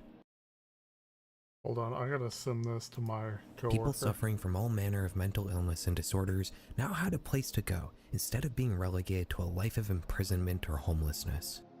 Fast forward 130 years. It's now 2012, and a construction crew is preparing to build a road on some of the land once owned by the now long defunct asylum. The work had to stop though, as just 1 foot below the surface, a worker digging would discover a single pine coffin. A group of archaeologists are called in, and a detailed excavation of the area is carried out, revealing 65 more identical coffins, all containing human remains. It's not terribly surprising that people died and were buried in a place that was designed for them to live out their entire lives. But still, this had been a public institution, and these graves weren't recorded anywhere. The world of insane asylums had been one of secrecy, and the internal history of these places mostly occurred behind closed doors, far away from the public eye. So a geophysical survey of the entire plot of land once owned by the hospital would be carried out a year later in 2013, That's crazy shit. just in the off chance there were more bodies spread out around the large slice of earth. After the survey concluded, it would indeed result in the discovery of more bodies. Not just 1 or 2, or 10, or 100, or 1,000. In total, up to 7,000 bodies. What the fuck? Bodies were discovered buried in about 20 acres of land. Holy shit. This was enough to draw national attention. People were stunned at the sheer volume of corpses this asylum had produced in only about 80 years. Authorities would begin exhuming the bodies for further examination. The coffins that were found were very small and narrow, with many corpses having to be bent in awkward ways to be able to fit inside them. I did not know what I clicked on when I... Okay, we're in it now. We're in it now. This point, a surprising amount of information could still be garnered to flesh out these individual stories. Age, sex, height, ancestry, these could all be determined just from the bones, as well as evidence of past trauma. This is where things get even darker. These skeletons were full of huge dents, breaks, fractures, and segments that were soft and deformed as a result of extreme nutritional deficiencies. These people didn't simply pass away peacefully as a result of natural causes. They suffered grave mistreatment, which almost certainly contributed to their deaths. Look, I could tell you the whole story of this asylum. Holy shit. I started out with a noble mission that soon soured as a result of overcrowding, mismanagement, and a lack of understanding of mental health and psychology in general. I could tell you about the countless records of patients who were damned to this awful, decrepit place, who weren't even mentally ill at all, and were simply sent there because somebody complained about them to the state, and that was enough to get them sent away for life. The problem is, the Mississippi State Lunatic Asylum is just so typical. This isn't a special place. There are hundreds of these mental hospitals like this spread out around every corner of the USA. You'll ever see there's a movie called Sucker Punch. A lot of people hate it. I actually kind of fucking love the movie. Tons of people shit on it though. But I really enjoyed Sucker Punch, and it was about an insane asylum, and I don't want to spoil the movie if you haven't seen it, but if anyone's looking for a movie, Sucker Punch, like, go into it with an open mind. It's got some badass visuals, but I fucking liked it. I don't know what people's issues with it were. They're like, oh, it doesn't make sense, or this, that, or it's just like gratuitous violence and stuff like that, but it's not like it makes total sense. I don't know, maybe I'm just too lenient on movies. I feel like that's the case because I like most movies that I see. But anyway, let's get back to it. And they all had similar track records. Back in those days, people often didn't know what was happening in these places. Individuals who were mentally ill, suffering from neurological disorders, or people who just simply didn't conform to the strict cultural standards of the time were sent to these institutions to be forgotten. It wasn't just that they were secretive and hiding atrocities behind closed doors, but the people of the time also just weren't really paying much attention. Today, though, we know exactly the horrible Oh, my man got some keys right there. things that were happening in these little slices of hell. And in this video, we're going to talk about some particularly dark examples. I don't know what kind of synth that is. Lays ahead of us Probably is like a extremely MIDI controller. disturbing, unusually so for this channel. If you're somebody who's easily upset, especially when vulnerable people face grave mistreatment, I am not. You may want to watch. I think it's fucked up, but abandon all hope. I personally, like, this is a personal thing of mine, is I will watch, and I don't like to watch it. It's not like a fetish or something of mine, but if there are people dying, children dying, getting decapitated, just like the most awful shit, like Israel doing the worst fucking shit to Palestinian children and stuff in the US bombing schools. We did that a couple days ago when the Iran war. We killed 175 little schoolgirls, which is just fucking awful. I will watch that out of respect because I think it's incredibly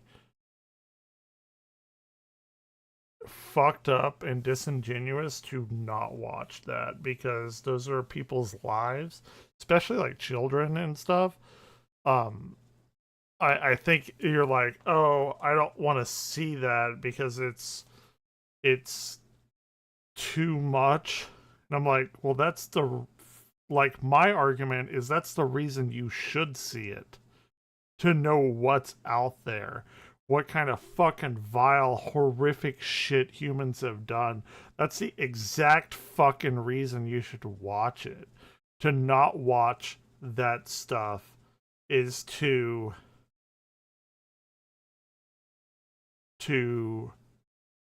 dissociate with it and to make it an otherworldly kind of thing when it's happening in our world.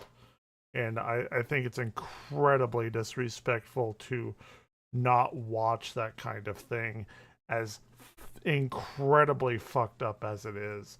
The more fucked up it is, I think the more you should be inclined to watch it. Not because obviously you like it, nobody likes that, but because somebody's life was taken out in this fucking horrific way. And to watch it is to give their life meaning and to know what kind of evil exists on the planet. But anyway, let's go. Who enter here. On a cold September day in 1887, the same year Dorothea Dix died, as the Mississippi State Asylum was rapidly deteriorating, personal a woman is thing, being led into a different mental hospital. This one isn't in the South. It's in New York. Blackwell Island Insane Asylum.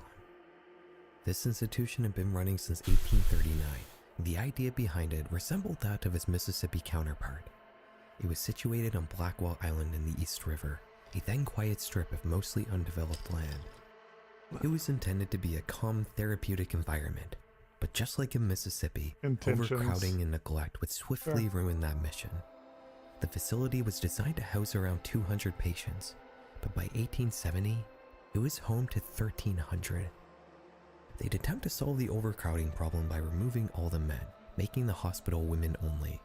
But that only removed about 25% of patients, as women were disproportionately overrepresented in these asylums. New York City in this era was being strained from an influx of new immigrants from the old world, and they were hard up for cash as a result. To save money, the city would use convicts from a nearby prison to act as nurses and attendants to the patients in Blackwell. Instead of hiring doctors, they would hire students that were still in medical school. This was the facility Nellie Brown was now being led into. She was previously housed in a women's shelter, but staff had her committed after other residents complained about her acting erratically. In less than 48 hours, Nellie had gone from the women's shelter to standing in front of a judge at a courtroom to seeing a doctor for a physical examination to walking in the front doors of Blackwell. However, the moment she passed through that threshold, Nellie seemed to change. Her 1,000-yard stare vanished and her incoherent babble ceased. There's a good reason for that. Nellie is not crazy. In fact, this was all planned. Nellie Brown was actually Nellie Bly, an investigative reporter working for the New York World. She had spent weeks practicing and planning a strategy to get sent to Blackwell as a patient. Her intention was to report on the conditions from the inside, from the perspective of a patient. Dropping the act wasn't part of the plan, though. She had only done that because of how shocked she was at the truly vile conditions of the Blackwell Insane Asylum right after walking through the front door. She had known it would be bad. That was the whole reason Joseph Pulitzer had sent her on this assignment. There were stirrings in New York surrounding the deterioration. Oh, is this where American Horror Story Season 2 Asylum got their idea? I bet it is. Conditions at Blackwell, but these facilities tended to be secretive, and the true scope of the horrors weren't publicly known. After removing all the men in 1870, the hospital had recorded 900 patients, more than 4 times its maximum occupancy. But it's gotta be 17 years later, it was housing 1,600. Continual budget cuts had left only 16 medical professionals on staff, approximately 1 for every 100 patients. As Nellie was ingested into the system, totally where she was they only got given that. a thin cotton flannel slip for clothing. The building if y'all was haven't seen incredibly cold. American Horror All the Story windows were Season kept 2 open Asylum, year-round, like you're regardless of the sleeping outside on temperature. some good shit. Some patients were given thin, moth-eaten shawls as a reward for good behavior, and these were considered a coveted item among the population at Blackwell. Nellie was told to sit on a bench beside a few other patients. This was a single daily I activity bet that's at the where they asylum, got that story, sitting though. motionless for up to 12 hours at a time. Moving or speaking to fellow patients is strictly forbidden. At the end of the day, she's led to a straw-stuffed pallet with an oilcloth cover. This is her bed. Oilcloth? Even if she could get comfortable, she wouldn't get much sleep anyways. Multiple orderlies would regularly make the rounds, counting out patients loud enough that there were barely ever any truly quiet moments during the night. Dude, fuck that. The next morning, she's brought to an area to eat some breakfast. Rats are weaving their way between her and her fellow patients' feet. Garbage is piling up everywhere. Once again, Bly spends her day sitting motionless on a hard wooden bench, squished between other patients. Some residents wouldn't sit still, so the nurses would tie them up with ropes. Sometimes, though, they wouldn't stop there. Bly would experience the nurses, whom I will remind you are mostly convicts that were living out sentences at a nearby prison, acting sadistically towards patients on multiple occasions. A resident named Mrs. Grady would start chattering to herself, which would prompt a nearby nurse to throw her down and drag her across the floor by her hair. Another unnamed patient was sat upon and throttled by a nurse who noticed her crying. Sometimes the brutality was completely unprompted. For no apparent reason, a nurse would begin hitting a patient known as Mrs. Cotter with a broom handle. He'd then start pulling out her hair by the fistfuls. Occasionally, a doctor would walk by, and the patients would all begin complaining about the mistreatment, only to have it all dismissed as delusions. Perhaps the most disturbing thing Nellie saw was the mental states of her fellow patients. While some of them were indeed suffering from different forms of debilitating mental illness or neurological disorders, many weren't. A large amount of the patients Bly interacted with on a daily basis were completely sane. They had been sent to Blackwell for a number of unjust reasons. One patient had been sent there after her husband reported her to the state for supposedly taking an interest in other men. Another had been sent there after merely collapsing from overwork one day at her job. Many others were immigrants that didn't speak any English.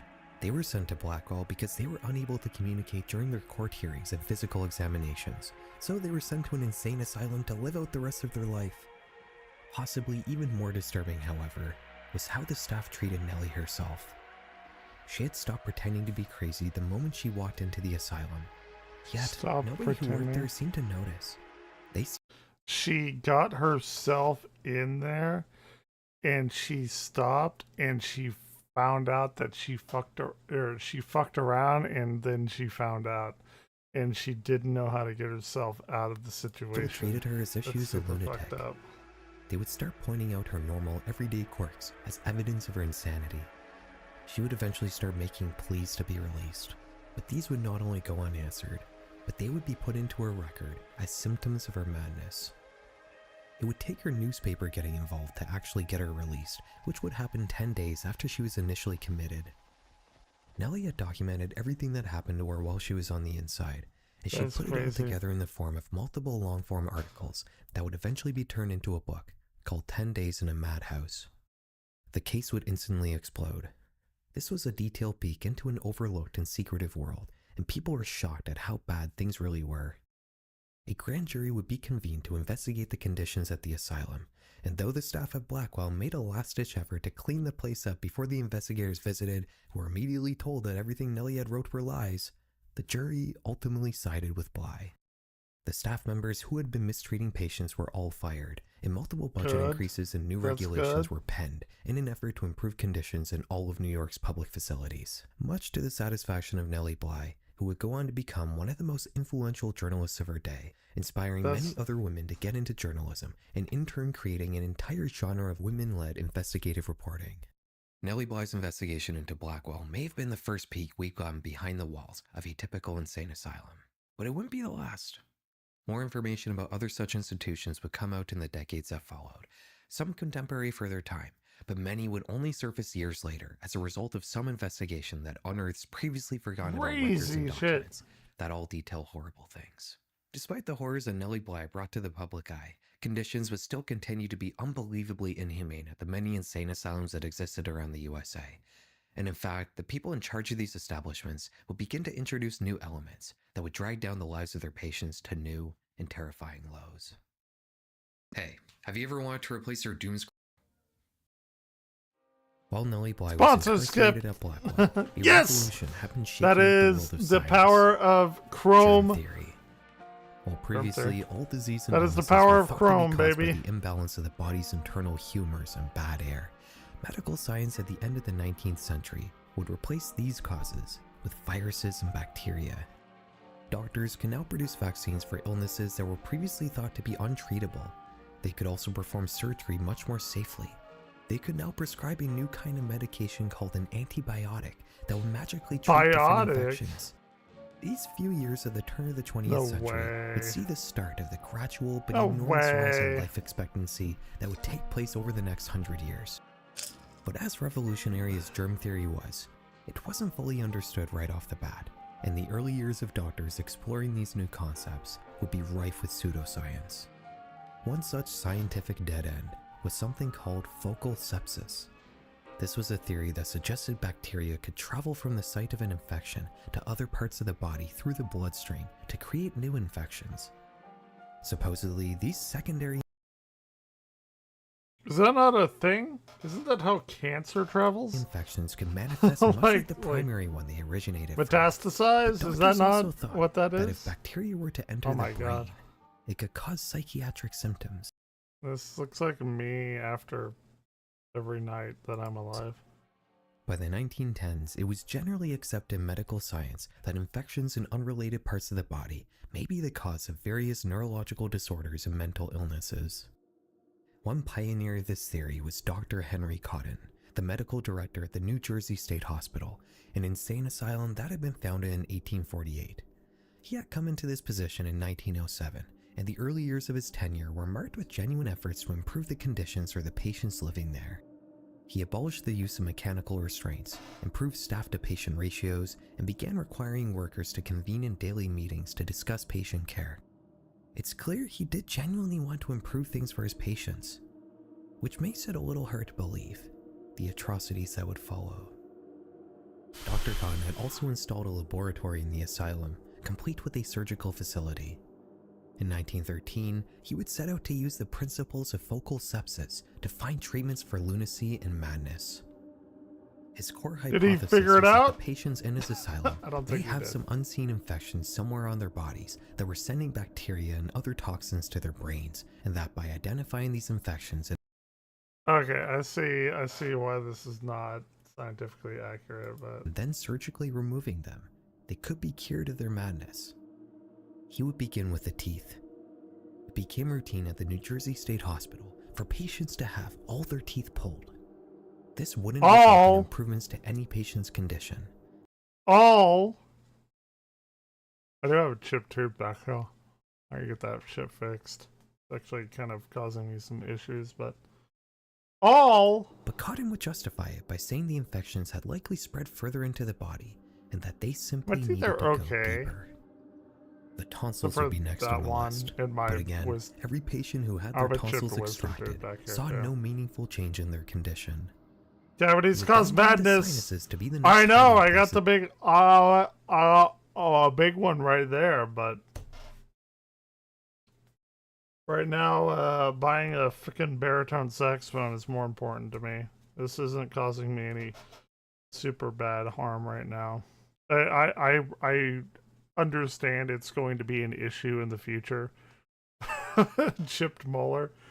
But when anything cold touches it, it is damning to my soul, but I'll deal with it. Of these mystery infections, and patients would begin systematically getting their sinuses drained. Again, oh my god. No meaningful improvements. No meaningful improvements to get begun weaving in a new Bro, if you're getting your sinuses drained, I think that's it. I mean, no like bacterial I think they mean no meaningful improvements on being a fucking lunatic. By the way, you know where that phrase comes from, lunatic? It's actually like incredibly fucking like misogynistic like kind of thing, because like women's periods are linked to the moon, which is like a weird thing in and of itself, but like that's how they evolve, they as if they're another species, women, but every moon cycle, the like the full moon, the lunar, and whenever the full moon would come around in its women's monthly periods and stuff, they call them like lunatics. Lunatic comes from the word lunar. The moon pulls on the uterus. I guess it must be that, but like, yeah, it's lunatic comes from lunar, and it also comes from like women having, you know, I'm not gonna get into it. We all know what happens. But it's all connected to astronomy, baby. It's all astronomy. Our whole fucking society is, because we live on a stupid fucking ball of dirt. And we got a ball of dirt orbiting us, and the fairer sex, I'm not gonna say anymore. I'm gonna disenfranchise myself. Theory Okay, into his let's practice. Go. Auto-intoxication. This was the idea that the bacteria present in the intestinal tract could leak out and cause infections, so Cotton would begin surgically removing pieces of his patients' digestive tracts. Oh my Stomachs, god. gallbladders, spleens, all of these would be removed on many patients residing in the asylum. What is the spleen? We're gonna learn what the spleen is, because everyone, your spleen, like that was a big like cartoon thing. What is a spleen? Here, we're going to the Cleveland Clinic. Fuck you, AI overview. We're gonna all learn what a fucking spleen is. Your spleen is a small organ that sits inside your left rib cage. Right there. In adults, the spleen is about the size of an avocado. I fucking hate avocados. It's part of your lymphatic system. Many different conditions, diseases, disorders, and injuries affect how your spleen works. What does it do? It stores blood. That's gross. Humans are fucking gross. It filters blood by removing cellular waste and getting rid of old or damaged blood cells. Okay, that's pretty good. It makes white blood cells and antibodies. Okay, that's pretty good too. It maintains the levels of fluid in your body. I don't like whenever we have the word fluid in medical terms. Like, oh, Thanks for the explanation in that. Well, we're learning on the Evangler channel. I'm a scientist. I feel like this is science of some sort. Produces antibodies that protect you. So I thought like bone marrow produced like white blood cells and shit. Or I know bone marrow produces red blood cells, right? Actually, I guess the spleen produces white blood cells, but people get spleenectomies. Seems like the spleen is a pretty important. It's a pretty important part of the immune system. Shut up, Nightbot. Red pulp acts like a filter. Okay, so the spleen is like a miracle. It's a miracle organ that we have. I still have mine. I have all of my body parts. They're probably pickled to hell from all the alcohol I've drank, and am drinking. But I still have all of my fucking body parts. Anyway, spleen in the cartoons just use it because I guess it's a funny word. It's like, oh, my spleen. Like, I've heard that a million times in cartoons. Anyway, procedure by far was the removal of the large intestine. After all, that's where the majority of your gut bacteria resides. Yeah, during Dr. Khan's tenure at New Jersey State Hospital, you need your he would gut perform bacteria. a total of 645 colectomies, treating conditions ranging from schizophrenia to mild depression. What makes the situation mild depression? I have like severe depression. Ooh, he'd have probably taken out all of my intestines. He'd have wired my fucking ass to, or my butthole to my stomach, and I'd have shit out stomach acid. Dude, that's fucking gross. I'm sorry I went there. was that Dr. Henry That's so Klein fucking wasn't gross even a to trained say. surgeon. He was completely self-taught, and he personally carried out every procedure. The hospital also didn't have any antibiotics on hand, and these factors would lead to a death rate as high as 45%. Dude, no. Hundreds of patients No died human during centipede. surgery, I'll be and right the thousands that did survive were left permanently maimed. Like this anonymous 18-year-old girl, whom we only know about as a result of recovered patient records. She had entered the asylum because of her agitated depression, and over the course of her stay, Dr. Khan would remove all her teeth in her tonsils, drain her sinuses, remove her cervix, and cut out a large section of her intestinal tract. These surgeries would result in no improvement to her psychiatric condition, and they would only serve to greatly worsen her physical health. Oh my it wouldn't be hard to come to the conclusion that Dr. Cotton was simply a sadist, somebody who enjoys hurting other people. Dr. Cotton?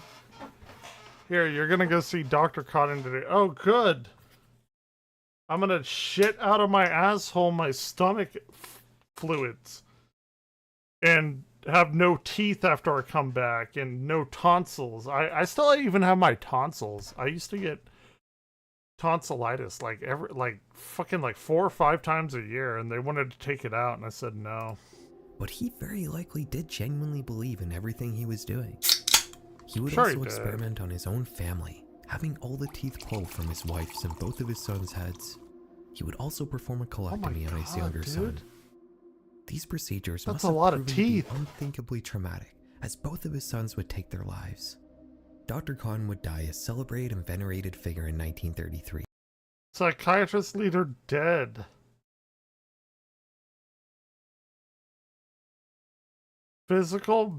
Found physical basis for insanity. Saved the state $3 million. Discarded instruments of torture and strapping down patients down in asylums. Oh my god. This is very dark. The true breadth of his atrocities not yet known to the general public. He himself had claimed an 85% success rate for the procedures he performed, even though that was in all likelihood a completely made-up number. The truth wouldn't be publicly known until the 2000s, when sociologist Andrew Scull will begin meticulously reading through. What a fucking stupid first name, Andrew. God, I would pity any person that had that name. And what a fucking stupid first name. through patient records, letters, and asylum archives, an effort that would result in his 2005 book, Madhouse, a tragic tale of megalomania in modern medicine. It's worth mentioning that everything Conan did had been performed without the consent of his patients. People who were kept in these asylums did not possess legal competence, and thus doctors were basically free to do whatever they wanted to them without any sort of permission. Of course. Patient consent not being considered necessary in this era would lead to many similar atrocities happening all over the United States.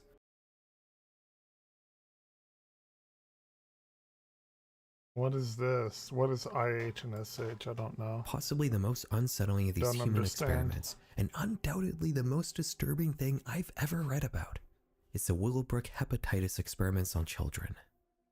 Between 1956 and 1971, researchers led by Dr. Saul Krugman of New York University would start handing out glasses of chocolate milk to the residents of a ward for intellectually disabled children in the Willowbrook State School, one of countless.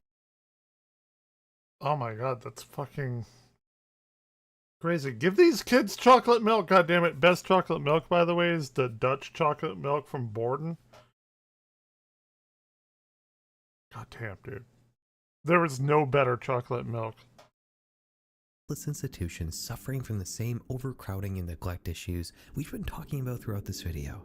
These drinks were spiked with hepatitis. Oh. Fuck. Don't give them hepatitis chocolate milk. Don't do that. Don't do that. Why are we giving little kids hepatitis spiked chocolate milk? Every child who ingested this drink would become severely ill. Oh my god. I thought the pulling out teeth and attaching your stomach to your ass and shitting out stomach acid was awful. Don't feed the kids hepatitis-laced chocolate milk. Quick. If I'm being honest, I don't really want to get into the details here. Good. It's just truly vile and awful things happening to the most vulnerable people. It goes a little beyond your average sense of morbid curiosity. Just know that the children of this ward suffered immensely.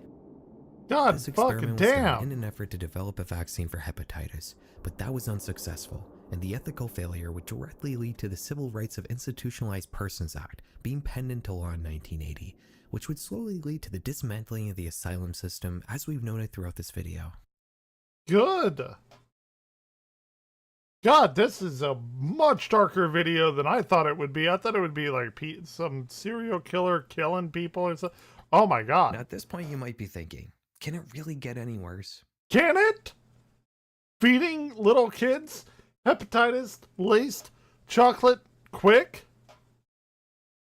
Keep in mind, those human experiments, while undoubtedly cruel and inhumane, were done under the guise of helping people. Those experiments that will... Oh.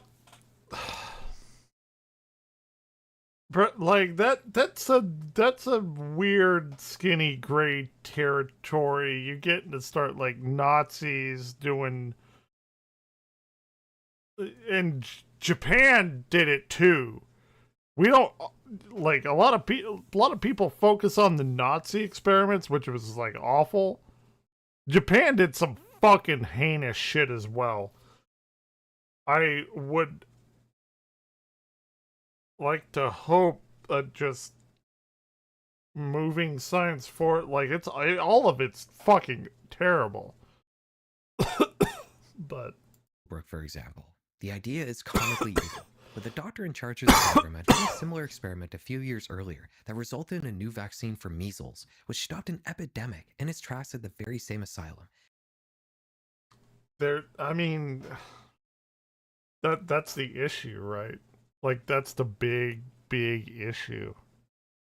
And I'm not a biologist by any means. I'm a physicist. I work with non-organic shit, but do you take inhumane Nazi Japanese experiments, and if you get something good out of it that can do something like eliminate measles, is that worth what happened.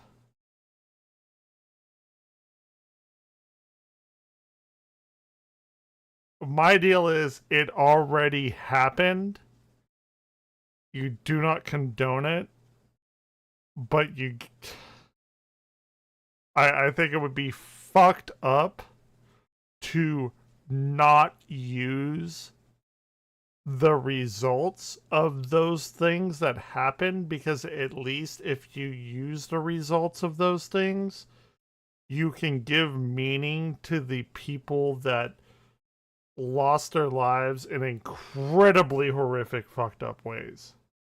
That makes sense? Like, that's my take on it.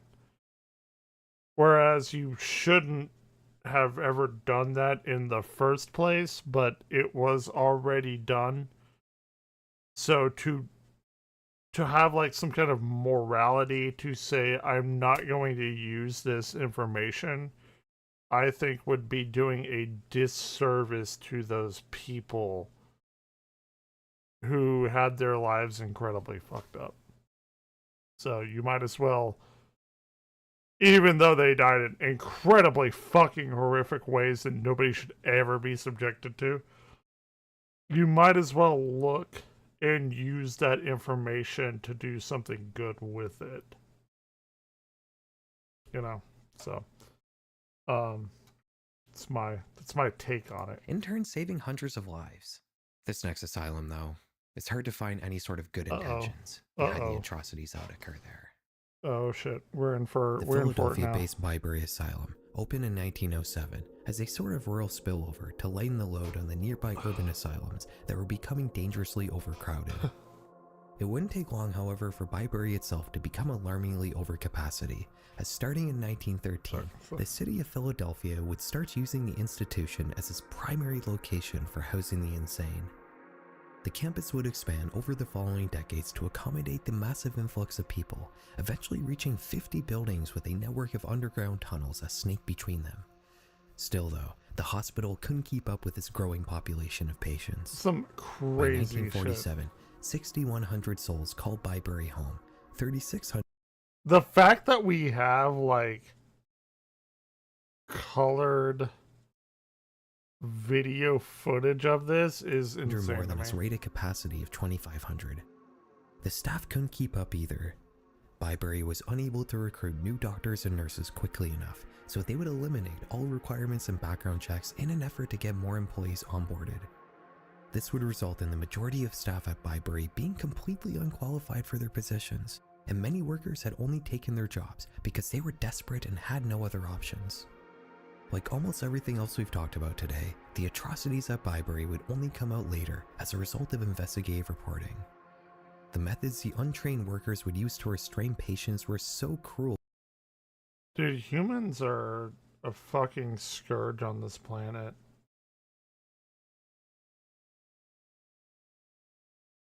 And it's not like I don't even know how I want to like put this. It's not like the individual people that prey on other individual people, like your killers, your serial killers.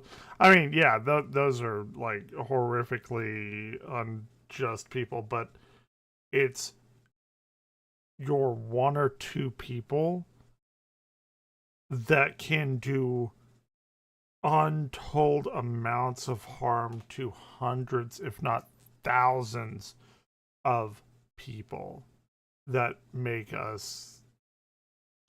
Okay, so take there's no other animal in the animal kingdom.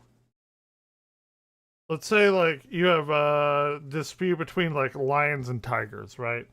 Tiger's probably gonna win over the lion. I don't know why they call lions king of the jungle. It's tigers. Tigers are demonstrably better than lions in every way. They just are. Like lions just are. Tigers just are. Sorry, lions hunt in pride. Like they have prides and everything. But if you have a lion versus a tiger, it's whatever. But you never see like a lion or a tiger.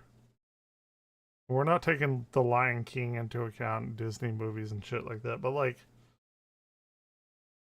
none of the fantasy shit. But like you never have like a lion subjugating thousands of tigers and systematically killing them like humans do. Humans get this, like, we have this power structure and we do shit like this.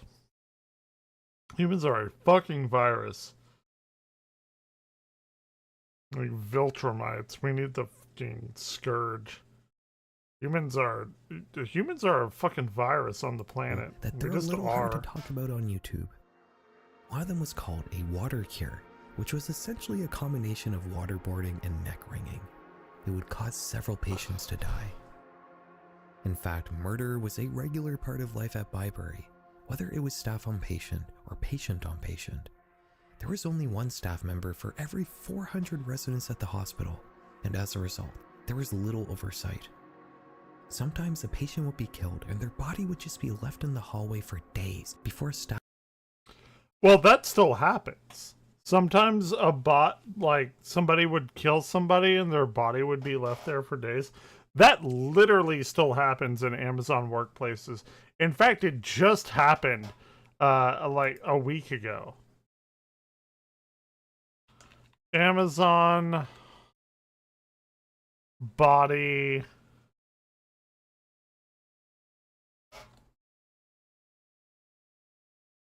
Yeah. Excuse me. Today's April the 18th. This was yesterday.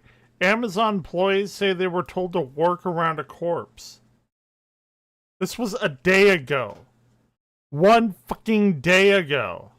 Tell for free shit. That's fucked up, but that's funny. I'm drunk enough to know that that's pretty funny. This was a day ago. On April, this report was a day ago. This event happened a couple weeks. Still, it doesn't matter. It's still happening right now. It doesn't matter. Like he's talking about. Oh yeah, there was a body that people had to work. This is happening right now in Amazon.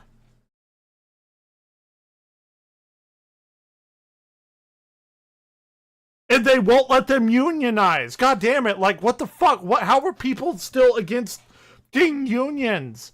Lisa needs braces. Dental plan. Lisa needs braces. Dental plan. Like, what the fuck? Oh my god. It's so fucking frustrating. Anyway, let's continue. Staff member would happen across it. In one occurrence of this happening, and luckily I won't tell you the brutal manner this particular patient passed away in, but doctors would only discover the killing after other patients were seen playing with her teeth. Possibly the most tragic part of this place. If I die somewhere, Player Slayer, if you're around me in any way, you can come and play with my teeth. Or whoever else is watching. Sun Wukong, Player Slayer, if y'all want to like play what's a teeth game? I don't know. Bet my teeth and play blackjack or something. I don't know. Yeah, you can do that. You can in this like chip back tooth that I have. Was a children's ward. Rather than using actual orderlies and nurses to manage this unit, the doctors would instead recruit adult patients. Why do they not have faces? What is happening here? He said there was no AI used. Why do they not have faces? To be in charge of it. I'm sure you can imagine how that works. Is this just like what? I don't like. This is even more horrific.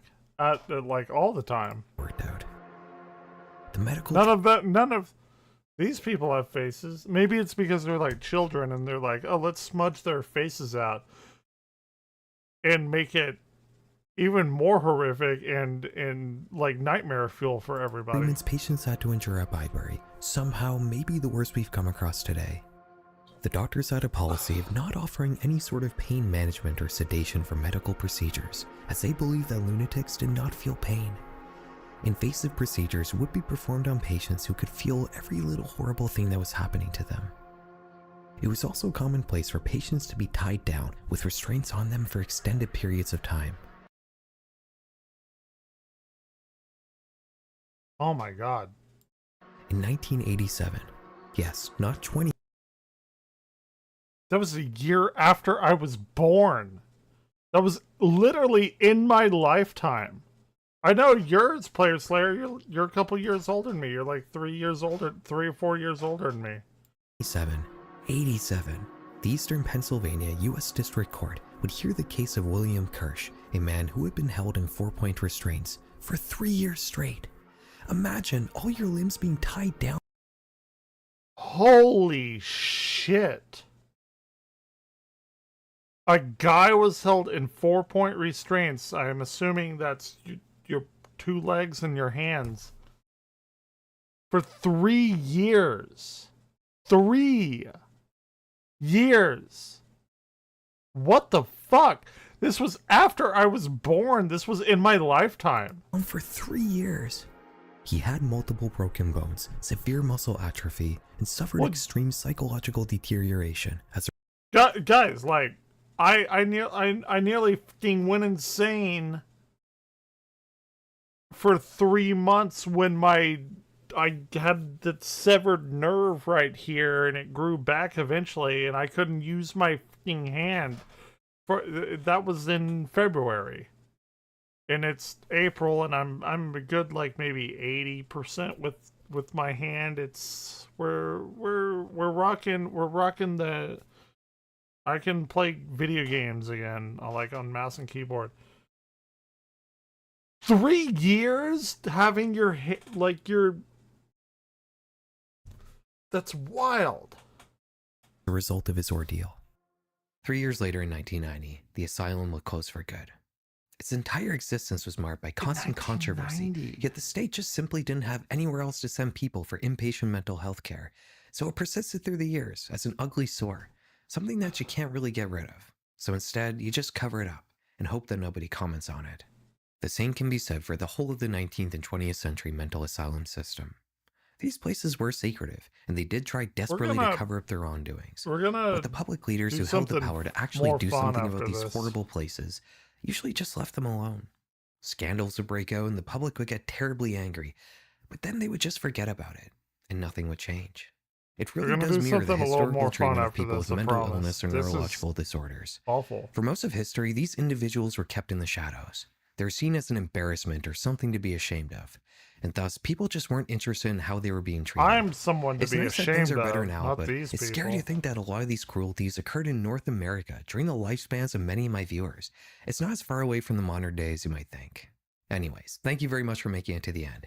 Since you're still here, why don't you consider hitting that subscribe button? Only if you enjoyed the video though. It'll make the YouTube algorithm serve you up more videos like this one. I did not enjoy this video. I mean, I enjoyed his communicative aspect of this video. But hold on. What is this? What is this? Simpsons? $3.8 trillion for unaccounted for the Pentagon, the U.S. government. $5 trillion unaccounted for the U.S. Treasury. Your $601 Venmo transaction.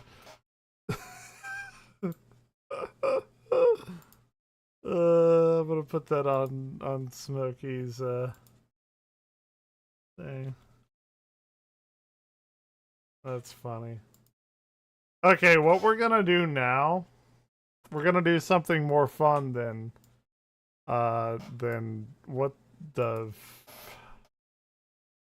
than the Farrell Maguire video. And if you're on YouTube, YouTube is going to annihilate me if I do this on there, because we're gonna listen to some music. We're gonna listen to the top 40. We're gonna listen to some of the most what the young people do. What is it? I was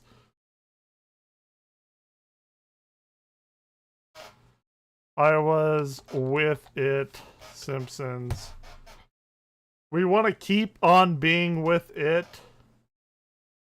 You make me feel like dancing! I want to dance the night away! What the hell are you two doing? It's called We don't want to rockin' be like out. Grandpa. You wouldn't understand, Dad. You're not with it. I used to be with it, but then they changed what it was. It was. Now what I'm with isn't it, and what's it seems weird and scary to me. It'll happen to Indeed. you. I'm not going to let it happen to me, man. No way, man. We're gonna keep on rocking forever. Forever. Forever. Forever. Forever. Forever. Forever. Forever. Forever. That's why we are going to listen to the top 40 pop hits. I'm going to pull it up on Spotify. And then we'll try and do the like the music like on YouTube, like the musical videos or whatever.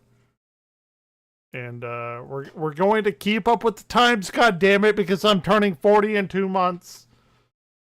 And I'm going to offer my honest critique on all of the music that we have, but I have to go and piss right now, so enjoy my music. It's gonna be fun. Nerdy neat. Hold on.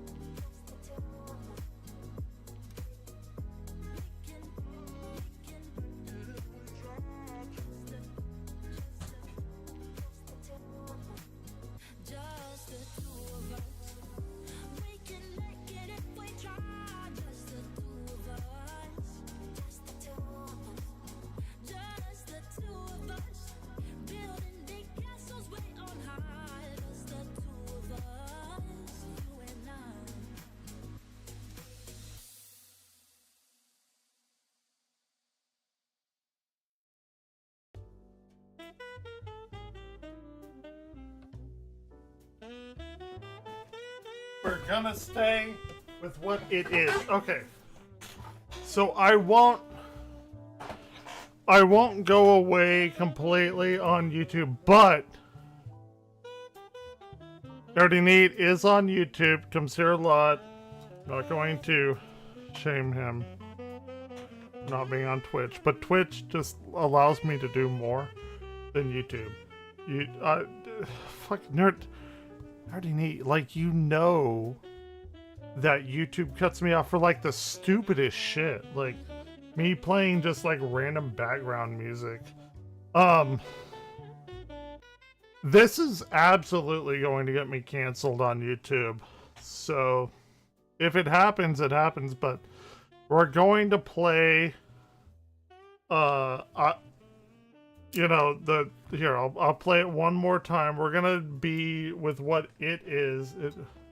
Right, but so the point is, what I'm going to do tonight, because I haven't done it in a while, I haven't done it in a few months, is I'm gonna play some of the top 40 like pop songs, whatever, because I want to see what everyone's listening to. I'll give my honest critique, feedback, and all of that, because I'm a musician. I'm a musical acoustics professor. I've actually developed and implemented collegial like musical acoustics courses. Tarrant County, I did it at SFA when I was a graduate student. I'm very happy that I have gotten to combine music and physics together. Because if I was not a physicist, I would have been a musician. And I think for my 40th birthday, I'm gonna plunk down a fairly large sum of money and buy myself a Barry sax. I own 2 sopranos, an alto, and a tenor. The only saxophone I don't own is a Barry because they are very, very expensive. Music is private. Right, but I'm going on like USA Top 40 like pop music stuff. I want to see what the top 40 charts are topping here in America. I have my own thing. Nobody listens to the music that I listen to, vaporwave, synthwave. My top 3 bands are Arion, Opeth, and The Midnight. So, but irregardless of that, and irregardless is a word. Irregardless is also a valid word. I'll die on that hill. That's what we're going to do. Yeah, but it is what people are listening to, right? Like top 40, 90s, 2000s, 2010s. I just want to see what the current zeitgeist is today. That's it. So if YouTube shits on me, then what people? The people that I teach 160 students. I want to know what they're listening to. And the best way of doing it is going to Spotify. And top 40. That's what we're doing. Now, I may go off. I mean, YouTube may shit on me. Top 50, USA, Spotify. Several hundred millions of people. I use Spotify. That's all I use, actually. That's my number one musical source. I have many playlists. I have an autumn playlist, best saxophone, and my cup noodles playlist, which is my go-to. I have 2,076 liked songs. Smooth jazz, Adele, retro wave. Dude, I use Spotify all the time. I think most people use Spotify. Yeah, I used to do that too, but yeah, I've discovered tons of music. I listen to synthwave, vaporwave. Yeah, Spotify is amazing. So anyway, let's go. Let's see what we got. So what I'm going to do is I'm going to use Spotify. I'm going to see what some of the songs are, and then I'm going to bring up the music video on YouTube because of reasons, I guess. I don't know. We'll see. We'll see what happens.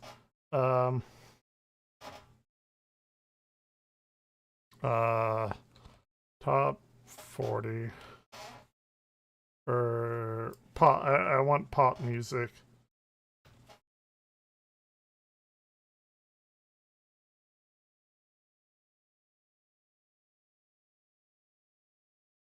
We'll see what happens. We'll see what. Top pop 2026. Let's see what people talk. What is the most popular 20? Okay, there's 70 songs here. Date added. Do we not have here? Do we not have a views system order? I thought there was like plays or something. God, I don't know any of this music, like at all.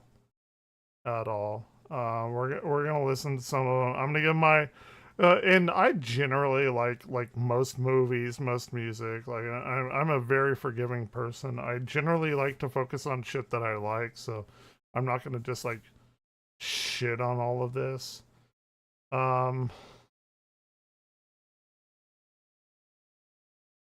Micah, relax. Wait, was that one? Do you want us to play that? I'll play it. Was that a thing on here? I didn't see it. I'll play it. Here.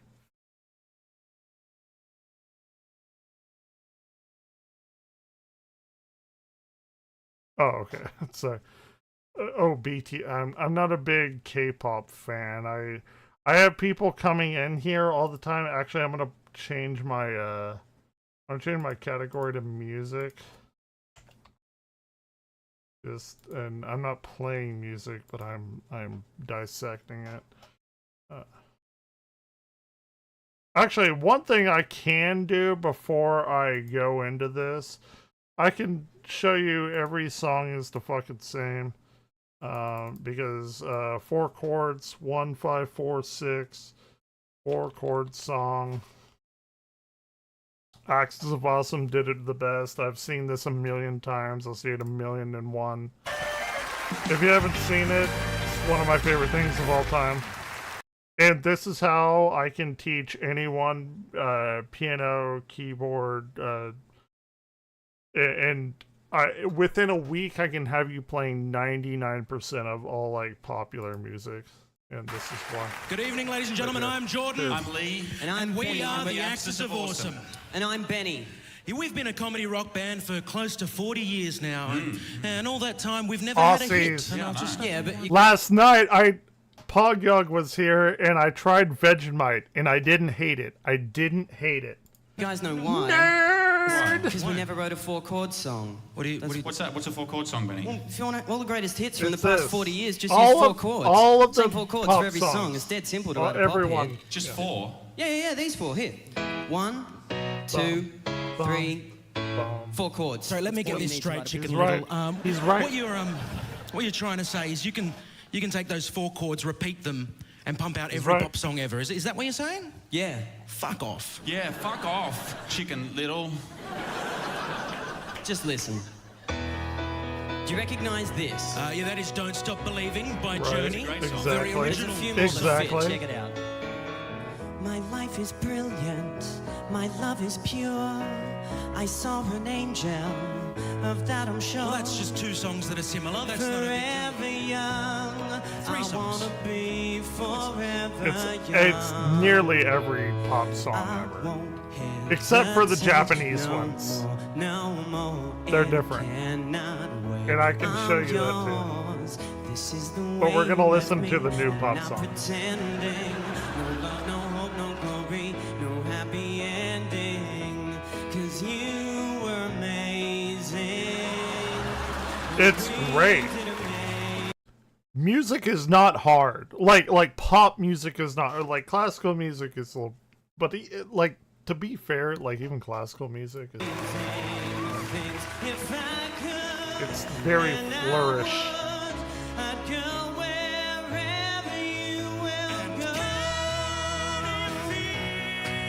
I can teach you, not you specific, just you in the what is it called, the royal sense. Teach you the basic guitar chords, and you can play along to any fucking song, mostly that you think of. Like we're not talking like jazz songs. Like jazz songs have like 7ths and add 9 sharp 11s. That's a little bit different. But like just basic ass music, like I can get you there within a fucking week. Piano, guitar, saxophone. Any of it.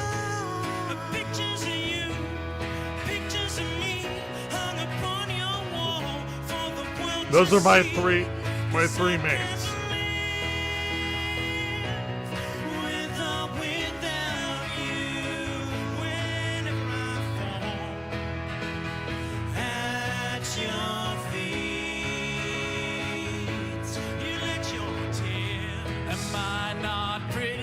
And they're funny. They're from Australia. They get to see our dwarf galaxies orbiting us. I want to go to the Southern Hemisphere at some point. That's the way it's gonna be, little darling. We'll go riding on the horses, yeah, yeah. No surely is a dream. I come from a land down under. Yep. The motherfucker made me eat some he didn't make me eat Vegemite. I bought it myself and I told him I'd eat it for the views, and I did, goddammit. And it wasn't the worst thing I've ever eaten. Will I eat it again? Probably not, but I'm gonna make other people eat it.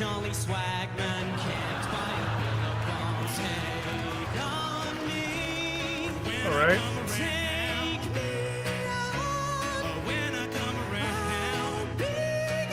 I have my 7-string guitar over there in the box. I know. I don't really care about there not being a North Star. I just want to see the large and small Magellanic Clouds. Are like dwarf galaxies orbiting us.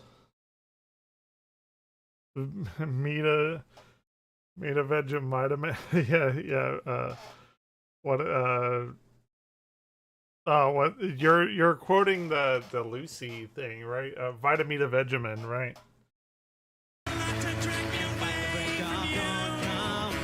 It wasn't awful. No, it wasn't. It was very salty.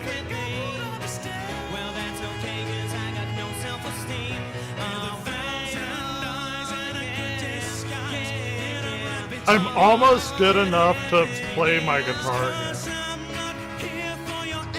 And this baby has been... Yeah.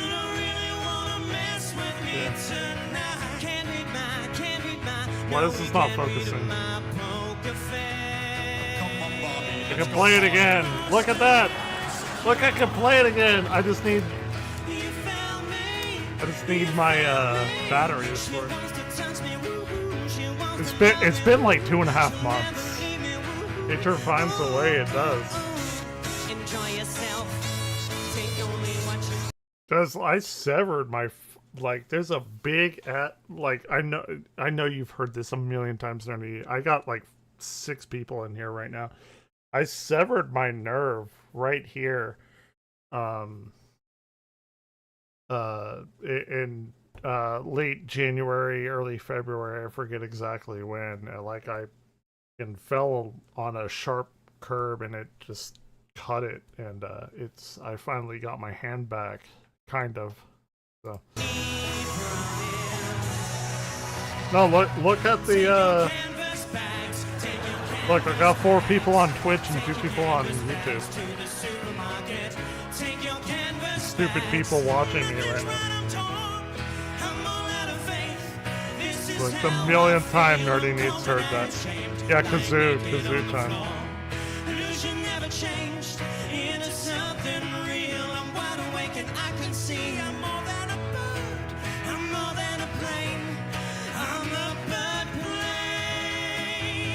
Yeah.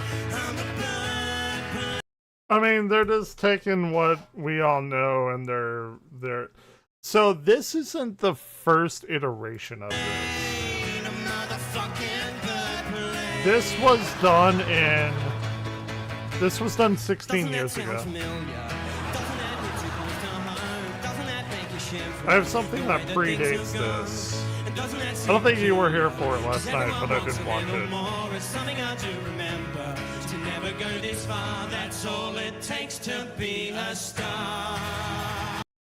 Interesting enough, I own Roland equipment, but I don't own a Roland keyboard. I own a Roland AE20.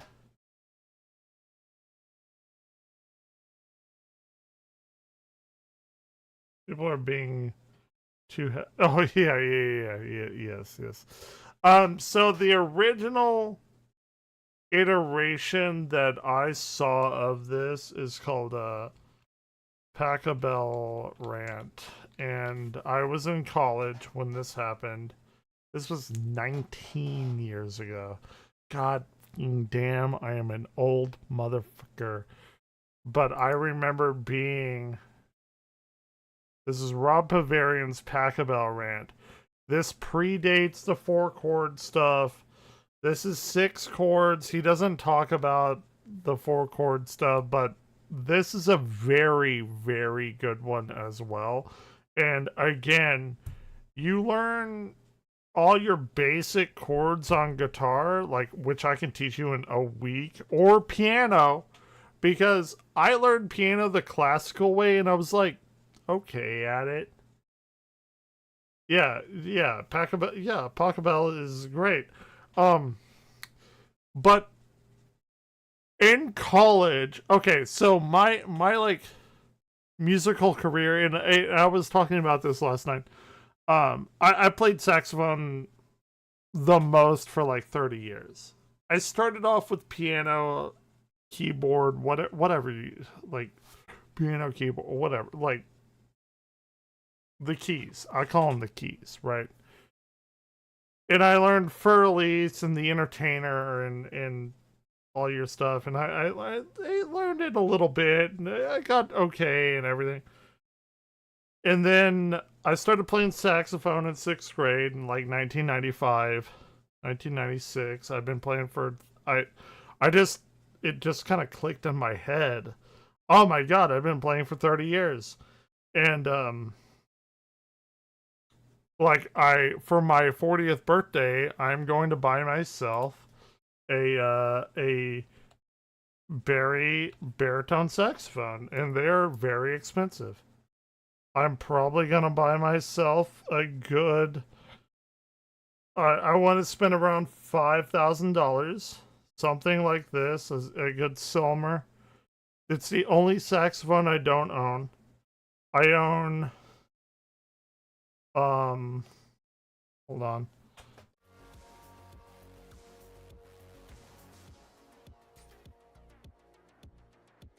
Here. I don't want this to bring up my like porn folder or something.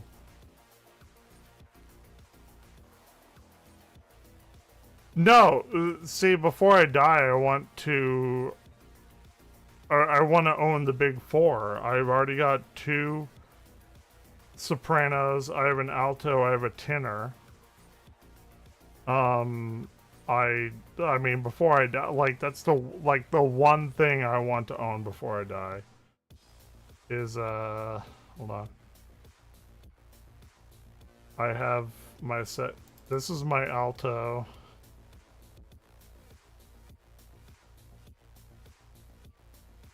That's my alto that I have.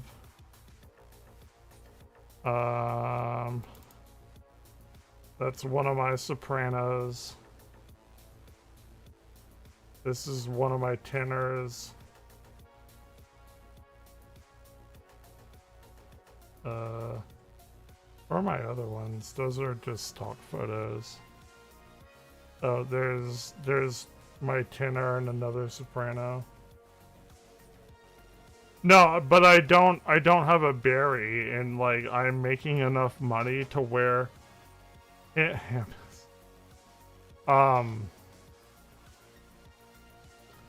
I really want to own a Barry saxophone, and it's actually a little bit. Here, look, Homie the Clown.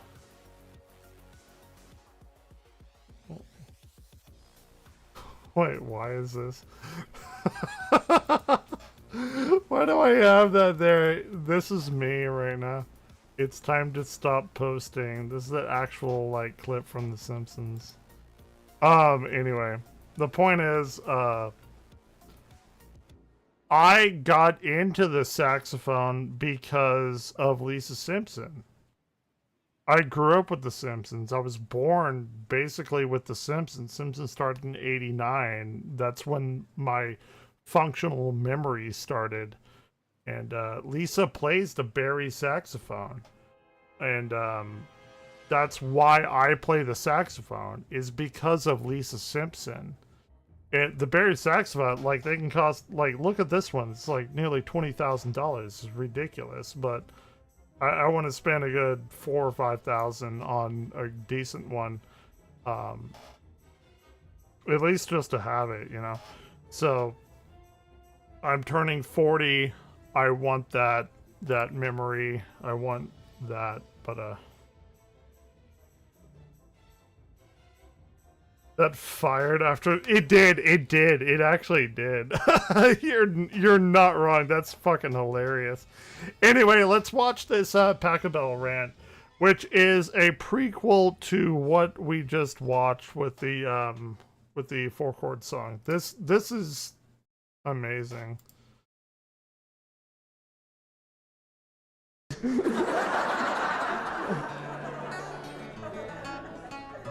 I'll leave you with this little story. It's about this piece of music. It's a very popular piece of music. I'm sure you all know it, but I'll sing the melody right now. Just...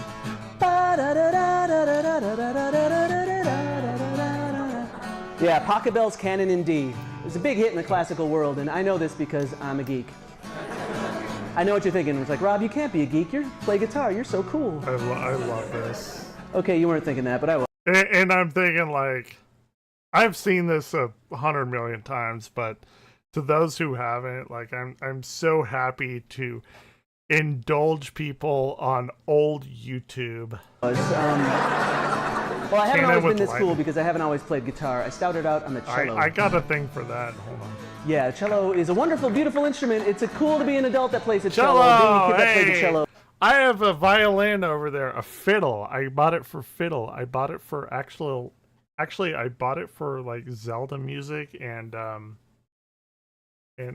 just like folk music, Irish music and shit like that. It's what I learned is it's a fiddle when you buy it, it's a violin when you sell it. They're the same instrument. Fiddle and violin are the same instrument, but yeah. Oh, sucked. Because there's no way to be cool when your instrument is larger than you. I've never had a cello. When you walk to school with a cello, you're like a wounded gazelle on the Serengeti, man. The bullies just smell you coming from a mile away. Ooh, I don't know what that thing is, but I know I'm gonna break it. But I put up with all. So this is it's called the Pachelbel Rant. It was made 19 years ago. This is what we are watching. I play music. Music's like debatably a bigger part of my life than even like physics and astrophysics. Like that's what I do for my job. This is what I do because I love it. Hi, Mom. All the abuse because I love the music that we played. I love everything we played in orchestra, except. But this. we're going to listen I hate to Pachelbel's Canon in D pop with a passion. music. I hate it so much because the cello part is the worst cello part ever written in the history of old cello school parts. YouTube. It's This is 8 when quarter YouTube notes was that we good. repeated over and over again. They are as follows: D, A, B, F sharp, G, D, G, A, and that's all. Joke's on you. We repeated those 8 notes My 54 mom actually times. comes in here sometimes. I counted. She's asleep. Because I had nothing else to do. I would sit back and listen to the violins get lovely melodies, the violas would get lovely melodies, the second violins would get lovely melodies, which should just not happen. And the cello, we got stuck with 8 crappy, lousy, stinking notes, and I began to wonder why. Why would Dude, I as a tenor saxophone player, I actually agree with him on that. Like, he's talking about the cello gets, like, your bass notes, like, your dum, bum, bum, bum. Like, tenor saxophones used to do that as well. I remember the astronomy stuff in details the last time you got a little kid. Yeah, today, actually, I went in and, I had a grandma, a mother, and her child, like 3 generations, and the grandma was she was a biologist and stuff, and like I talked with them and everything. Like the mom didn't really say a lot, but the little kid was like running around frantic. I gave him, because we shut down our store, or gift shop. That's the word I'm looking for. And I have like a fuckload of freeze-dried ice cream sandwiches, like, oh, it's astronaut food or whatever. And I was like, here, y'all take like 3 or 4 of them. I need to get rid of this shit. So the little kid was like super happy and everything. So he was probably, I don't know, 9, 10, something like that. And they stayed for both, like, we have 3 shows on Saturday. Because my assistant, she needed Saturday off, so I went in for her today. And nobody came in for the 12 o'clock, which is like the little kid show, but this group of 3 people came in for the 1 and 2 o'clock, and yeah, I talked with them a lot. Yeah, the little kid was like, "Oh my god, it's astronaut food or whatever," and it was like, yeah, it's super dope. So that really makes me like super happy to I don't know, the shit is it's not gross, but like it's nothing that you would want to eat, but the little kid thought it was like the most amazing thing. It's like, yeah, it's just freeze dried ice cream sandwiches. It's like the Neapolitan, so you get the the vanilla, chocolate, and strawberry. I mean, I guess I wonder what that would be like. You've actually given me. I mean, they used to eat it dehydrated. I wonder if like what would happen if I put water on it and then ate it. Because it just tastes like flavored crackers or something. No, like it's not bad, but like I'm not gonna go and be like, oh, I'm hungry, I'm gonna get me some freeze-dried Neapolitan ice cream. But the rehydrating, you know what? I'll do that for you, Nerdy Neat. Like this next week, like on Monday, I'll get one of those and I'll put it under our little water system and rehydrate it and eat it. It's probably gonna taste like shit. It's probably gonna be awful. No, like no. Like you eat it dehydrated. Like it's freeze dried. It's just like a crispy thing. I don't know. It's not bad, but Cabell anyway, do that to us. Such a beautiful instrument. And my theory was he once dated a cellist, and she dissed him really bad. And so for the rest of his life, he came up with the worst cello parts he could ever think of. But that's what we're doing here. I didn't hear him every day. I know what you're thinking. You're thinking, Rob, don't listen to classical radio anymore. It doesn't matter. This is funny. Pachelbel's following me. So Pachelbel, like the 6 chords or whatever, this is where this is why I call this like the alpha version of the 4-chord song, because he starts talking about all of these other songs that have this chordal structure to them. It sounds paranoid, but he's following you too. You hear him every day. I don't know. I went to my stepnephew-in-law's 8th grade graduation, and their graduation song was a song by Vitamin C. No. Can you link me? We'll remember. La, da, da, da, da, da, da, da, da. So on the drive home, I turned on some classic rock, some Aerosmith. There was a time when I was so brokenhearted. Can you link me? Can you give me like a YouTube link and I'll react to it? Like I'm in a very musical mood, even though my sad Yamaha YDS 120 does not have batteries right now. So I got home, I thought I'd clear my mind with some folk music. No, listen children to my story, it was written long ago. They do Pachelbel just like everybody does Pachelbel, just to torment me. I don't even go to Taco Bell anymore because it sounds too close. That shit is still fucking funny. 20 years later, 19 years ago, 20 years ago. He doesn't go to Taco Bell because it sounds too much like Pachelbel. Oh, sure, man. They've been going out there very currently. Yeah, if you can give me a link, yeah, 100%. I am in a musical state right now that I'm down for. I hate Pachelbel with a passion. I don't even know his first name. It's probably Johann. They're all named Johann. When you think about it, he's the original one-hit wonder. He had one hit 300 years ago. It's my cross to bear my entire life. Where are they now? That's what I want to know. Where are you now, Pachelbel? VH1's I Love the 17. His first name actually is Johann Pachelbel. Oh shit, you can't hear. Hold on. Can you put a space in between or don't include like the .com or whatever? Like just make it like you can't just paste that shit in here. Like delete the .com and I'll put it in myself. 90s, where is it? And if he would just stay away from music that I love, it would be better, but he won't. He is shameless. He will follow me to the ends of the earth. I went to Horde Festival thinking, no, he couldn't possibly follow me to the Horde Festival. But you know who was at the Horde Festival? Blues Traveler. So that means that Pachelbel was also at the Horde Festival. Okay, suck it in, we're in Berlin or in Tin. Make it a spread move and then you're in. So I figured I'm gonna listen to punk rock for the rest of my life. No They're dice. on, Do you have the time to listen to me whine? They're on Twitch. No, I got it. You know I'm getting really bored, cause all songs have the same damn chords. Punk music is a joke, it's really just baroque. Am I just paranoid? Na na na na na na na.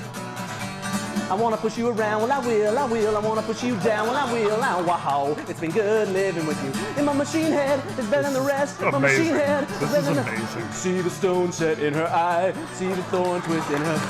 I'm all out of faith, this is how I feel. I'm cold. It's all Pachelbel. He was a boy, she was a girl. Could it be any more obvious? We're not gonna take it. No, we ain't gonna take it. On your mark, get set and go now. Got a dream and we just know now. So good. No woman, no it. cry. When I find myself in times of trouble, Pachelbel's always following me. I'll see you in hell, Pachelbel. Oh, Pachelbel, I'll see your ass in hell. This is a masterclass. I'll see you in hell. And how every song sounds like every Thank you other so much, Penn song. State. Again. The Pachelbel's Canon, good song. It's got 6 chords in it. This walked so the 4-chord Axis of Awesome could run. That's why. Here, and we're gonna listen to your song. I'm gonna judge it as I would judge any song. I'm very, very easy judge, but let's see what you got. 27 minutes.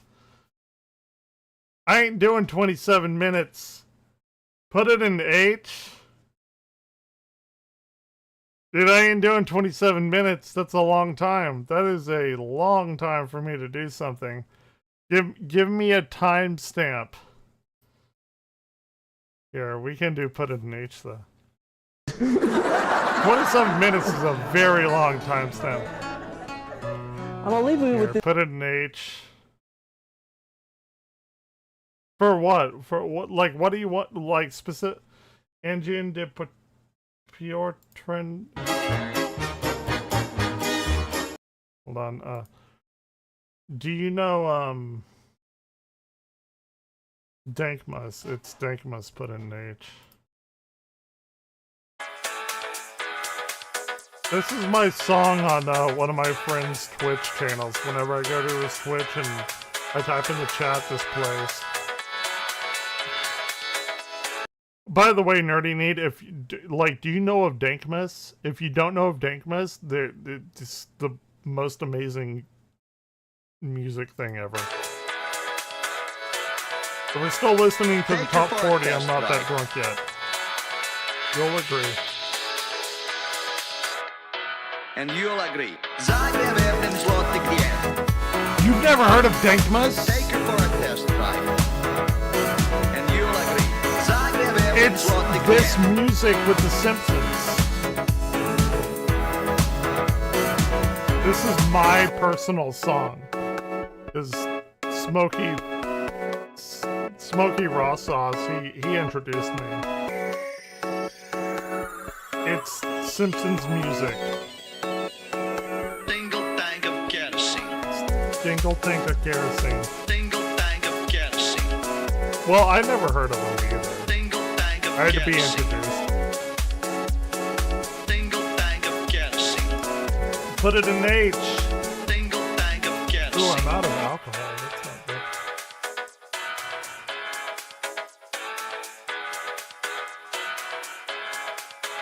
Ooh, I have to go out to my car real quick. It no longer exists, but take... What country is this car from? It no longer exists. Take her for a test drive, and you'll agree. It no longer exists. After this, I'll put on another Dinkmas. I'm gonna go get some more alcohol and I'll be right back. While it plays. If y'all haven't heard of Dinkmas, oh my god.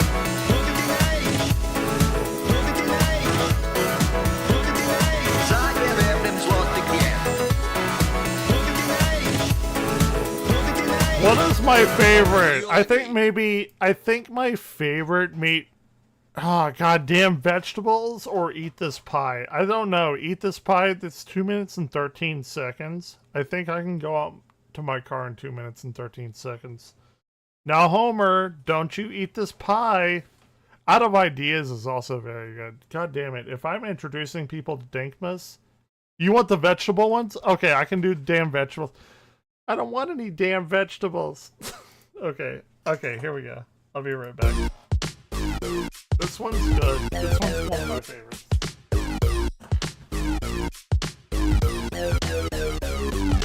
Todd, would you like some mixed vegetables? Hell no. What did you say? I said I don't want any damn vegetables. Would you like some mixed vegetables? Hell no.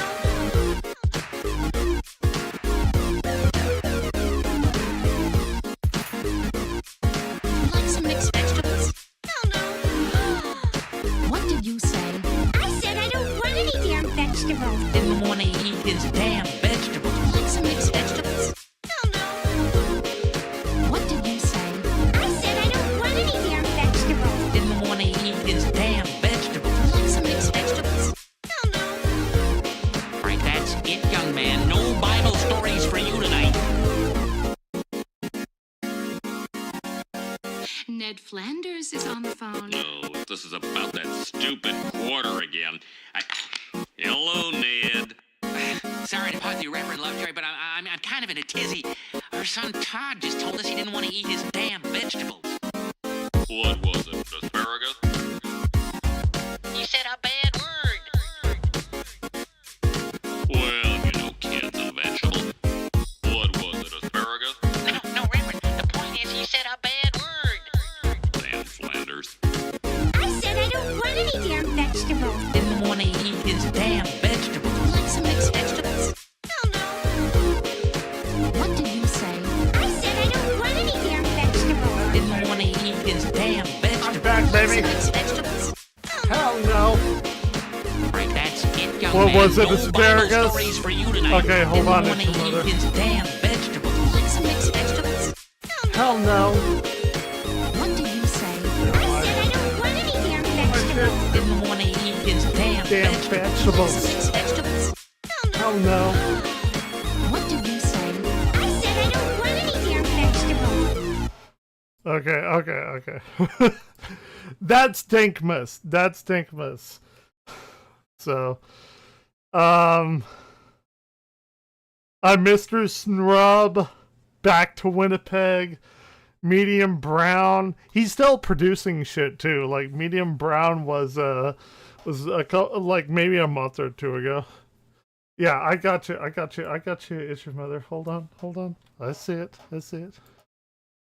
Don't worry about it. We'll get to it. 5 minutes. Okay, I can do 5 minutes.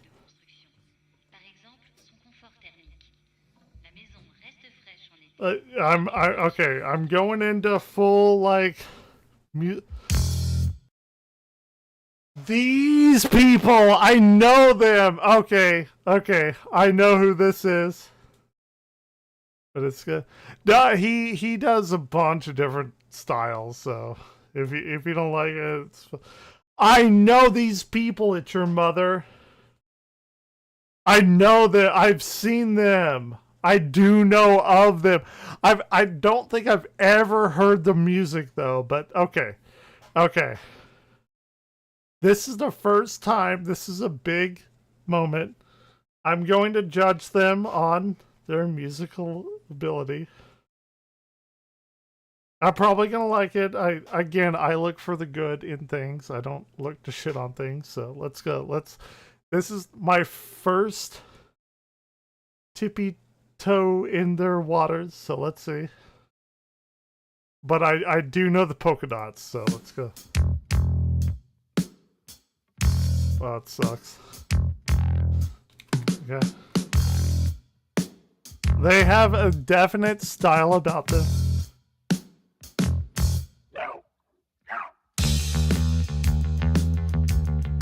Okay. Bass playing good. Big bass fan. I watched Davey 504, Charles Berthoud. Fine.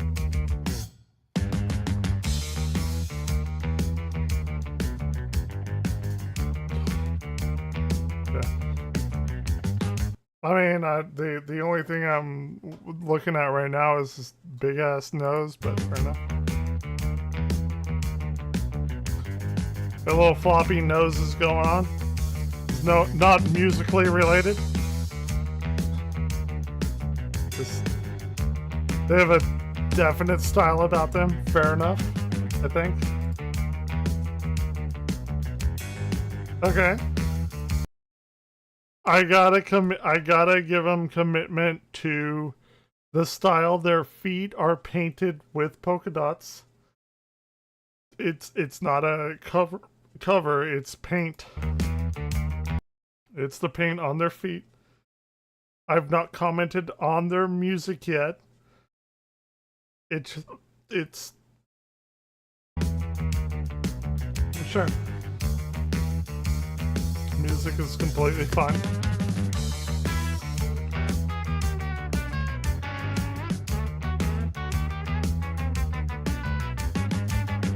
I feel like this is some kind of microtonal stuff. It feels like they're off key, but like obviously it's intentional.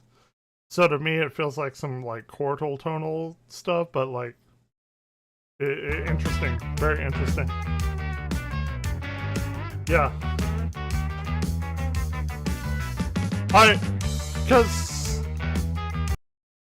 because it's one thing like if like you miss a note or whatever and you just you fuck up, but like this is like clearly intentional. So okay. I know about microtonal music.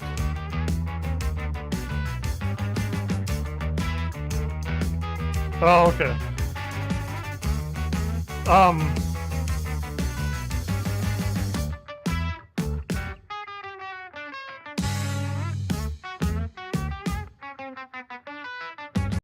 This is definitely some kind of like math rock kind of stuff. I like it. I can see why probably like it doesn't appeal to the mass majority of people. The complete noob in music, you probably aren't. Here, look, guys, look. Heads up, we've detected video belonging in a stream to somebody else. Your stream may be temporarily blocked. That's not me. The pedal work is sick and creates inaudible loops of the upcoming sections while this current section is still playing. That's super dope.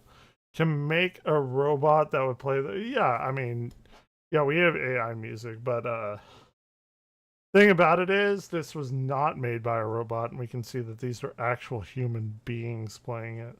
And I'm not gonna lie, there's some AI music that I like, but generally don't. Music is like one of the oldest forms of artistic expression from like drums and stuff, so I'm not gonna say there's not AI music that I don't enjoy. Brainworms and Billionaires by Dusty is like a fucking banger, but I'm not MIDI fed to it. Sure, yeah. I mean I play MIDI all the time. Very groove driven. It is very groove driven. Let's continue. If Nerdy Need, if you get cut off, I am so sorry. You should blame it on YouTube.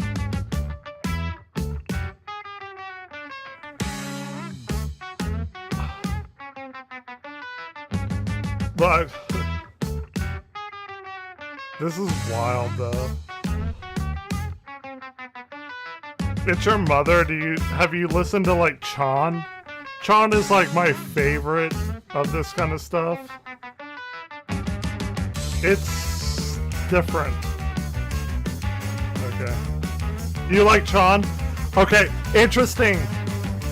Interesting, because I actually unknowingly went to, because Tron is based here in Dallas. They were based in Dallas at times. Tricot. I'd never heard Tricot. I went to actually the last Tron concert. It happened right when COVID was picking up, and Tron disbanded after COVID because they were like, yeah, they just didn't want to do it anymore.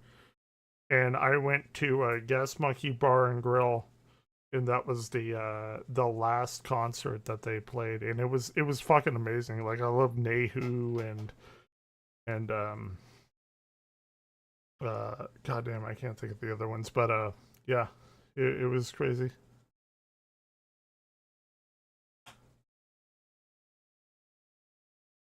Yeah, yeah. Hold on. The math rock stuff is crazy, for sure. Thank you, Beatbox. You're my savior for this Sunday morning, Saturday night.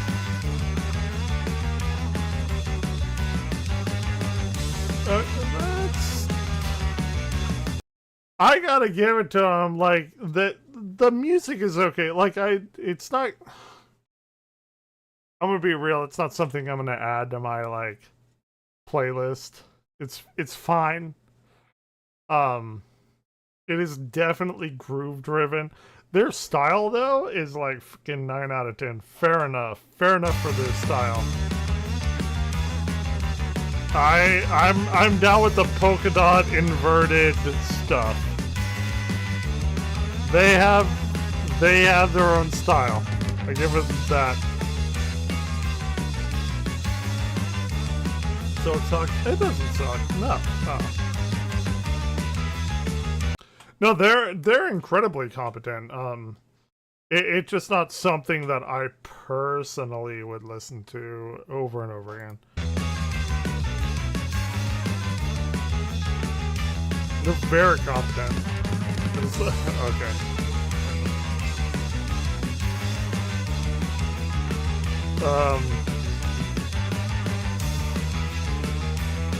They have their own style, though. I gotta give that to them.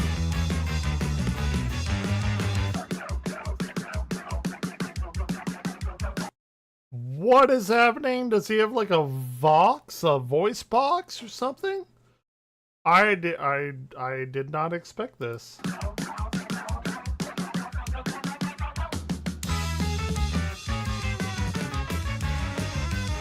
My guitar has a Vox on it.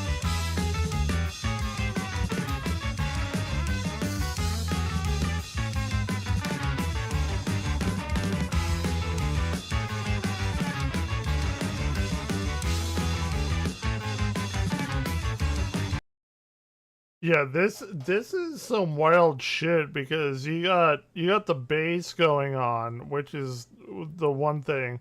But then you have the guitar. The guitar is detuned like, you know, it's not even half step. It's like a quarter step down.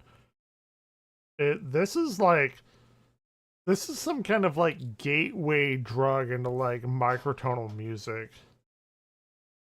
Which is like incredibly niche.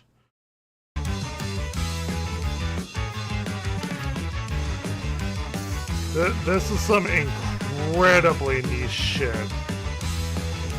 And this would be a way of getting people into this kind of this kind of music, for sure.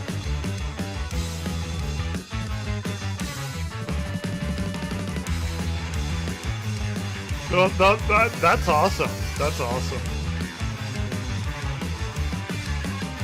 I only know them from the polka dot thing.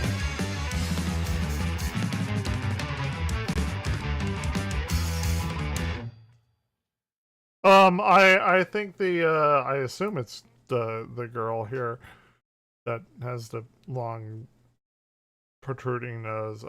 Like she's definitely the standout. I assume it's a girl. I don't know, but the long hair, I just assumed. But like my introduction to microtonal music was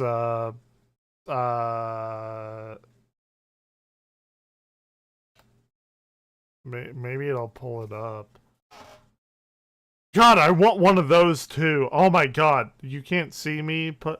Oh, they are about to. Okay, I want one of these so fucking bad.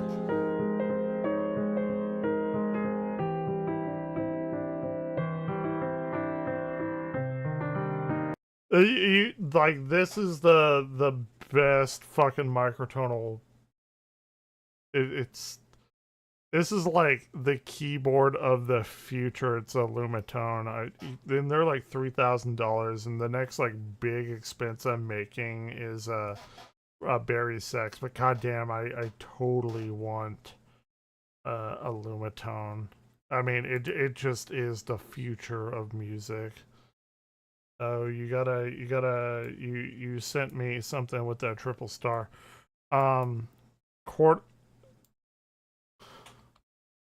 Quartal tone. I wanna let y'all know like what I got into.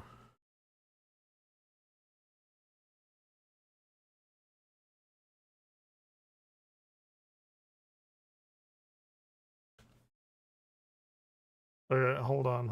Let me.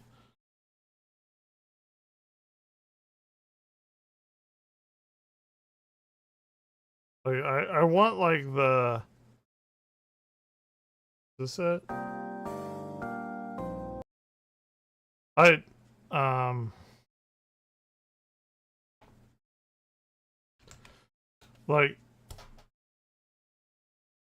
I don't want the. Dude, and we're still listening to the top 40, goddammit. Like, I've been going off script. Like, I still need to listen to the top goddamn 40. Man, the Lumi key has been going wild with microtonal.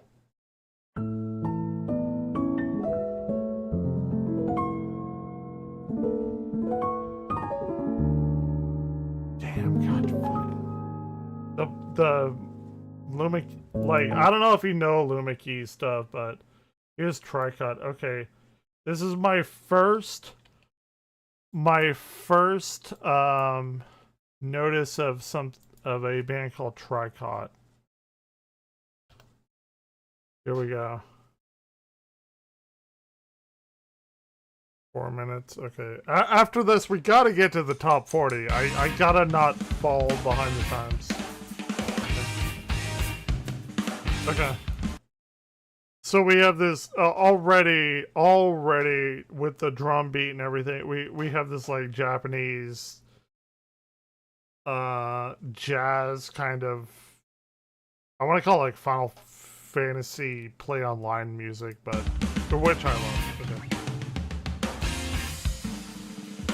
It's good. Definitely like Eastern music.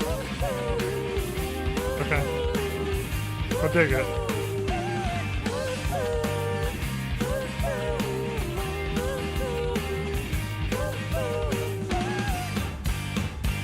Do you know Mina? It's your mother. Do you know Mina on the bass? Are you familiar with Mina? Yeah, this is.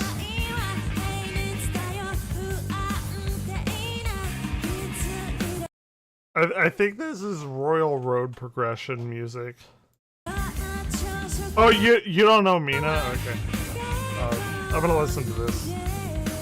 I think this is Royal Road progression.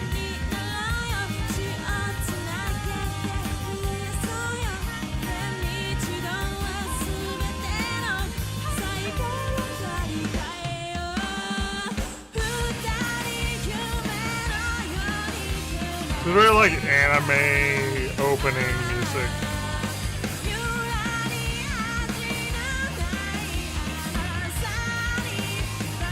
For sure.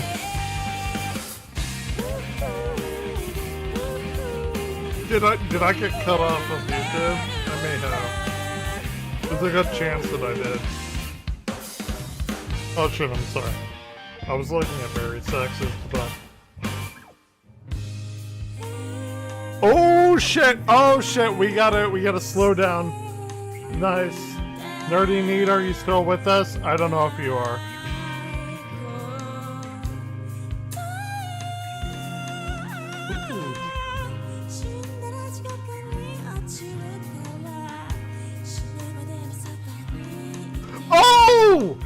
Oh, hold on.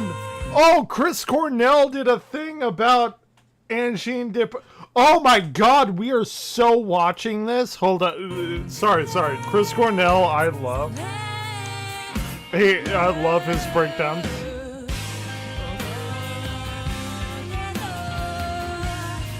This is I can only call it like Eastern, like I call it like Japanese jazz. I don't know if that's like racist or something, but like I love this kind of stuff. It's very vibey is the only word that I can call it. I have to go pee. I'm still listening. I'm not going away from the hearing, but only from the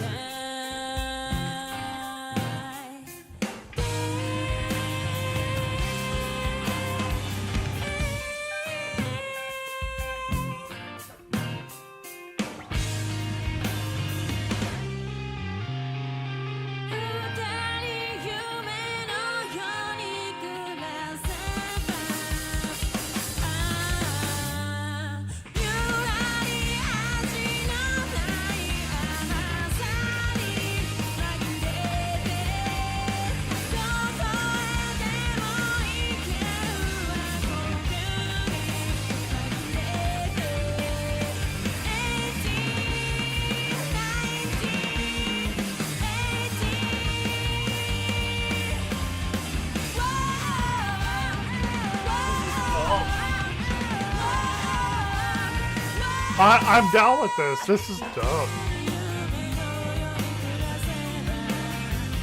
This is very Chani. This is super Chani.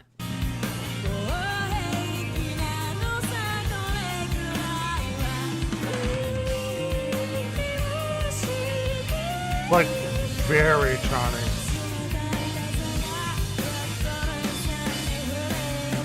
Like right now, this is very Nehu, which is my favorite Chan song. Oh really? Okay, yeah. Dude, this is badass. I will totally here. I'm gonna show you right now. Here, I'm gonna let it play out. I'm gonna let it play out, but hold on. I'm gonna.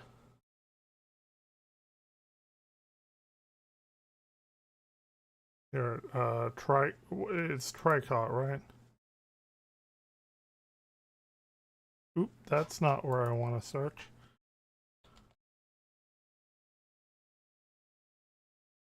Yeah, I'm following him. I don't do that a lot, by the way. Like, you should be incredibly honored, because people are, oh, listen to this. No, I'm totally down for this shit. But hold on, one thing. First off, I need to introduce you to Mina.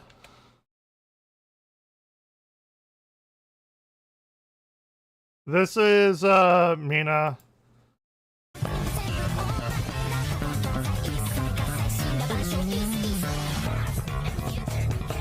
Actually, I need to show you Mina versus Davey, because I mean Davey 504. She was, yeah. I mean, Nani?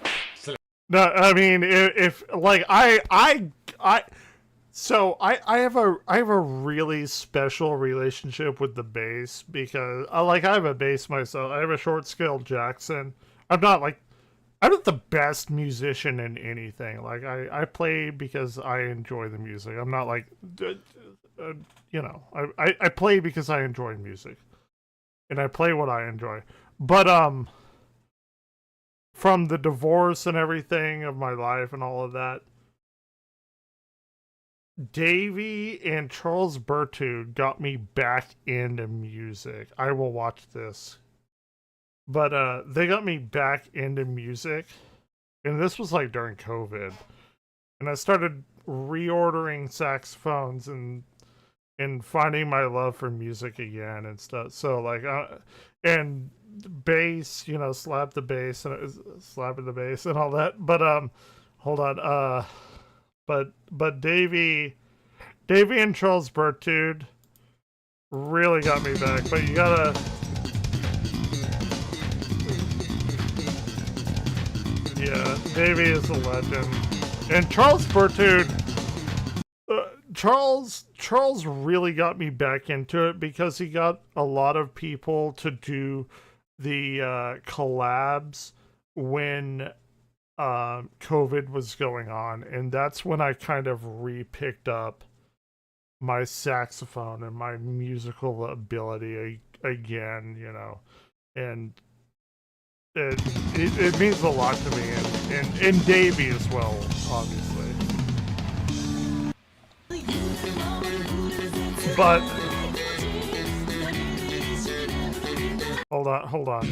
Let's get to the end where Davey does his collab with Mina. Yoshihiro Naruse. That's pretty cool. 12-string bass solo. Very nice. This is Mina. Mina GF Band. That's what her online persona is. She is amazing. I received at least 100 billion messages from you to react to her. This Japanese bassist has been going viral on TikTok in the past few months. She has 500,000 subs. That makes her one of the biggest Japanese bassists on social media right now. And that means we have to destroy her. So they battle. And they Japanese battle. Bassists, I it's so challenge good. you to a bass battle now. I actually haven't seen this in about a year. I'm so happy to watch this with somebody who can. Dude, I love this. I'm so glad that I can watch it with somebody that appreciates music.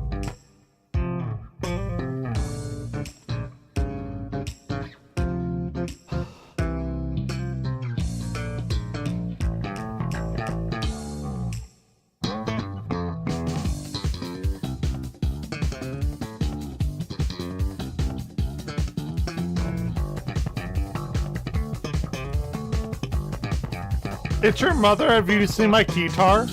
I got it right back there. I can show you.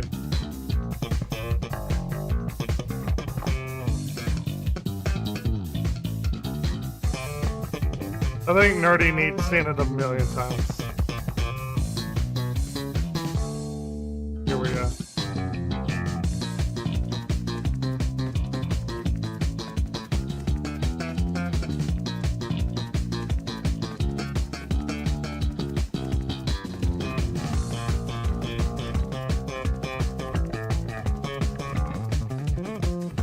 She's so good. She's so freaking good.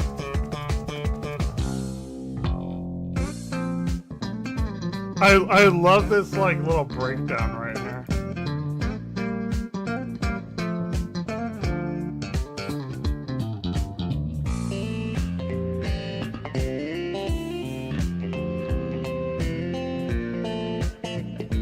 Oh, you haven't seen my guitar? Okay, hold on.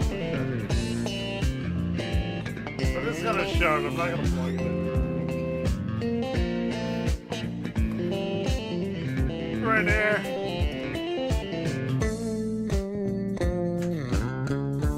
Oh, we got a few other people here. Love these. It's just not constantly here. I made this myself. This is spray painted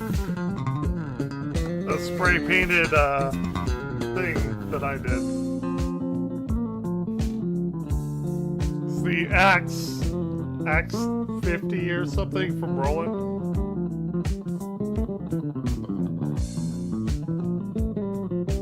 Yeah, it's pretty dope. It's pretty. I like playing on it.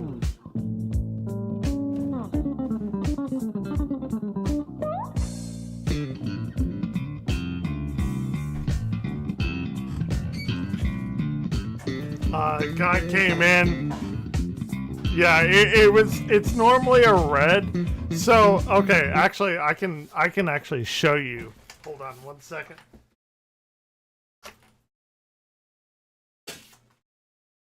So this was the original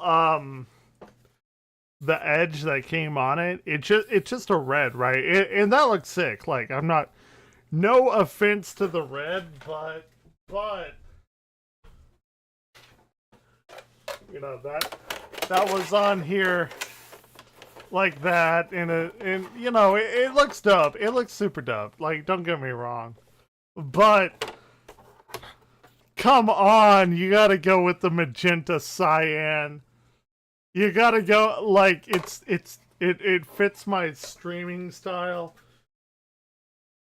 It's synth wavy. But yeah, so I was so happy it came with two edges that were on here. But let's continue with the thing.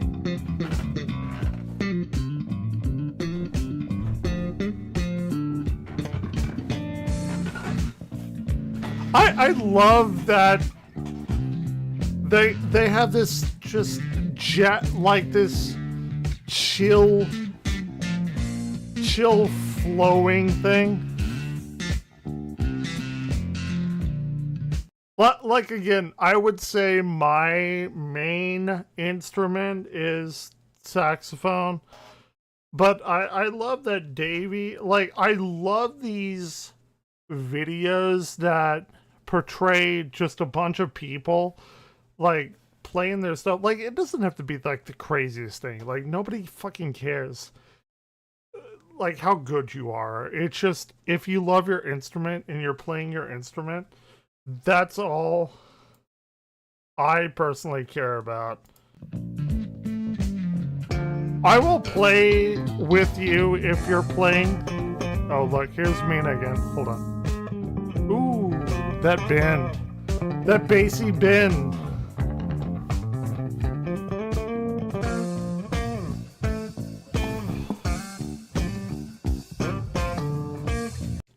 I am all about the people that want to play music. I don't care how good you are. I'm not that good. I'm not. I tell people that all the time. Yeah, the green bass is like super fucking dope. Like, not many people like green, like, right? It's all like, oh, what's your favorite color? Oh, it's blue or red or what? Like, I'm a cyan magenta man. Because I'm synthwave, vaporwave, all that shit, you know. And that seems to be like a lot of people, but I think a lot of people do it right now because it's like the in-style thing. Whenever it goes out of style, I think we're gonna see a lot less of it, because I think millennials are in charge, and we're going back to like the late 80s and 90s kind of aesthetic, and I think Stranger Things brought that along. Anyway, I could go into a whole diatribe about that, but yeah, great. Like, for like 30 years, I've wanted shoes with green in it. I've never found any ever in my life. I have wanted to get like, I have black shoes, I have white shoes, I have white and black shoes. There's shoes with like blue and orange. Like, that was a big thing for a while, like blue and orange. I don't like that. Even though I like Sonic and Tails, but like blue and orange. Green, very, very hard color to get in shoe color. Anyway.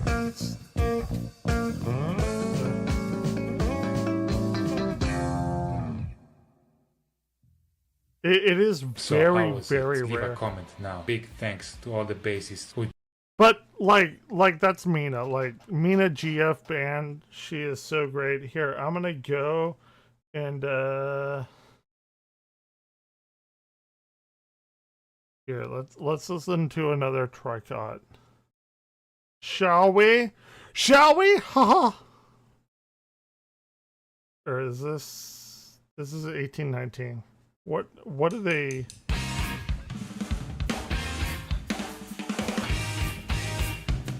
Wait, is this the one? No, this isn't the one that I watched. You sent me or this is the one I watched. Hold on. I got it. No, I did. Here's the actual one. Actually, I want to listen to Chris Cornell's take on Tricot. Yeah. I want to listen to. Hold on, I want to hear that first chord again. That's a Nehu chord.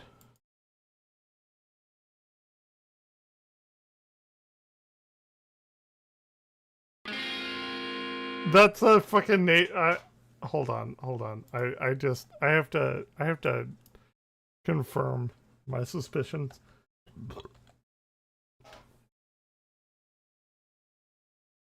Because I love Nehu. Nehu, I rocked that shit on the way home today.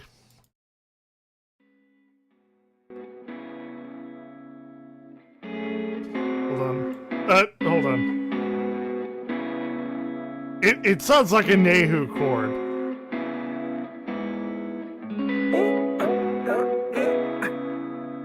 Dude, I was like belting this out in my car. Hold on. It just sounds like a Nehu chord. Well, and we're gonna listen to it. I'm sorry, I needed to confirm that it sounded like a Nehu chord. Here we go. Maybe a little flat there. It's so good.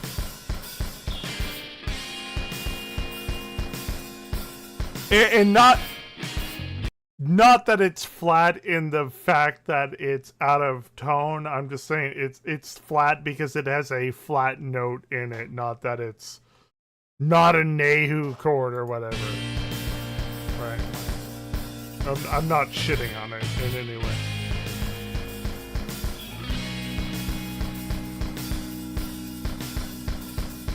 Dude, this band is like super dope. This is like Chon 2.0.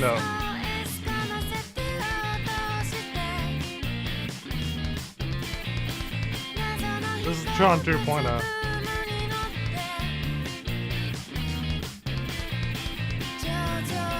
I'm down with it.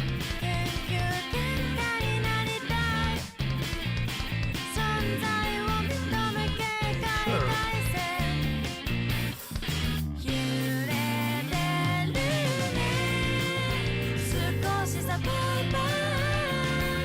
Oh, it sounds like it's I'm trying to like you know how you listen to new music and you're trying to like fit it in your own like musical structure that you have. Like I have metal and synthwave and vaporwave and like prog music and stuff. I'm trying to like fit it within my own musical web, if that makes sense. 15.8.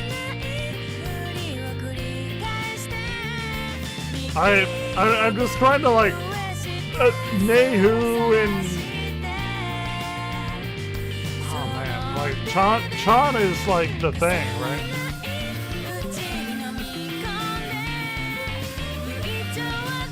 Hold on, I need to.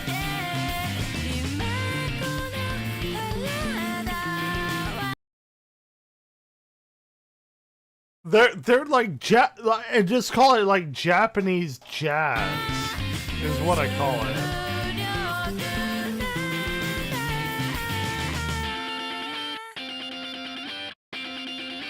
Sure, sure.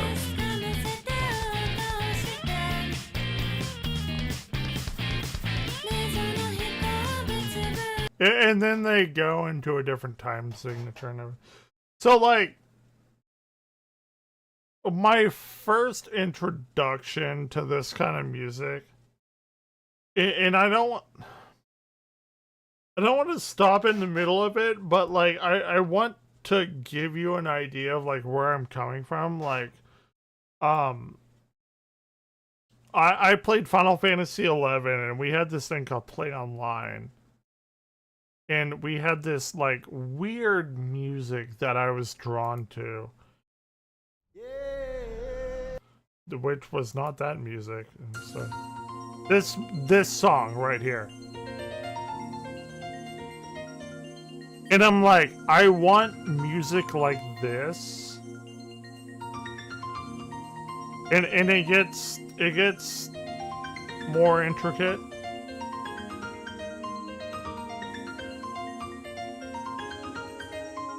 And I know this is only like piano, but this music is the evolution of this kind of music that I want to hear.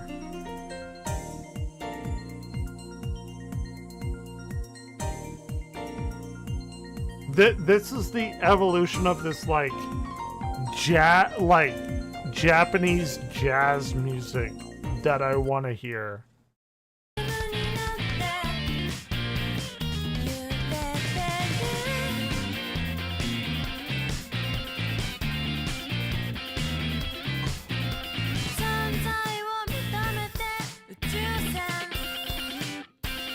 And it's not music I would ever touch in my life, but I love hearing it.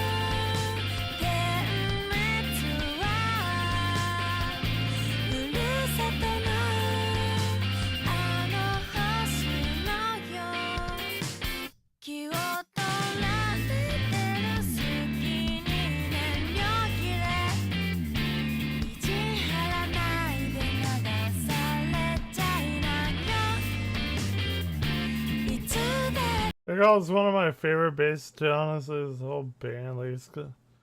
Yeah, they're very good. Like I said, I added them to my follow list. I'm after this, I am still on top of my game. It's only midnight. I am still listening to the top 40, goddammit. But the next thing that I'm watching is the Chris Cornell breakdown of Loves and Jean de Petrine. Because Chris Cornell, he knows his music theory. Like, I know music theory a little bit, but like Chris Cornell knows his shit. I want to hear his take on the polka dot band people that you showed me.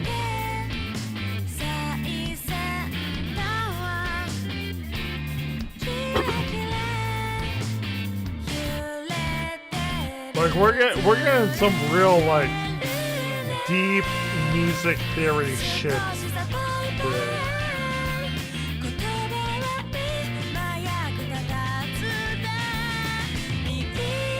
So this is absolutely Royal Road progression stuff. Like, we've heard the 4-chord progression, we did the Pachelbel canon progression. This is 100% Royal Road progression.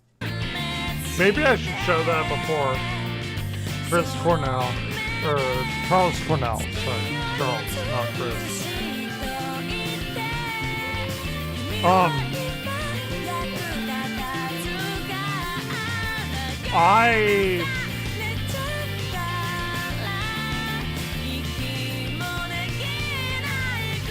This is 100% Royal Road. A billion %. I'd stake my life on it. And by the way, there's nothing wrong with that. I myself need to write a Royal Road progression song that's my own. But this is Royal Road. 100%.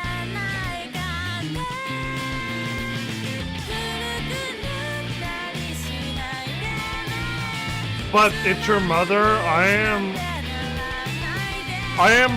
very glad that you introduced me to this band.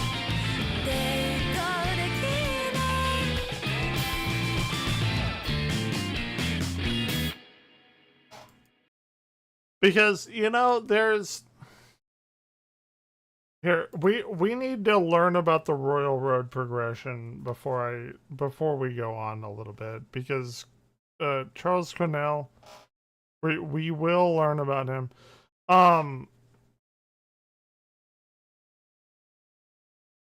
I will watch that after the Royal Road and Charles Cornell thing. We'll watch what you did. Some like music is interesting. Yeah,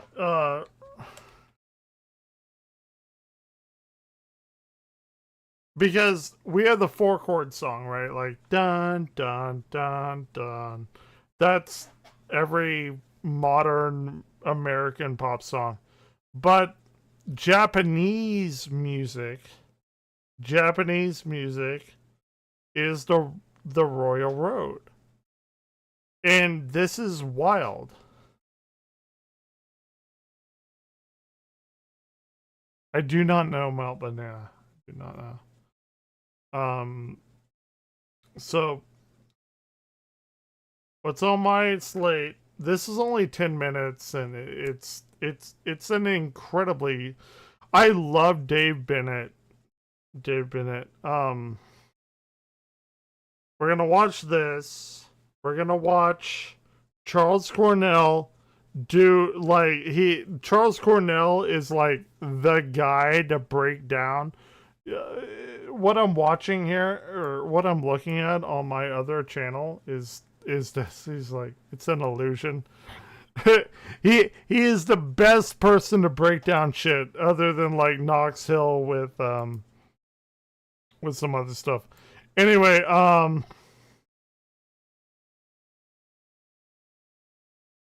well, she posted that thing right there. Anyway, Royal Road progression. God damn it! I'm gonna get more drunk as we do this.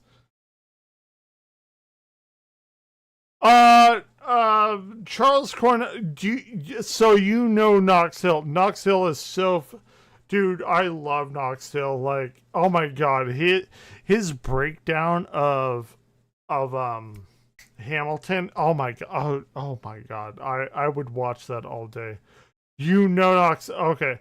Anyway, so David Bennett music theory. If you don't know David Bennett, like, you should, because he is how I learn more of the more complex music theory. But this Royal Road progression, we gotta watch it. We're watching it right now. This is the Royal Road chord progression. Chords 4, 5, 3, and 6 of the key. I gotta make my own music out of that. Like, I have my own music. I have my own SoundCloud and Bandcamp and everything. But I've only done like remixes and synth-wavy versions of music. Anyway, now, although there are some examples of Western pop songs using this chord progression, as I'll show you in a minute, it's not an abundantly popular chord progression in the West. However, because despite we're this, stupid. over in Japan, it's a very different story. Yeah. I'm sure you remember the famous Axis of Awesome video. We watched this earlier, guys. guys. Are based on we the same watched chord this progression, earlier. 1, 5, 6, 4. Well, this chord progression. 1, 5, 6, 4. Do you not know the 1, 5, 6, 4 progression? You should, is Japan's version of that. Take any anime, J-pop song, or even video game soundtrack, and you're bound to find this chord progression in there somewhere. Guys, like, god damn it.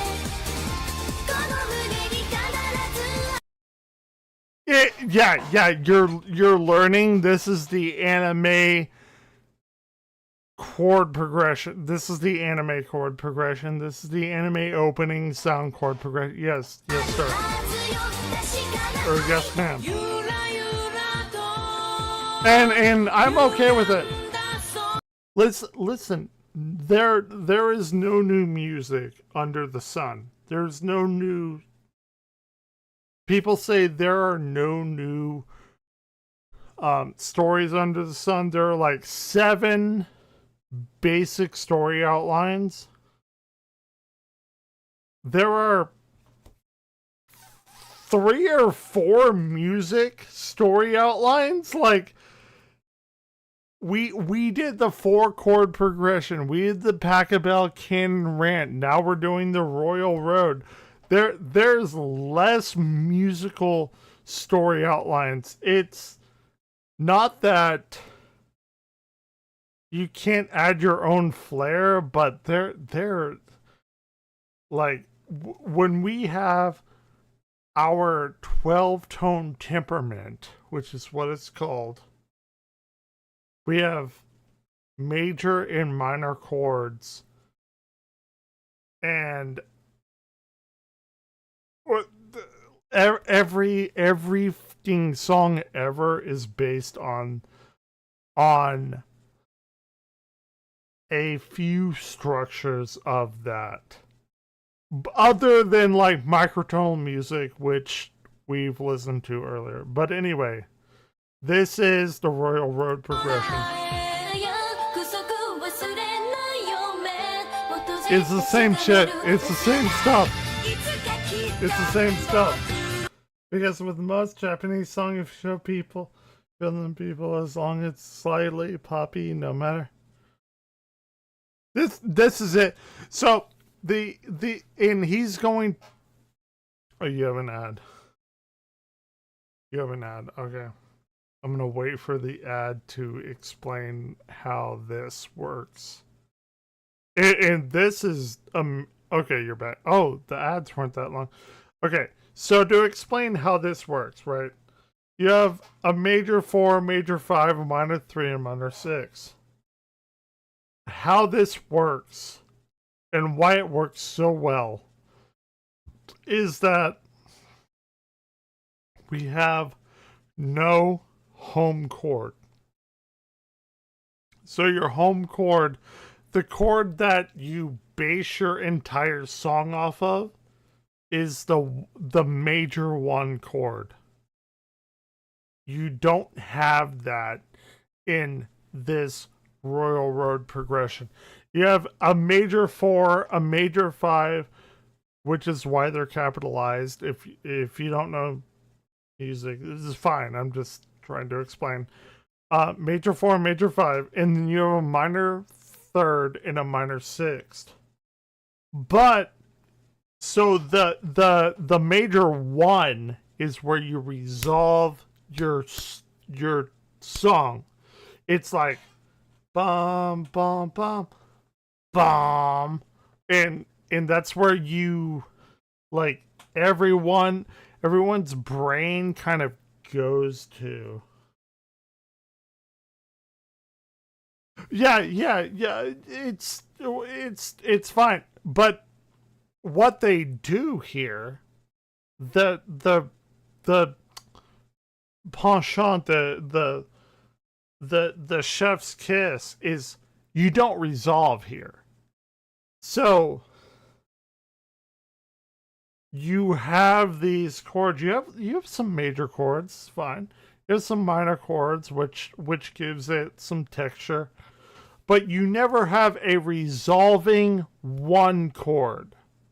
You never have that chord that resolves. So what is happening in your brain is that all of this music is keeping it's still going. There's no resolution to this. It creates a driving feeling that doesn't resolve. Yes, that's 150% exactly what I'm trying to say. Because you don't have the 1 chord to resolve. You don't have the bum bum bum bum bum bum bum. Like you don't have that, like, that thing that is like, here I am at home. It's 4, 5, minor 3, minor 6, and I need to make myself one of these songs. And by the way, you're about to get trolled because the Americans did it too.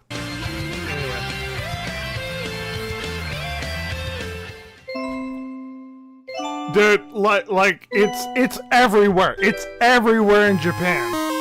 It's everywhere in Japan. Everywhere. Bro, it's a Pokemon, it's a Mario.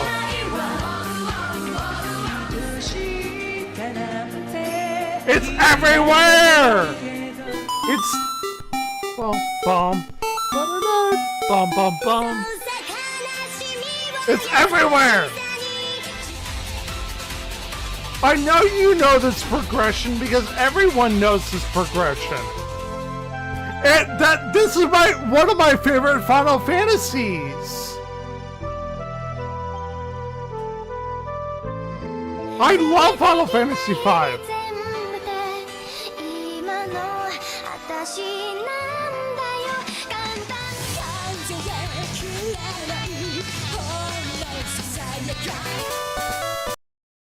So he goes, ba-da-na-na-na-na, ba-da-na-na-na-na-na, ba-da-na-na-na-na, ba-da-na-na-na-na-na. But what it should do is ba-da-na-na-na-na, ba-da-na-na-na-na-na-na-na-na. Like it doesn't resolve there. It just keeps going. It's like have another monster, get another energy drink. Just keep getting the energy drink. Just keep fucking going. Just keep pounding that alcohol. It's ba-na-na-na-na-na, ba-na-na-na-na-na-na, ba-na-na-na-na-na. It just keeps doing it, but it doesn't go da-na-na-na-na-na, ba-na-na-na-na-na-na-da-da-da, ba-da-da-da-ba. It doesn't do that. It just, Japan just wires your brain just keep going more and more and more. And that's probably how they created the fucking Pokemon trading card game. God damn it.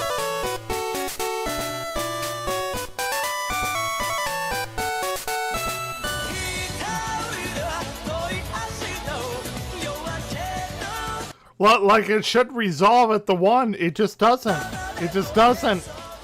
My friends, before, it doesn't. Although this progression is nowhere near as commonplace in the West as it is in Japan, we can Oh, find it is some now. Western pop songs It is that use now, it. though.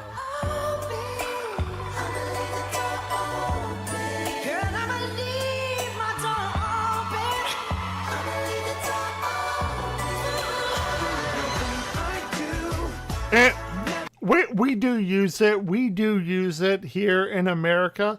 I'm not going to say that we don't, and we should. And I'm surprised this doesn't replace our 4-chord music, because we are a country of consumption, right?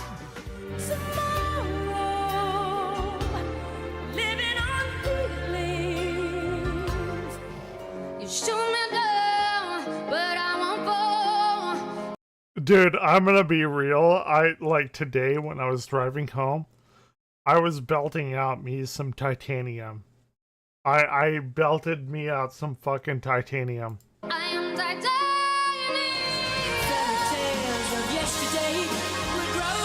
I belted me Another out Western some song Royal that's often Road cited today. as an example of this chord progression is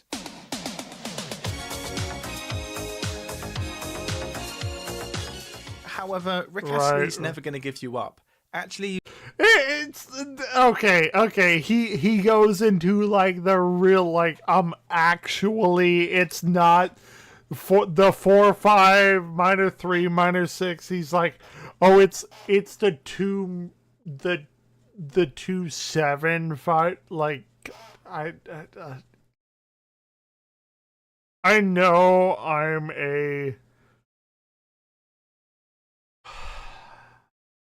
I know I'm a academic and should be like, oh yeah, this is true, bro. I'm for the layman. Like, this is so stupid. Like the 2/7 chord is so close to the 4 chord. Like, it's so uses a subtly different chord progression. We're in the actually territory. You know the actually. Do you know the actually guy? This is what this is where we are. The actually. This is like the major 4 and the minor 7th is the actually territory. Yeah. But as an academic, he's right. I have to say he's right, but as an academic myself, like as a person who teaches astrophysics, I'm telling you what you need to know, and I'm not in the actually territory. Of the 4 chord, we actually have a 2 chord with a minor 7 on it. Bomb. Oh, can you hear the difference? Can you actually hear the difference here? Hold on. Let's see if Evangler can, and if it's your mother, can you hear it? And Nerdy Need, if you're even still here. Can you hear it? In place of the 4 chord, we actually have a 2 chord with a minor 7 on it. Can you hear the difference? Can we?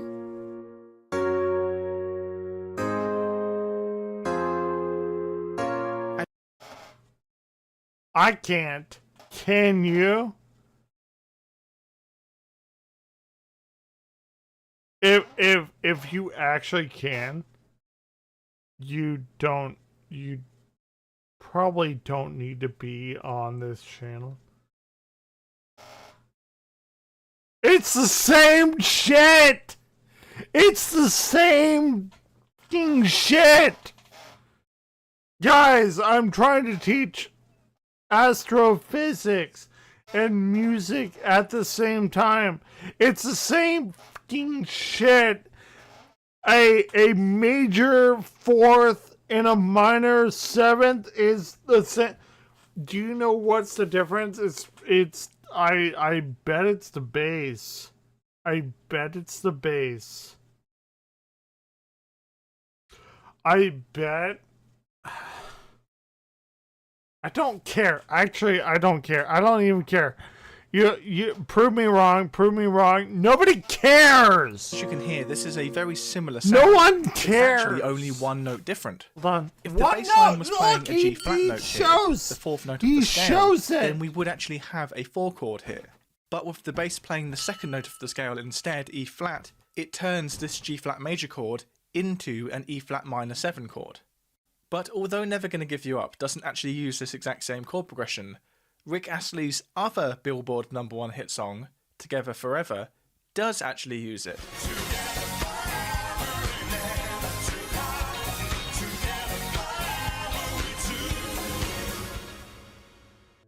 So what is it about this chord progression that has made it so popular in Japanese music? What makes this chord progression work? In Japan, they refer to this chord progression by this name, which translates directly into English as the Royal Road progression. And what they mean here is not the road in the sense of a road you would walk down, but the more abstract idea of a route, of a way. This translates effectively as the easy way, because it's the chord progression that just, without much effort, creates that sense of melodrama that they want for their anime and J-pop music. What? Fair enough. Fair enough. Valid crash out. Thank you. God damn it. Thank you. God damn it. Thank you for the first valid crash out of another person telling me I had a valid crash out.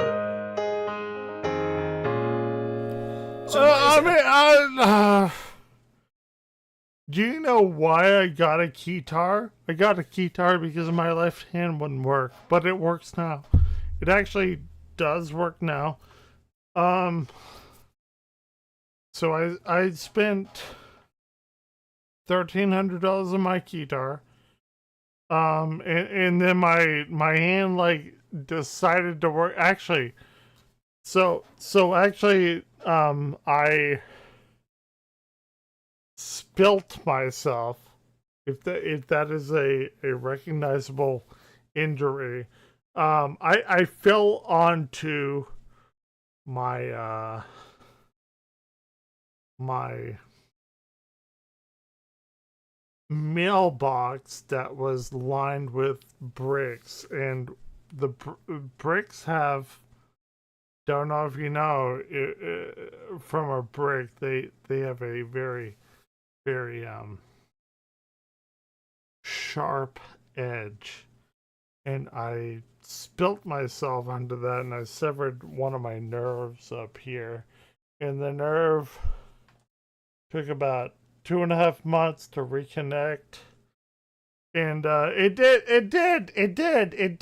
reconnected. Look, if you go back into my profile, like, all I could do was like grab shit, but now I can do all kinds of shit with my hand right now. Anyway, valid crash about out. this chord progression, about 4, 5, 3, 6. I don't know. That gives it that melodramatic sound. It sounds dramatic. There's a sense of movement and story, but it's certainly not serious. It doesn't.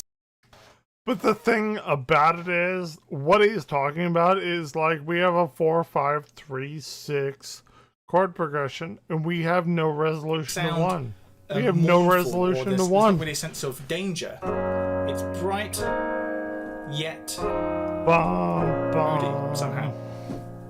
One of the key aspects of what makes this chord progression sound the way it does is the fact that it starts on the 4th chord of the key. The 4th chord of the key is referred to as having subdominant function.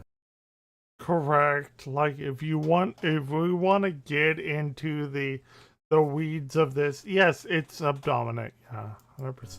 Now, subdominant function is a fancy way of saying that the chord introduces some tension to the tonality of the music. It's not as tense as possible, but it's certainly...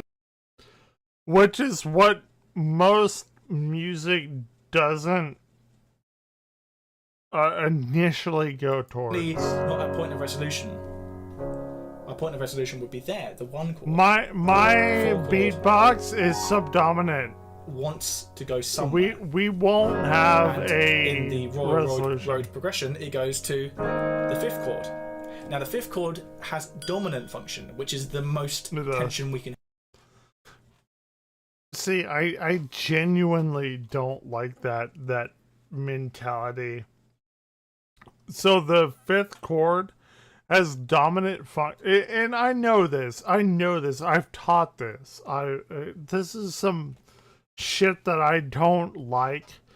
Dominant. Oh yeah. Oh, the 5th chord. What are we doing with the 5th chord? And then it wants to resolute into the 1 chord, but it doesn't do that. So we're going from some tension to more tension. So now we definitely need to go somewhere. God damn it! I just disagree with this aspect of tension. I'm sorry. I am not your musical professor. I am a physicist. I don't agree that the 4, 5. Well, I agree that the 4, 5 has tension, but I don't agree that the 5 has tension to the 1, because we haven't introduced a 1. Maybe if we've introduced a 1, it's fine, but okay. The only reason this works is because of our Western nature that we are so acclimated to pop music with the 4-chord song structure.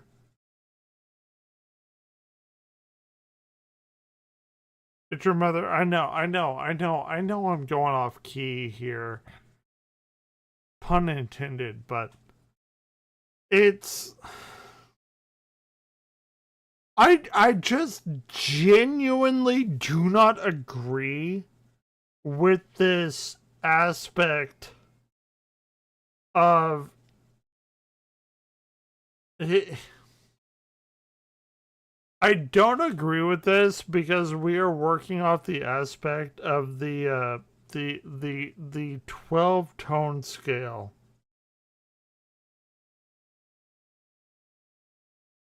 And that's what everyone is doing.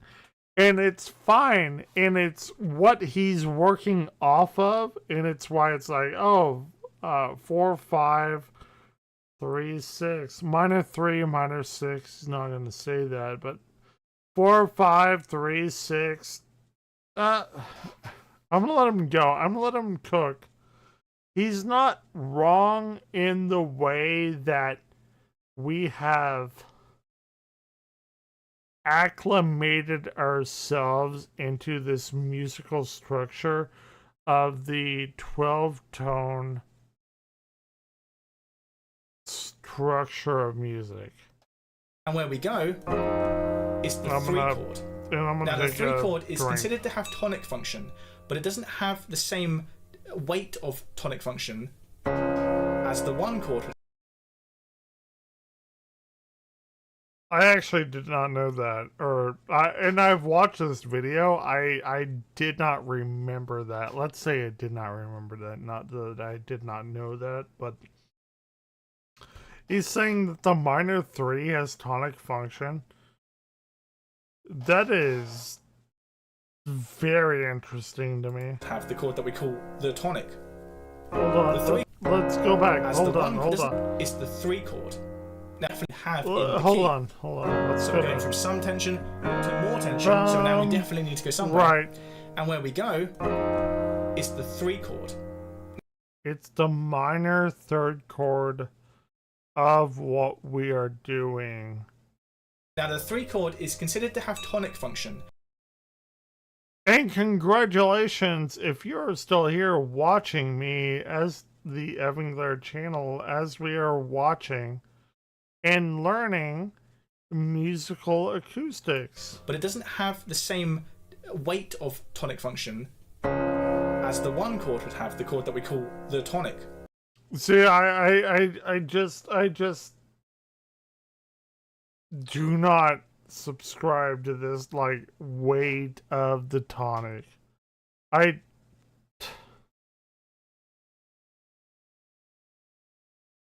I'm not going to tell you to not do that. I have, whenever I go and shit, this is a true story. Whenever I go and shit, I have a 500+ page book of musical acoustics, and it's called, like, you get it for you, but I'm not going to. But there's a bunch of musical stuff there. And I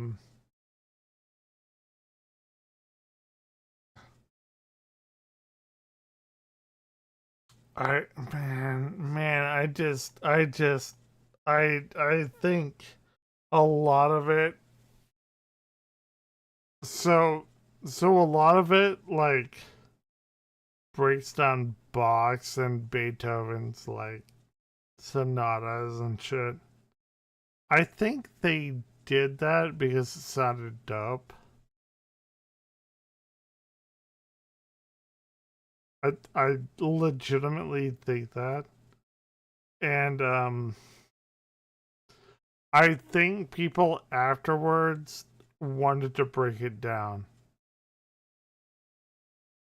And hold on. We'll hold on. The 3 chord is at rest, but it's not necessarily satisfied. It could still do with going somewhere. And we actually then do go to another tonic function. I just disagree with it, which fundamentally. is certainly at rest now, but in a sort of wistful way, not the fully satisfied way that we'd have if we went to the 1 chord. As you may have noticed, this progression never actually goes to the 1 chord, so it's like I know, I said that it never goes to the 1 chord.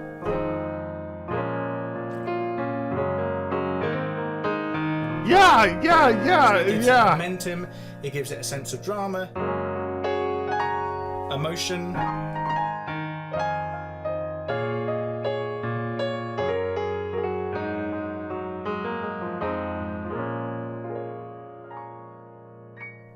Now, I don't think there's any particular reason why this chord progression, out of all of the potential chord progressions that are, has caught on so much in Japan. You could ask the same question about why the Axis of Awesome progression, the 1, 5, 6, 4 progression, is so popular in the West. I think it's just trend, it's just habit. Once the idea... I just totally disagree.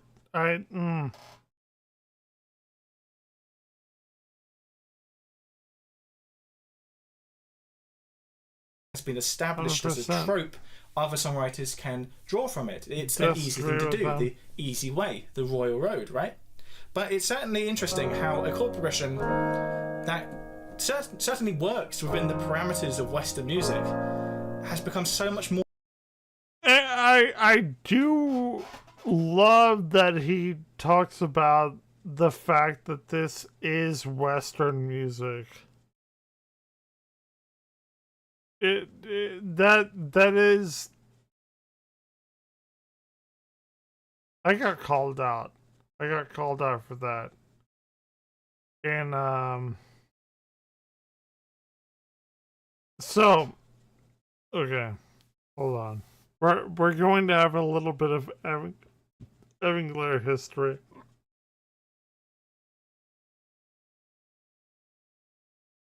I think... Hold on.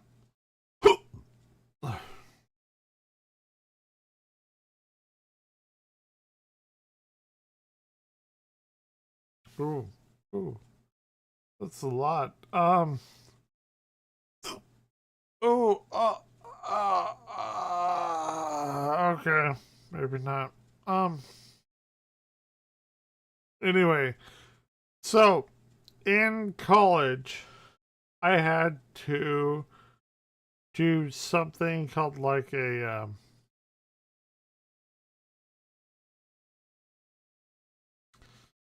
oh my god, what was it called? It was called like hold on. There's your Chan. Can't nobody replicate this feeling. In college, I had to just put it up. I actually in college, I'm gonna call it 12th grade. It was what would you call it?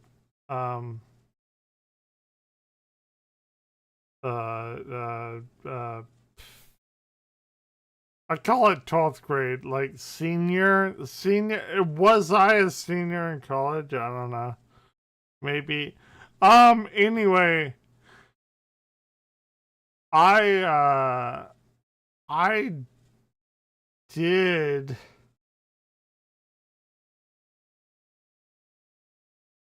Oh wait, what the fuck was I talking about? I genuinely don't know what the fuck I was talking about. Oh my god. Talking about Okay, so like, tell me what I was talking about, because I genuinely don't know, but I can tell you what I did. Like, I can show you. Oh my god. I can show you my,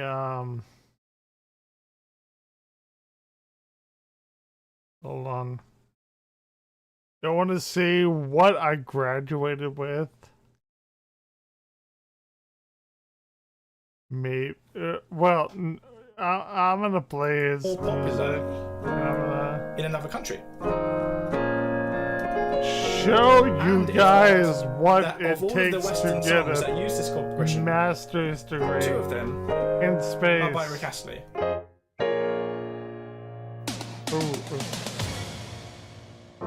Right? Love it.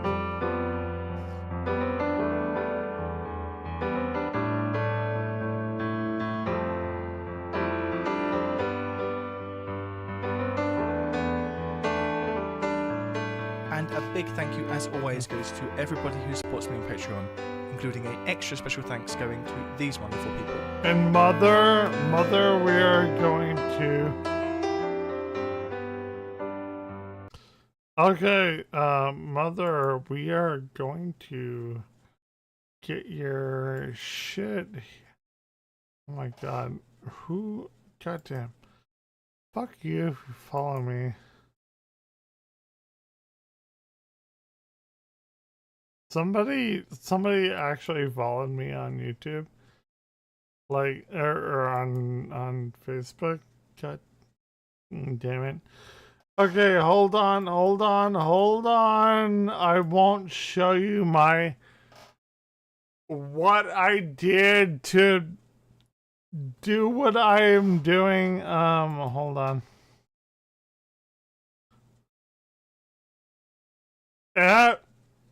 Okay, God damn it. God fucking damn it. Okay.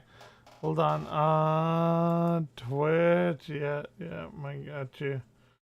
Join this. This, anime opening. Okay, here. I think this is you.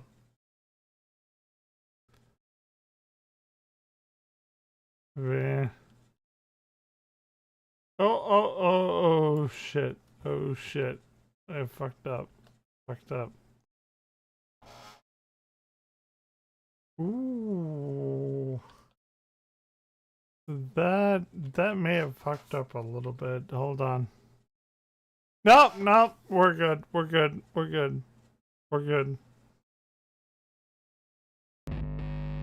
Is this what you wanted me to watch?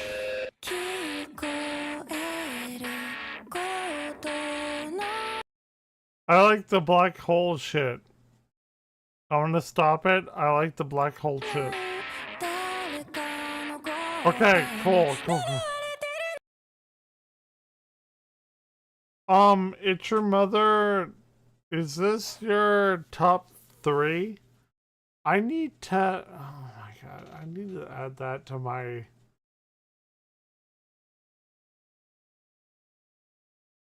Like, I want you... Did I ever show you my personal top 3 videos? Is that thing? Oh my god. Okay. We are... This is super dope. I'm down.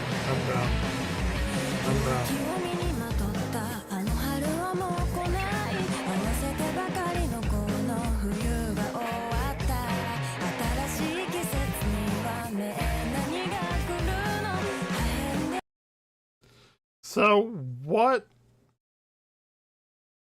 I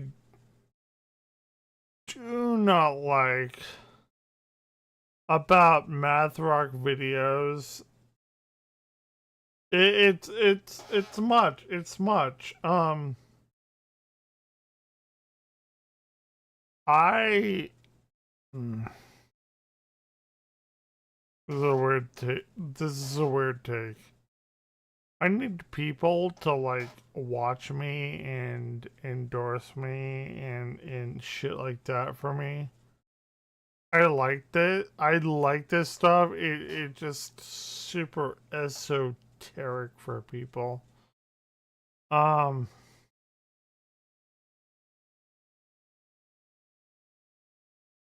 I enjoy like a 3-chord rock song. I enjoyed this shit too. I just it's a lot, and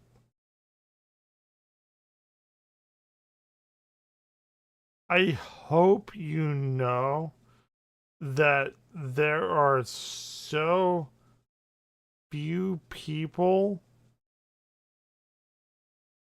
that will get this kind of music. I genuinely hope like that you know that there are like 15, 16 people that are going to get this kind of music. Whereas the music that I'm about to play, because I still understand I am going to play the top 40 or 50 or like rock songs, that is going to get hundreds of millions of people that love that music.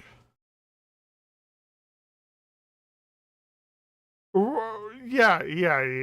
And that's a totally super dope thing. I just want you to know that that is a thing that is going to happen. I'm one of them. I'm one of them. I'm one of the 16 people. 100%.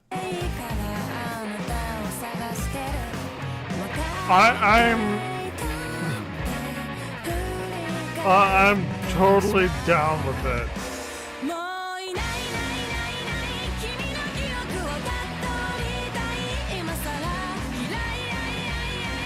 I just really want to reiterate that this is not. You're never ever going to get mainstream, and it's totally fine if you know that, but you're never and you're never gonna get it. You like, I love it. It's your mother loves it. Before I go to bed, goddammit, I am going to listen to the top 40 fucking hits. And I think I've listened to more than the top 40 maybe non-hits of mainstream tonight. But I think like I can listen, like after this I can listen to the top 40 hits of like what I don't want to say this, but like normal people. Like, okay guys, I do teach astronomy online that come into my planetarium. I teach 140 people that are in the world today I need to know what they. I need to know what they. The boring people. The boring people. I need to know what they're listening to. Like I'm just telling you guys.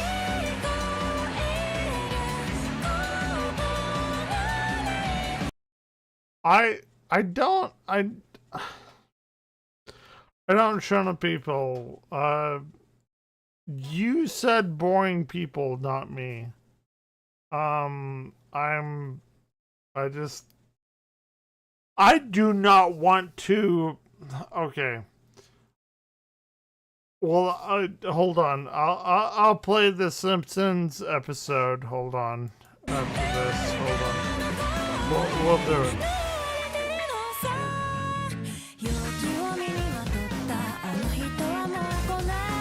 Guys, if I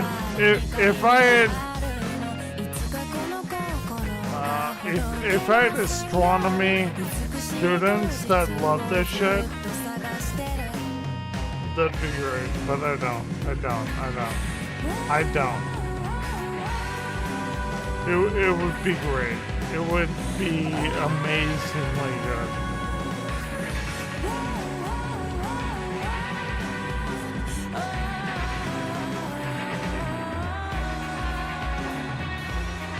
It would be super dope.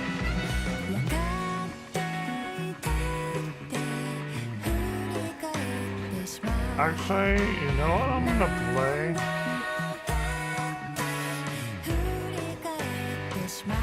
If you're here, it's your mother.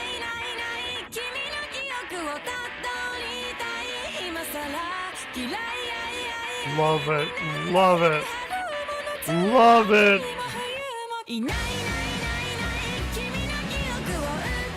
Love it. Love everything about it.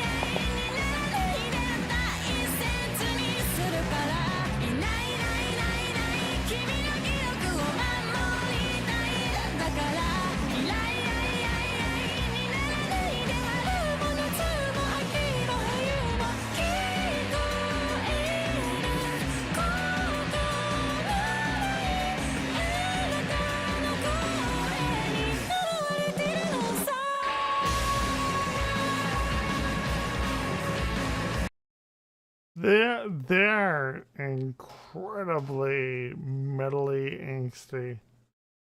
And weirdly enough,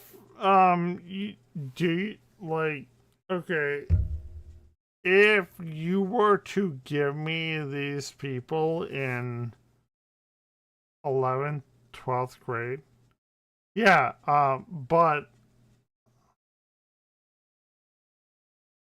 yeah. No shade thrown to them.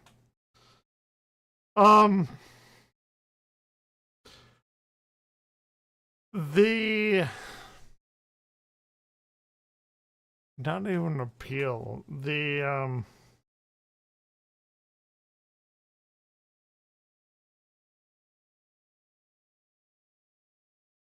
even the issue. It's what we have. What you've shown me, your mother, is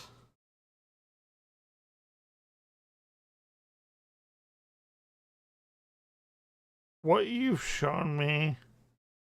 Right. And they're very good. I'm not, like, no shit thrown to them at all.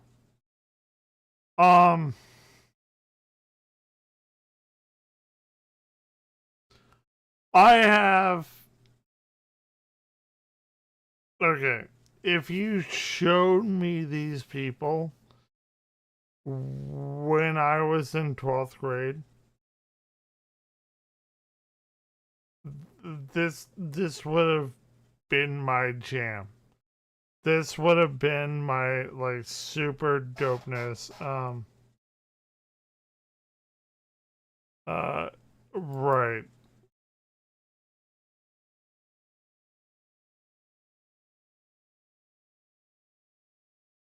but I have a I love them. I love. Oh my God, Gorilla. Oh my God, she did Clint Eastwood. Oh my fucking God. Okay. Anyway, hold on.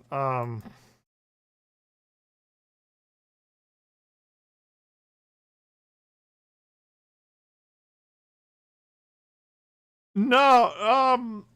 No, it's not because what they are, what they do, whatever. Like they're amazing. Like goddamn, 10 out of 10. Like I'm not shitting on them in any way. It's a me thing how I process this kind of thing.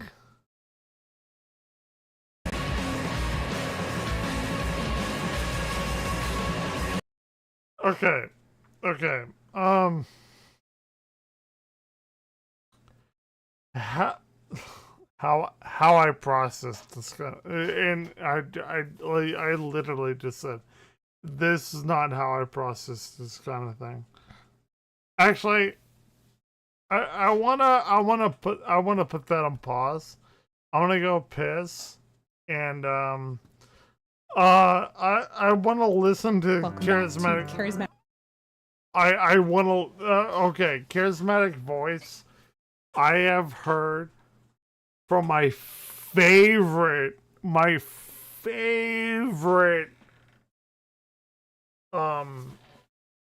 I'll come to this, and this is one day ago she listened to Clint Eastwood. I want to hear her take on Clint Eastwood. I have to go to the bathroom right now. Hold on. I can't even listen to you. Hold on. Okay, hold on. I was sitting pretty at the town searching for ladies. Then I came across this sweet thing. Her beauty is glowing. Wait, leave her alone, don't you break. Don't fall, you might not get up. That girl has an early hold on you.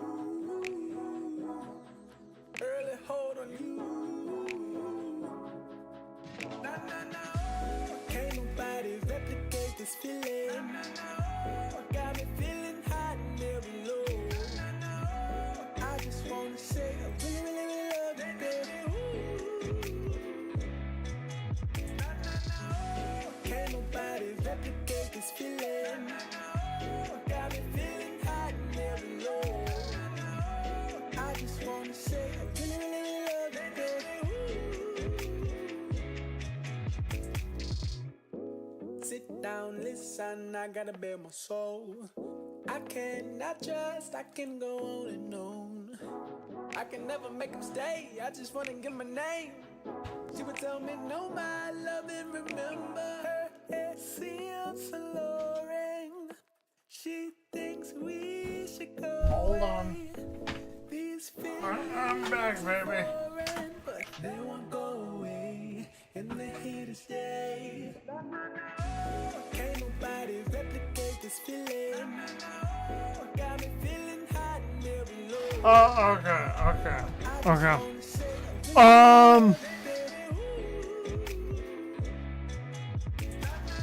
Man, we played some Nehu. If you were here, you try. That was some Nehu. I had to go piss. I'm sorry, I did. But charismatic voice. She had. She talked with Arjen Lucassen. My guys, like, hold on. I'm gonna analyze.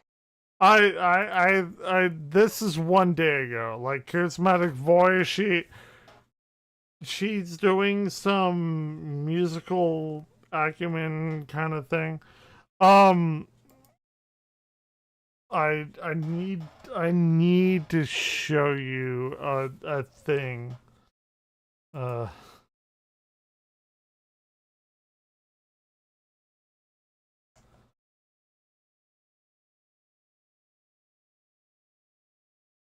Aryan, I mean, like she had tea or coffee with Aryan Welcome back, Luxon. everyone.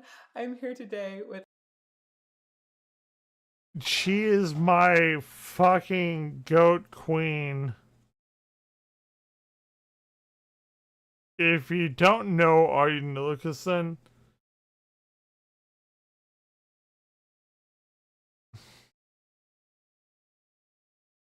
he is my guy. I know the charismatic voice.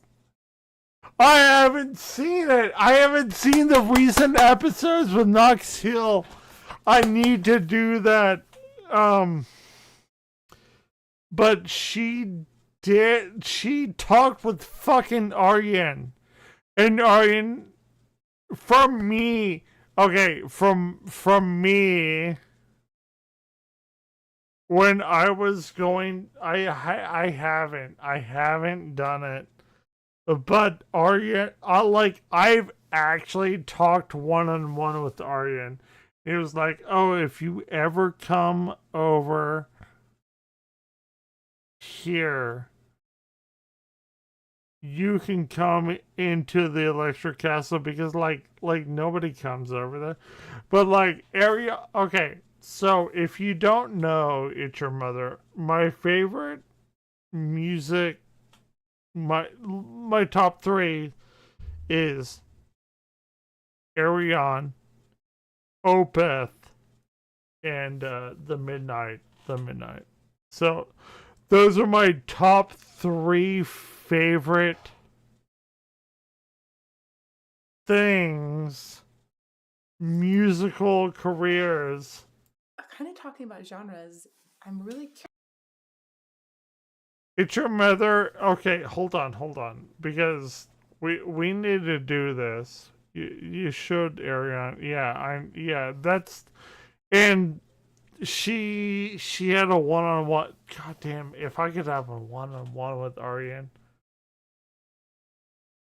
I don't even know what I would ask him. Well, It's Your Mother. What is your top 3? Here. I'll give you this. Top 5 songs of all time. What's your top 5 songs of all time? My number 1 song, actually, and I haven't heard it in a while because I used to play guitar to it, and I couldn't play guitar to it, but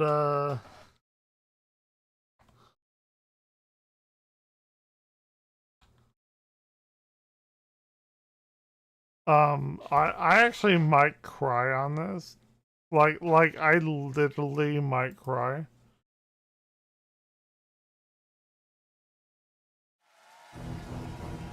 This is... I would have given my all of my testicles to go see this. In the Netherlands. Hold on. I'm gonna... Hold on.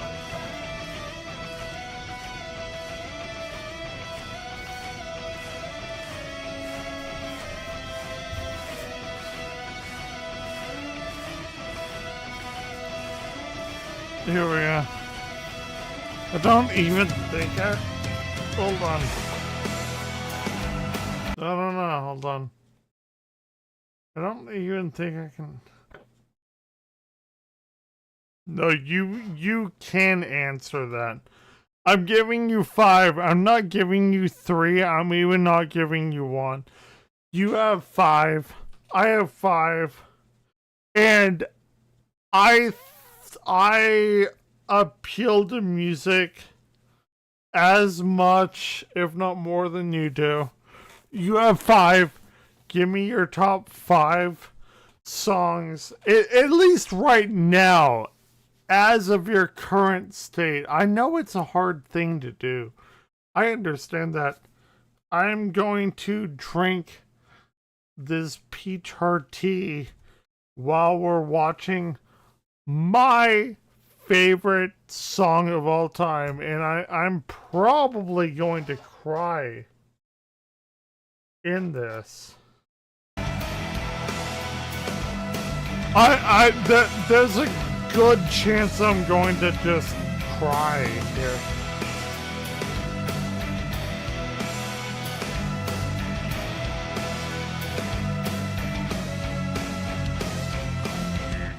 It's the calm before the storm. It's the quiet before the war. This is the time when all. This is actually my favorite song of all time. It forever will be. I was thinking, like, what's your favorite song ever? Like on the drive home today, it was between this and Time by Pink Floyd. But I think this is my favorite song of all time. God damn, they're so fucking hot.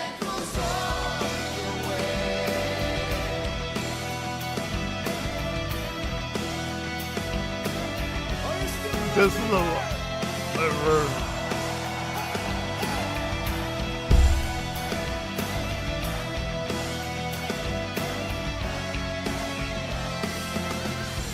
It's the end of the change. So what this is called is the sixth extinction.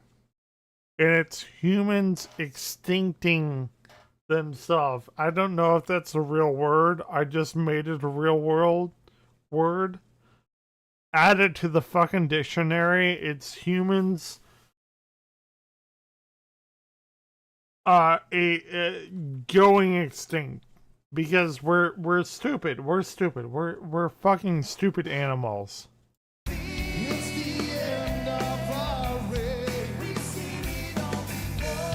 It's the end of man's evolution.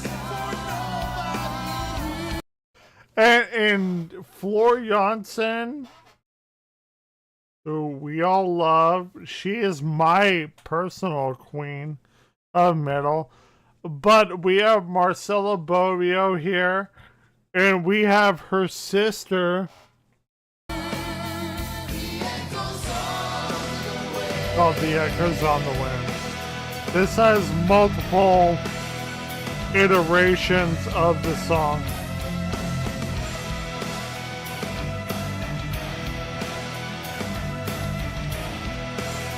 I would have given my fucking lower torso here. Do you hear the sirens? Do you hear the burst? That is Hansi Kirsch from Blind Guardian fame, because Arion does not have a select group of singers. They are metal people, and Arjen Lucassen says, "Hey, do you want to sing for our albums?" And he does it in waves. So we have Hansi Kirsch here. That's Hansi from Blind Guardian.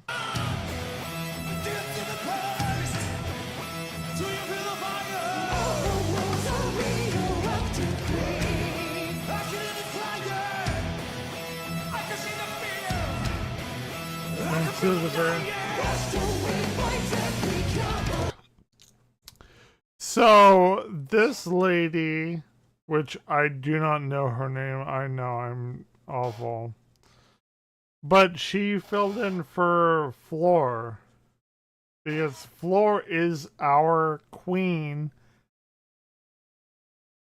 It's your mother. Like, Floor is our queen. Floor Jansen is our queen. She was pregnant at the time. She couldn't be here. Floor Jansen is our queen of metal. Okay? They had to fill in for her.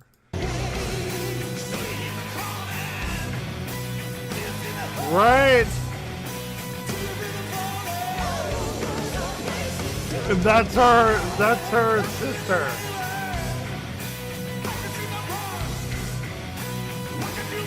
Okay. And everyone else was here, like Marcella Bovia, like goddamn it, like everyone else was here.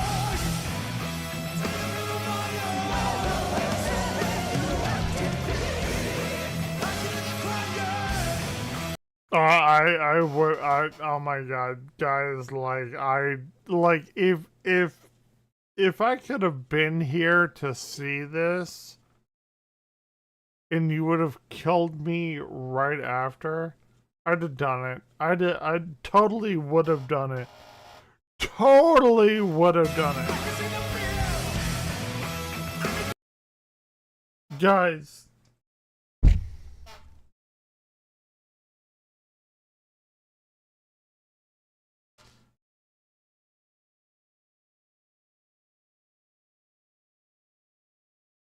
Guys, it was totally done it.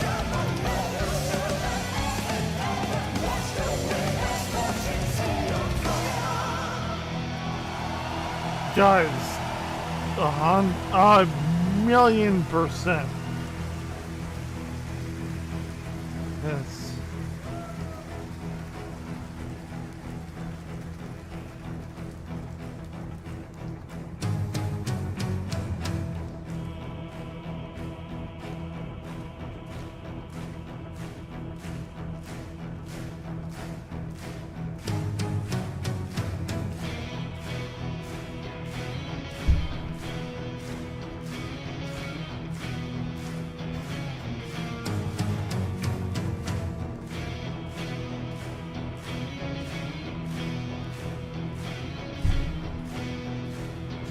Here we go. Here we go.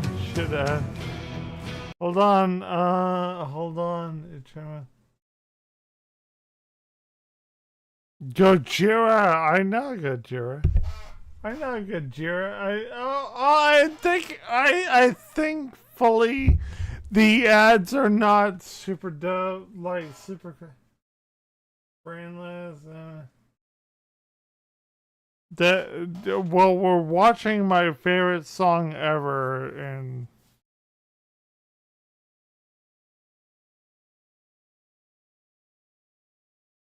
dude, I have no control over them, dude or dad. I have no control over the ads. That is not a me thing. That is a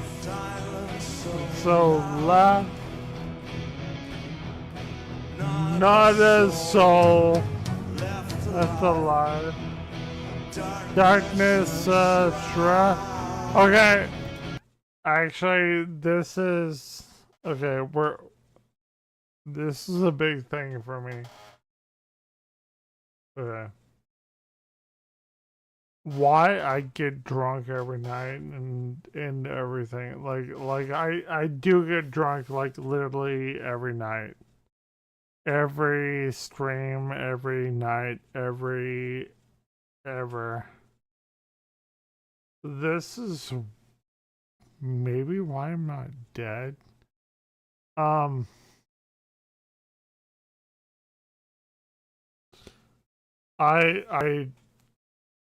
want to highlight this.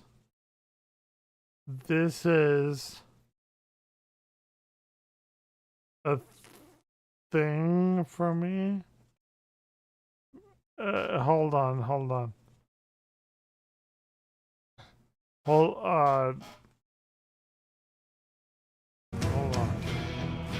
Silence so loud, not a soul left alive. Darkness and shroud. Okay. 2085.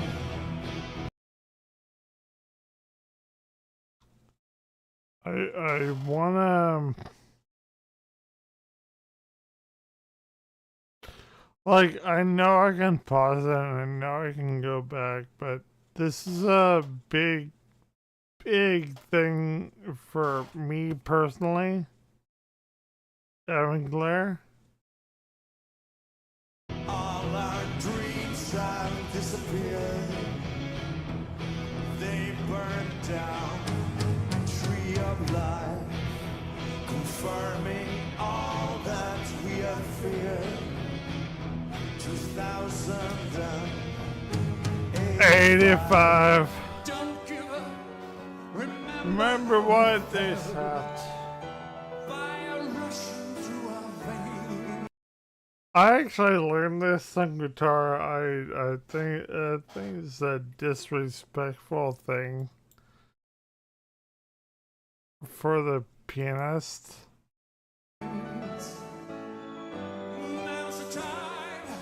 The rise above the hill. Here we go.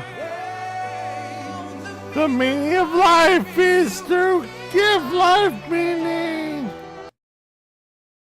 Guys, that I appreciate the intro.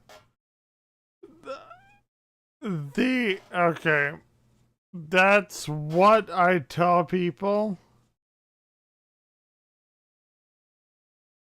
Dude, oh my god. That is a big thing.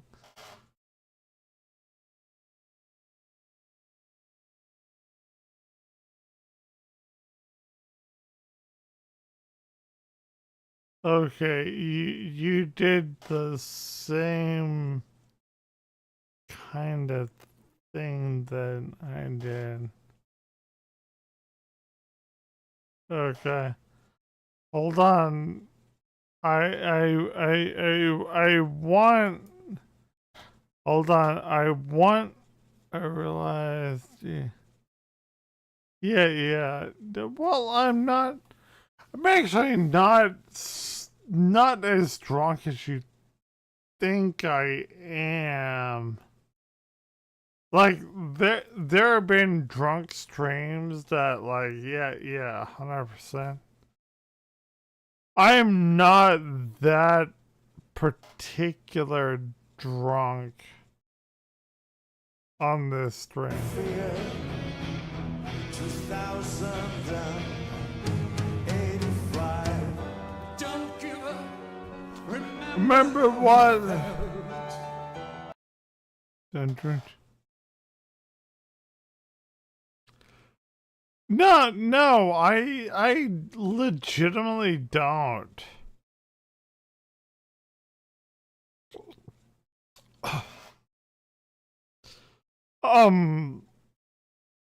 Like this Saturday stream isn't the drunkest that you, believe me. A few Saturdays ago, we have been way drunker than we are now. Yeah. Oh man. I don't know.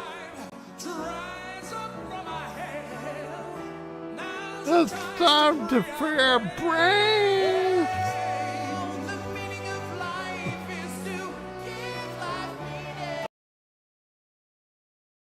What he said is what I want people. Sorry.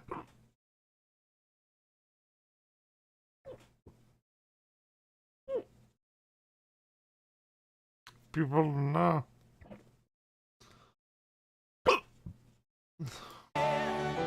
Go too fast, too slow. Restore the balance between thinking and feeling. Open up and let it flow. No side has won. Struggle to survive. Our quest here is done. 2085. 85. All our disappear. Our race will not thrive. God damn it. Time will not Hold on, here we go. 85. Don't give in. Remember all we've learned. The spark of life, it did ignite. Dude, good goddamn for him. This is my favorite song of all time. Like, if you are going to come to Evangelia's stream, this is my favorite fucking song of all time. This is it. This is the one. Oh, if you're like, oh yeah, what is Evangelia's #1 song? This is it. We're getting ready for what we yearn. We're getting our will to fight. We must resolve this human equation. By the way, this is an Arion song, so he's talking about you must resolve this human equation. I think I probably showed it to like you and whoever. Anyway, what he talks about is like we must resolve this human equation. That is an entire fucking album that I have. God damn it. That is a whole fucking album that I have over there. We must resolve this human equation. We're all dead if we don't try.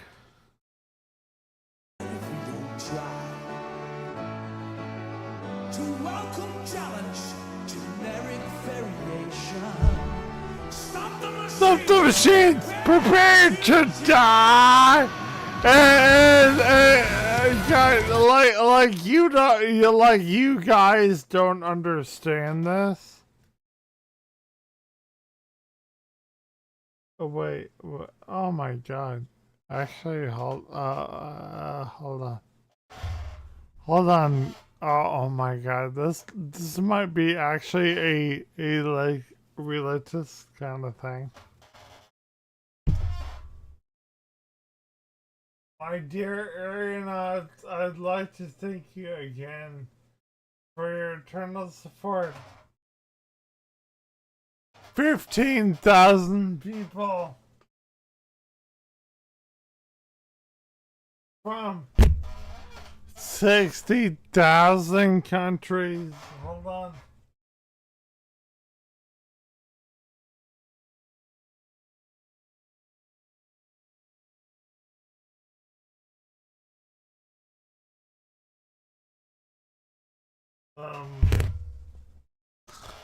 I read it like fair enough. Hold on.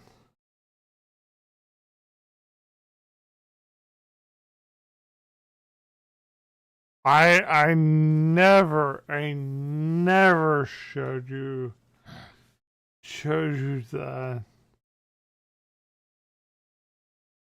I never showed you that.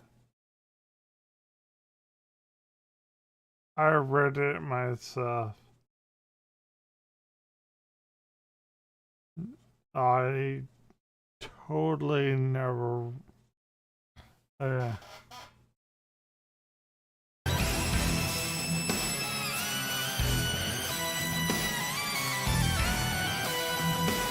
Love it.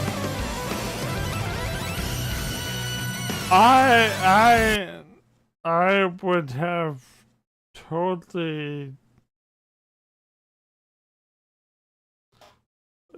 Do you know what we see here?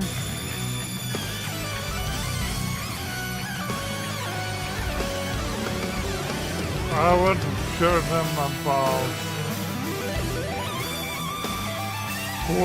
What a balls number one.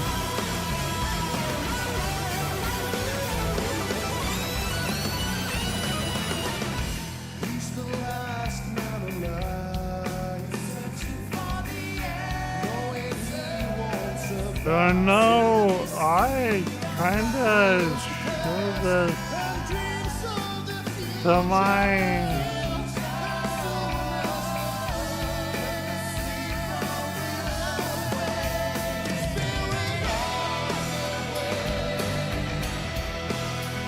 I showed this to my students.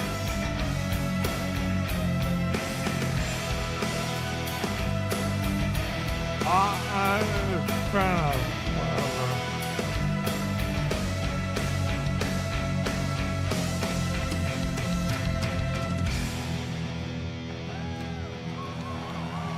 Do you know what? I love you. I love you.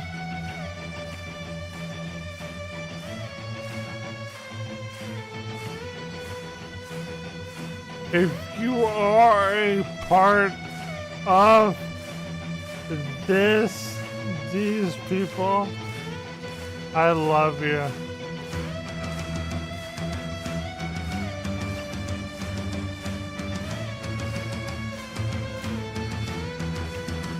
I love you. I totally love you.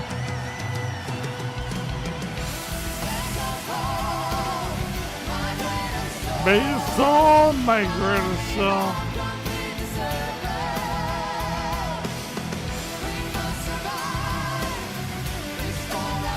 I totally love you.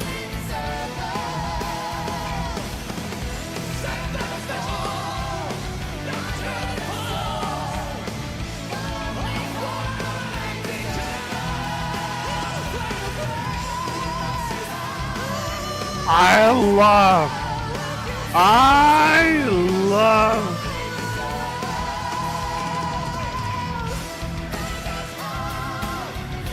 God damn it, I love Hansi.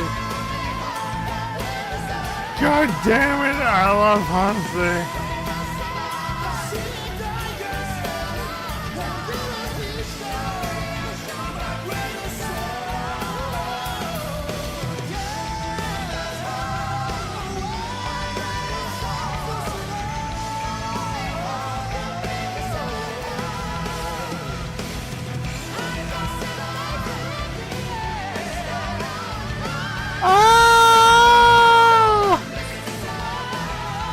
I love him. I love him.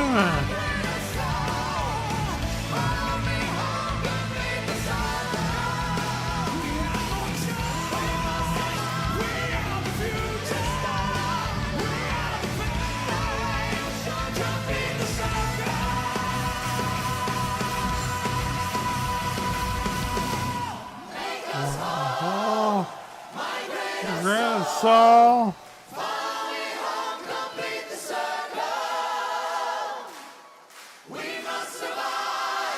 God damn it, cannot do the complete the circle.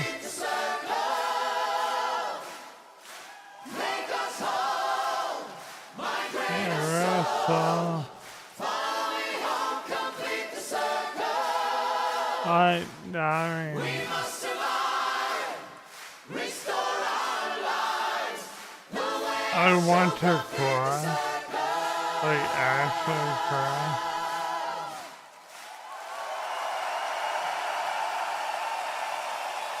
Cause you don't even know. Anyway,